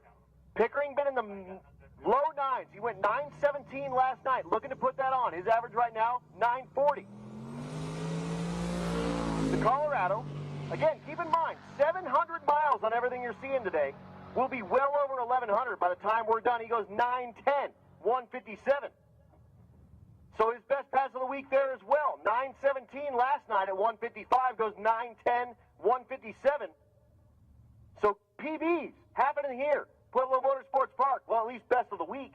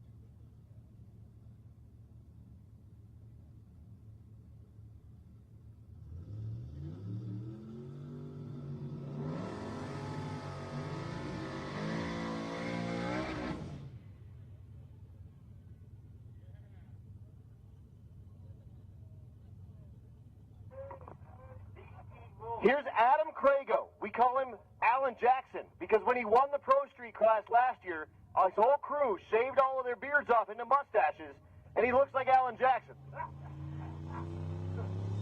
Your leader in Pro Street and your likely winner in that category. The left lane is David Bell.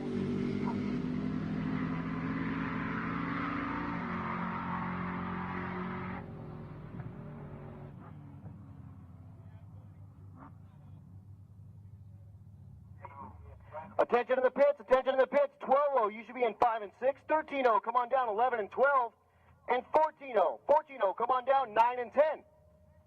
Again, 12-0, you should be in 5 and 6. 13-0 and 11 and 12. 14-0, 9 and 10, please. Possibly your last pass is 10:47. So we're getting really close to that kind of 11 o'clock, and if we do another round, we're going to be like way, way, way out there. We'll just kind of see what we look like as we run to the end.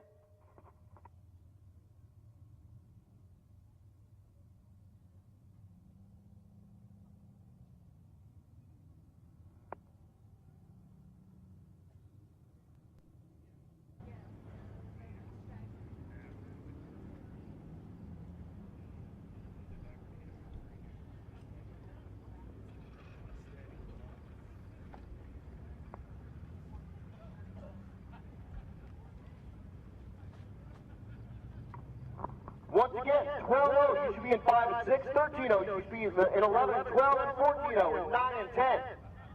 Also, don't forget, Jason Hurley's looking for that big block Chevrolet. He's looking for something basic. It needs to make a 400-mile drive, and that's it. That's all he cares about.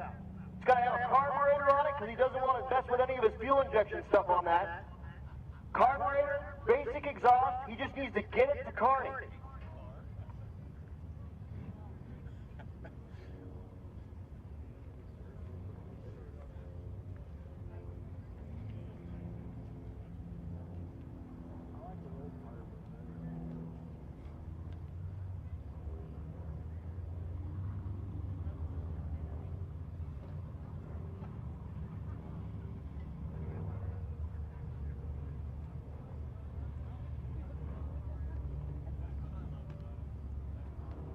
They don't have any engine rules where you have to finish with the same engine you started with or short block or something like that.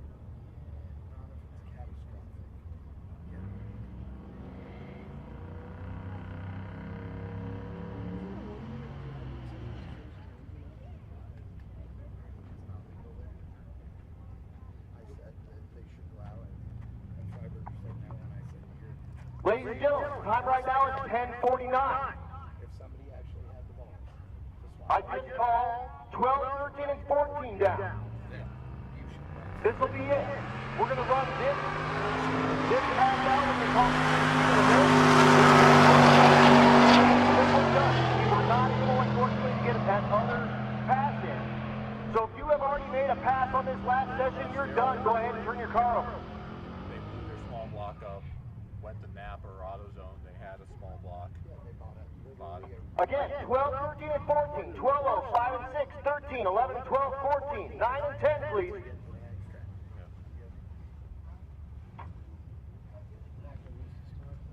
Michaela Marietta in the left lane.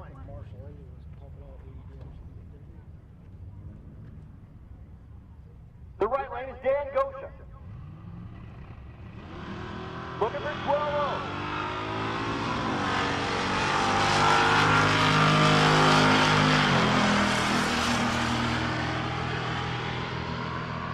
Scoreboard says 12:47, no help, 11:95, too fast.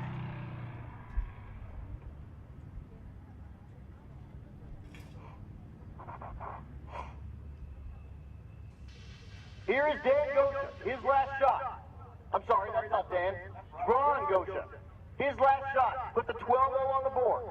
That's Stevie, the car. Okay, that's my fiance. That's Stevie. He's going against Brendan Bull, way outside looking in, the Lexus IS. So all eyes on the right lane. Ron. His average coming into the night, 12.05.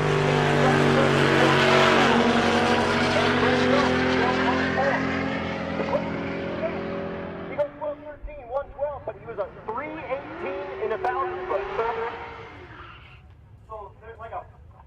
Jeep or something went through the tracks over there.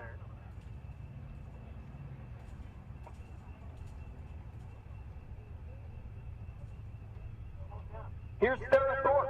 Thorpe looking for that 12-0.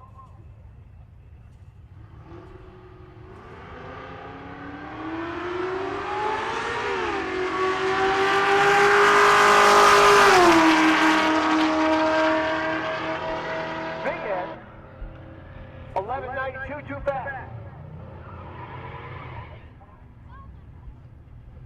DA currently 74.81. Which is good air here for Pueblo. Eric Carroll on the right lane, the 2016 Lexus GSF. Attention to the pits, Junior Street, for your last pass, 5 and 6 please, and motorcycles for your last pass, lane number 12.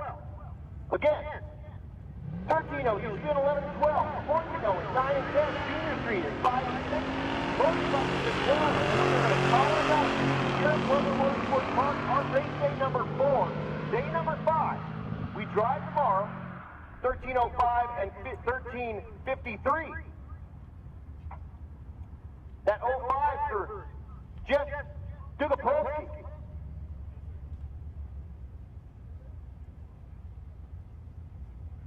That'll put a little bit of pressure on Rich Thorpe, who's ahead of him.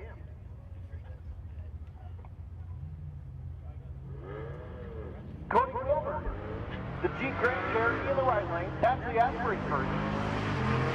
Look at this.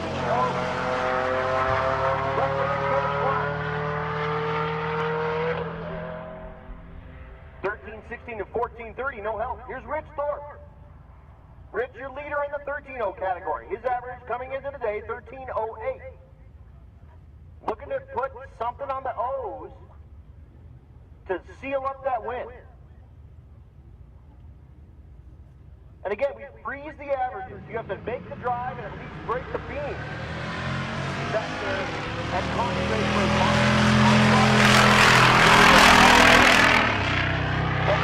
or Konya or wherever it is in your class. 13:03 and 13:28.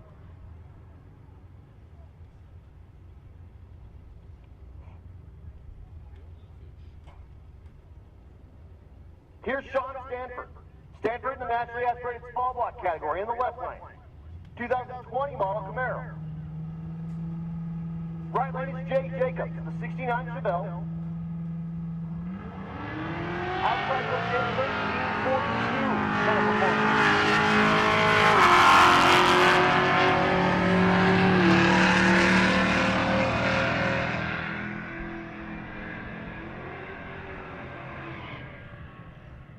Nick Ballback, the CTSV. This is who Steve's riding with.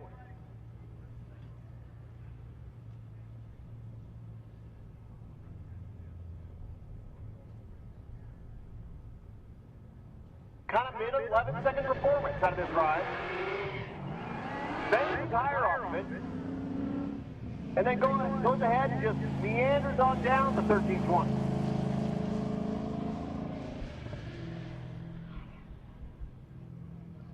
If you're keeping score at home, he goes 17:72 at 59.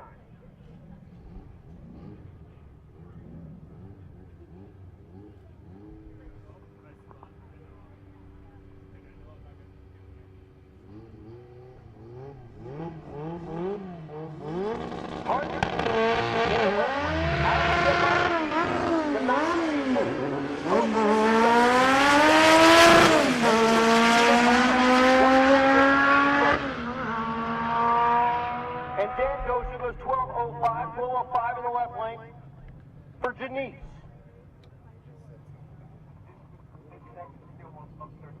How about that? That's true. Missed second, still goes 12:05 and goes 131 mile an hour. Pretty dang good, if I do say so myself. Look out here, Tom Stark, the Fox Mustang who broke the axle earlier. He's back. He's back. They got it back. The Fox Mustang, twin turbo forward for power. The TKX transmission. This is the 5-speed Tremor.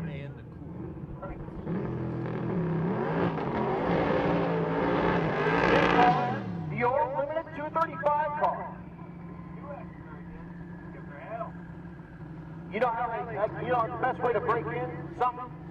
Why don't treat it like you're going to treat it. And here you go. I don't know if it's new, I don't know if it's welded, I have no idea.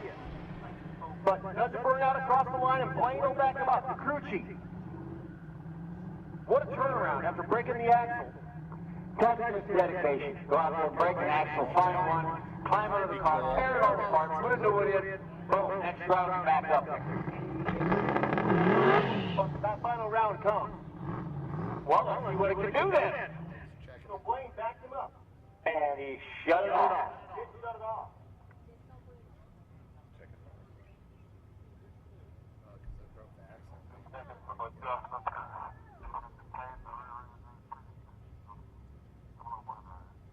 Oh, that's Tom.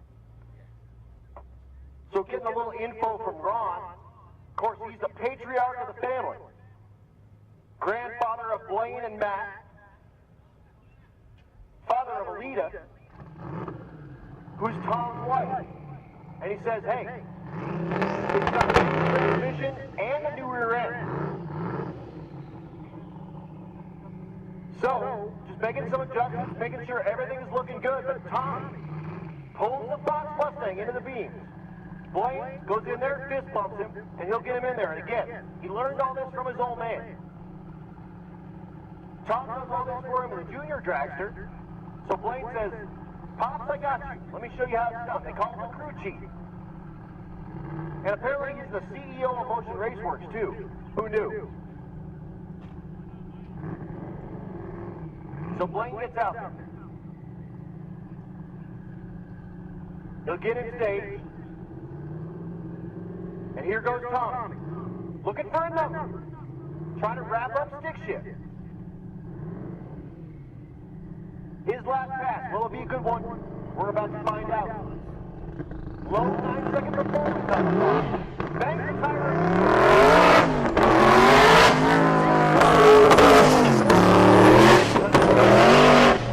He gets back in it, another winglet 1,000. Pulls the chute and goes 1361. But lives to fight another day because he needs to make the drive back to Kearney before anything happens. So a really, really good tight race in the stick shift category. Armstrong was able to kind of throw like a, I can't remember exactly, like a low 9-second pass with his car. And here is Ron Doses' last shot.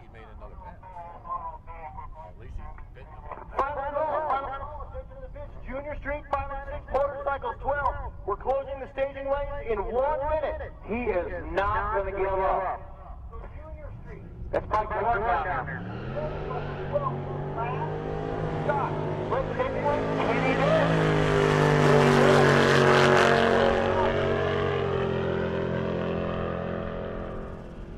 Nope. Nope.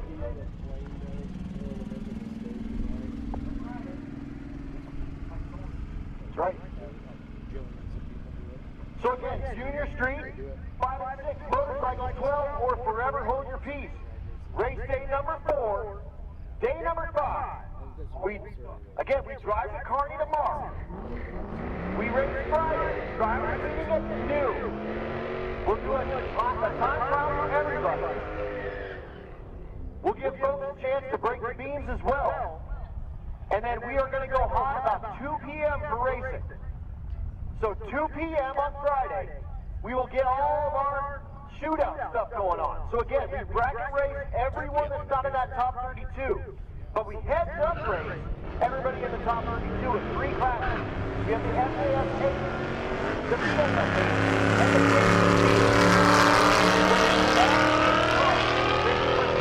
$500 on Friday. 9 to 16, racing for $2,500. And the quick 16 running for another $1,000 so you can win your class. So say you're in Limited Street. You win Limited Street. Like Aaron Schaefer likely did. You win $1,000. Then you show up at the quick 16 and you win that, you win another $1,000. You just won $2,000 for racing your car. Let's say you're in the FAS. So you come in second in your class like Pro Street. You win nothing. Well, you make it in the FAS, right? You go win that thing. That product's going to hand you $7,500.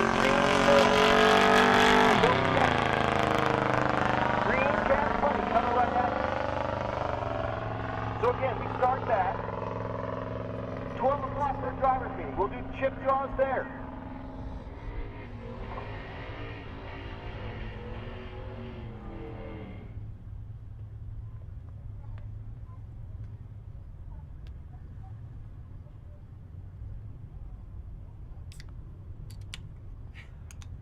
That's such a good sound. It really is.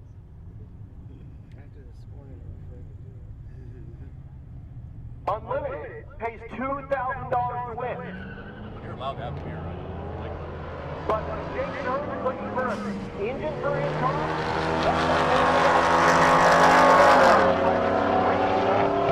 if he misses back and breaks the means, he'll likely still win unlimited. So that'll win him $2,000. But with a stock big block Chevy in that car, he ain't gonna have nothing for anybody in that SAS class. That class is gonna be filled full of low 8-second cars, ready to eat his lunch with a truck motor in it. That's not going to be a shootout. You have one guy individual passes, so not your average like everything else. If you make one good pass, that's a legal pass for you to turn in for your class. That's where you land in that category.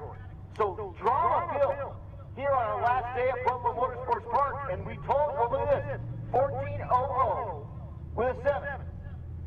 Who's that? That's Kyle Collins again. That's his seal. Puts the thing on, 1400 with a 7, that's your winner. I'll call it right now, in 14-0 class. It's done. Also, here's from Rick Tito. If you guys don't know Rick Tito, he's been living under a rock. Rick lives in Alberta, Canada. Red Deer, Alberta, Canada. He doesn't own a truck and trailer.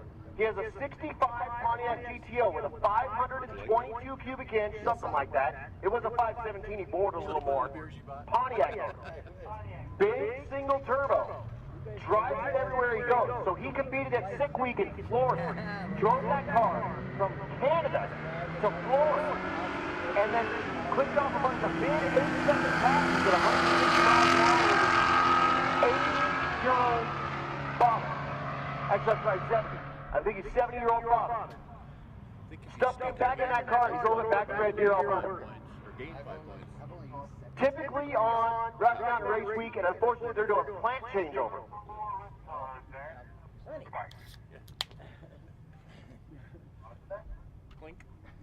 So Rick, we're missing him a lot out here, but he says Bill's got 60th wrapped up.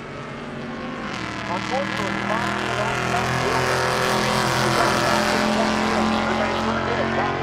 Bill will win 60th category. So he's got all day tomorrow to figure out his stuff to get that heads-up race set up for that Fairlane. And again, best single pass of the week is what's going to qualify you in that heads-up class.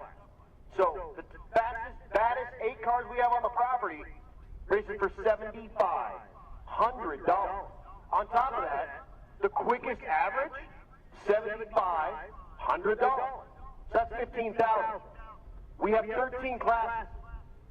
Each pays $1,000 except for unlimited. So that's $14,000 being handed out. And then, again, the BMF8 pays $2,500. That's $16,500. The Quick 16 pays $1,000. $17,500. It's getting to be a lot of money. The Rowdy Radio racing for $1,000. That's $17,500. The bracket race, $1,000. $18,500. It just keeps going up. Not to mention, I got a big old stack of money in my pocket for Rookie of the Year and Young stuff. Nice. Over $20,000. I'm talking green cash money, no checks. Green cash money. About to change hands tomorrow. That's a lot of money. I need to go to Garnet. Load up that Cummins. Yeah. Point that thing 400 miles that way. That way. And come out to Kearney on Friday. If you're watching on the live stream and you're within rough road distance of Kearney, you better be there because it's going to be good. Oh, there'll be a lot of good stuff there. Remember earlier when we were talking, Larry? And I tried it out last year. You're over here yawning. Oh, yeah. Yeah, I am. You're a man of 114 years old. Well, yeah, kind of. Go ahead. All the land. If that's your reasoning, it's stupid. There's what we've been listening for all night. Our clothes. 100%. What we've got out there is what we're going to get. I'm looking out there right now and I see nothing. Nothing. On the line here. A pair. This is it. This is our last pair of the night. I don't think I see anything on this end. Yeah, that's not it. Yeah, that's it. Dude, this guy has made more runs. Looks like we got 2 last takers. Lanes are closed.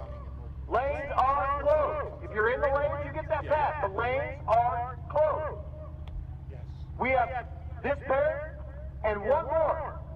And that's it. That'll finish off race day number 4. Day number 5, Rocky Mountain Race Week. Again, we freeze the averages right now.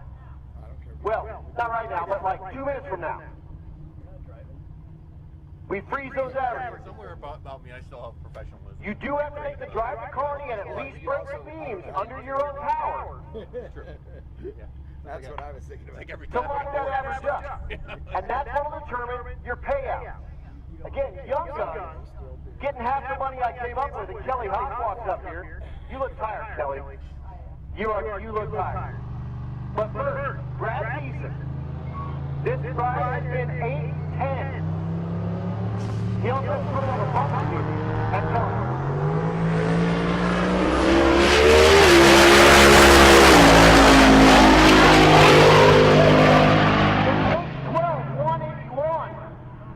So our second to last pass, we see 181 miles an hour on the scoreboard. And then our last pair coming at you. So Kelly, do you have someone picked out for Young Gun? You do. May I ask, male or female? I don't know. What do you mean you don't know? You know. I do know. Yo, just have to wait. Oh, she's great. Go ahead. So 2 pairs left to go. So you have chosen someone, but you won't tell me. Correct. Okay. All right. So then, last time, you won about $1,500. I think it was about like 14 and change, something like that. Yeah. What'd you do with that money? Put it towards a torque converter. Yeah, that's the way.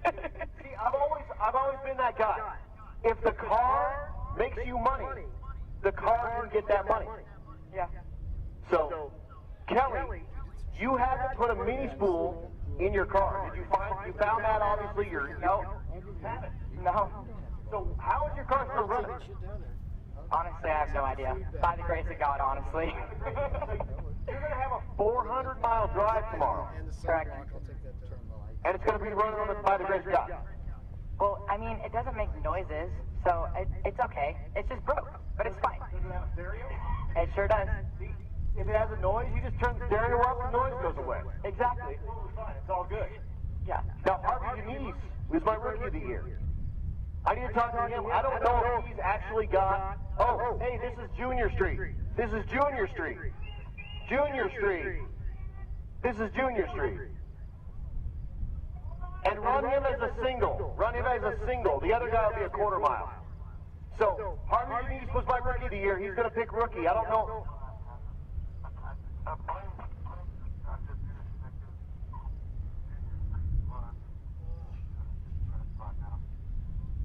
Yeah, that's all good for sure. So just let me, we can figure out when it's coming up. Don't even worry about it. We're in good shape. You had a good day today. You're awesome and you look good.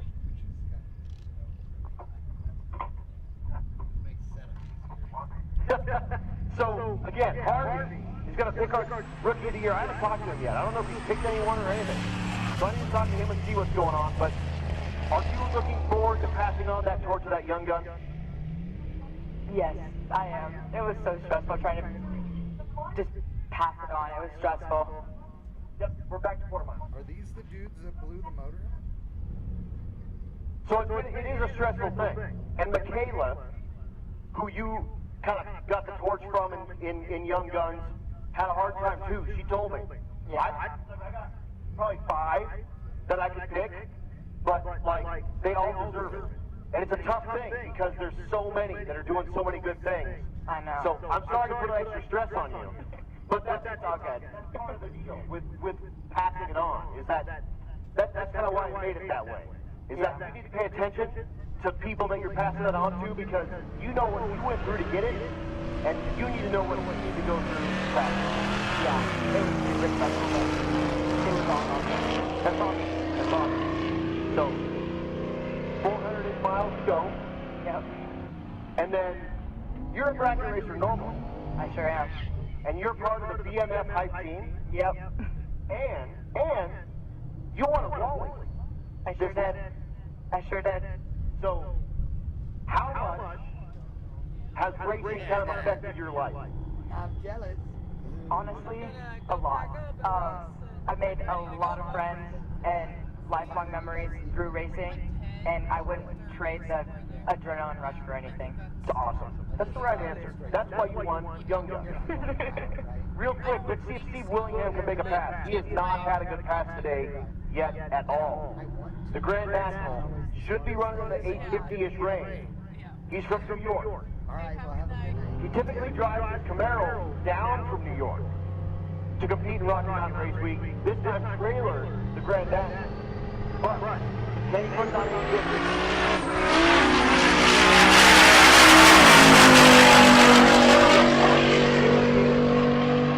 871, 161, that's his best pass of the day.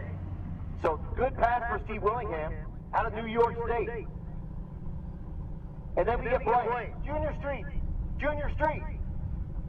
Hey, I'm dancing over here. Hey, Tower Ladies. I'm dancing at Junior Street. Awesome. I'll take you right with your dad. I sure am. So I have talked to parents that are riding with their kids and kind of seen how that is. Let's hear about the other side. What's it like riding with your old man for 1,000 miles and 50 square feet of F-body? Honestly, it's not that bad because I get along with my dad for the most part. So, I mean, it's not that bad. I mean, yeah, it does get cramped, but it's not terrible. I mean, it makes the road trip a lot less boring because my dad's a little bit of a goofball, so it makes it a little less boring. There's lots of laughs, so. Your dad's on a little bit of anything. Your dad's fully a goofball. He is. He sure is. But you've been killing it, lady. And I'm super happy that you won that Young Gun deal, and I was really happy to hand that off to you. And last year, when you picked that up, you had a big old nitrous burn. I sure did, yeah. You had to like open the valve, and you burned your leg with the super cold nitrous, and you were like, man, I'm just dying. And I just want to go home. You remember when we had that, the award ceremony with 1,000 degrees in there? It was so hot. Oh, it was terrible. Blake goes 11:29 and 49.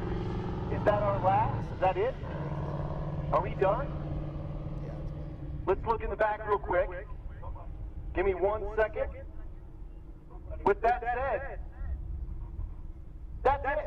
So Kelly, thank you so much. Thank you so much for rapping with me a little bit. It's been a while about since that I've Young got Gun a deal. That secondhand deal I swim. put together kind of on a whim. And again, I threw $250 of my own dollars in there. I big bottle of steel. And I passed that on because you are the next generation. All right, ladies and gentlemen, we are done. All done, all in. A toast to you guys. That's it. About half an hour. That is a wrap on Pueblo Motorsports Park. 2 nights in a row here. Great crew here. Thank you so much to all of them. Big thanks to Matt and June and all of the RMRW team. What a great day it's been. April, James, all of them. Of course, Kyle and all the 1320 crew. Kyle and I were having some fun today. A little jabbing and having a good time. It's awesome. Great to be out here with all my friends all the time. Thanks to Neil Sabo for doing so much. Liggett, who's been helping out as well. All of you guys out there. But big thanks to Motion Raceworks, who's the title sponsor of all of our live broadcasts this weekend. And Optima Batteries and Holly for always being there as well. Everybody, thank you so much. We are driving tomorrow. We will be back for all of the finals on Friday. Big money, 8-car and 16-car shootouts. It's going to be awesome. It's going to be rad. We're going to be live at Kearney starting at 2 p.m. on Friday afternoon Central Time. So join us then. Big thanks to all you guys in the chat bleachers. Love you guys. We'll see you on Friday. And then we race Friday. Drivers meeting 2. Time trial start at 2. We will try to wrap up by about 7 p.m. so that we can get awards all handed out and everyone can get to bed before midnight, finally. But that said, day 4. Race day number 4. Day number 5. Rocky Mountain Race Week.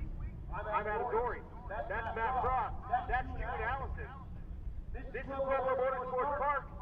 And we are done.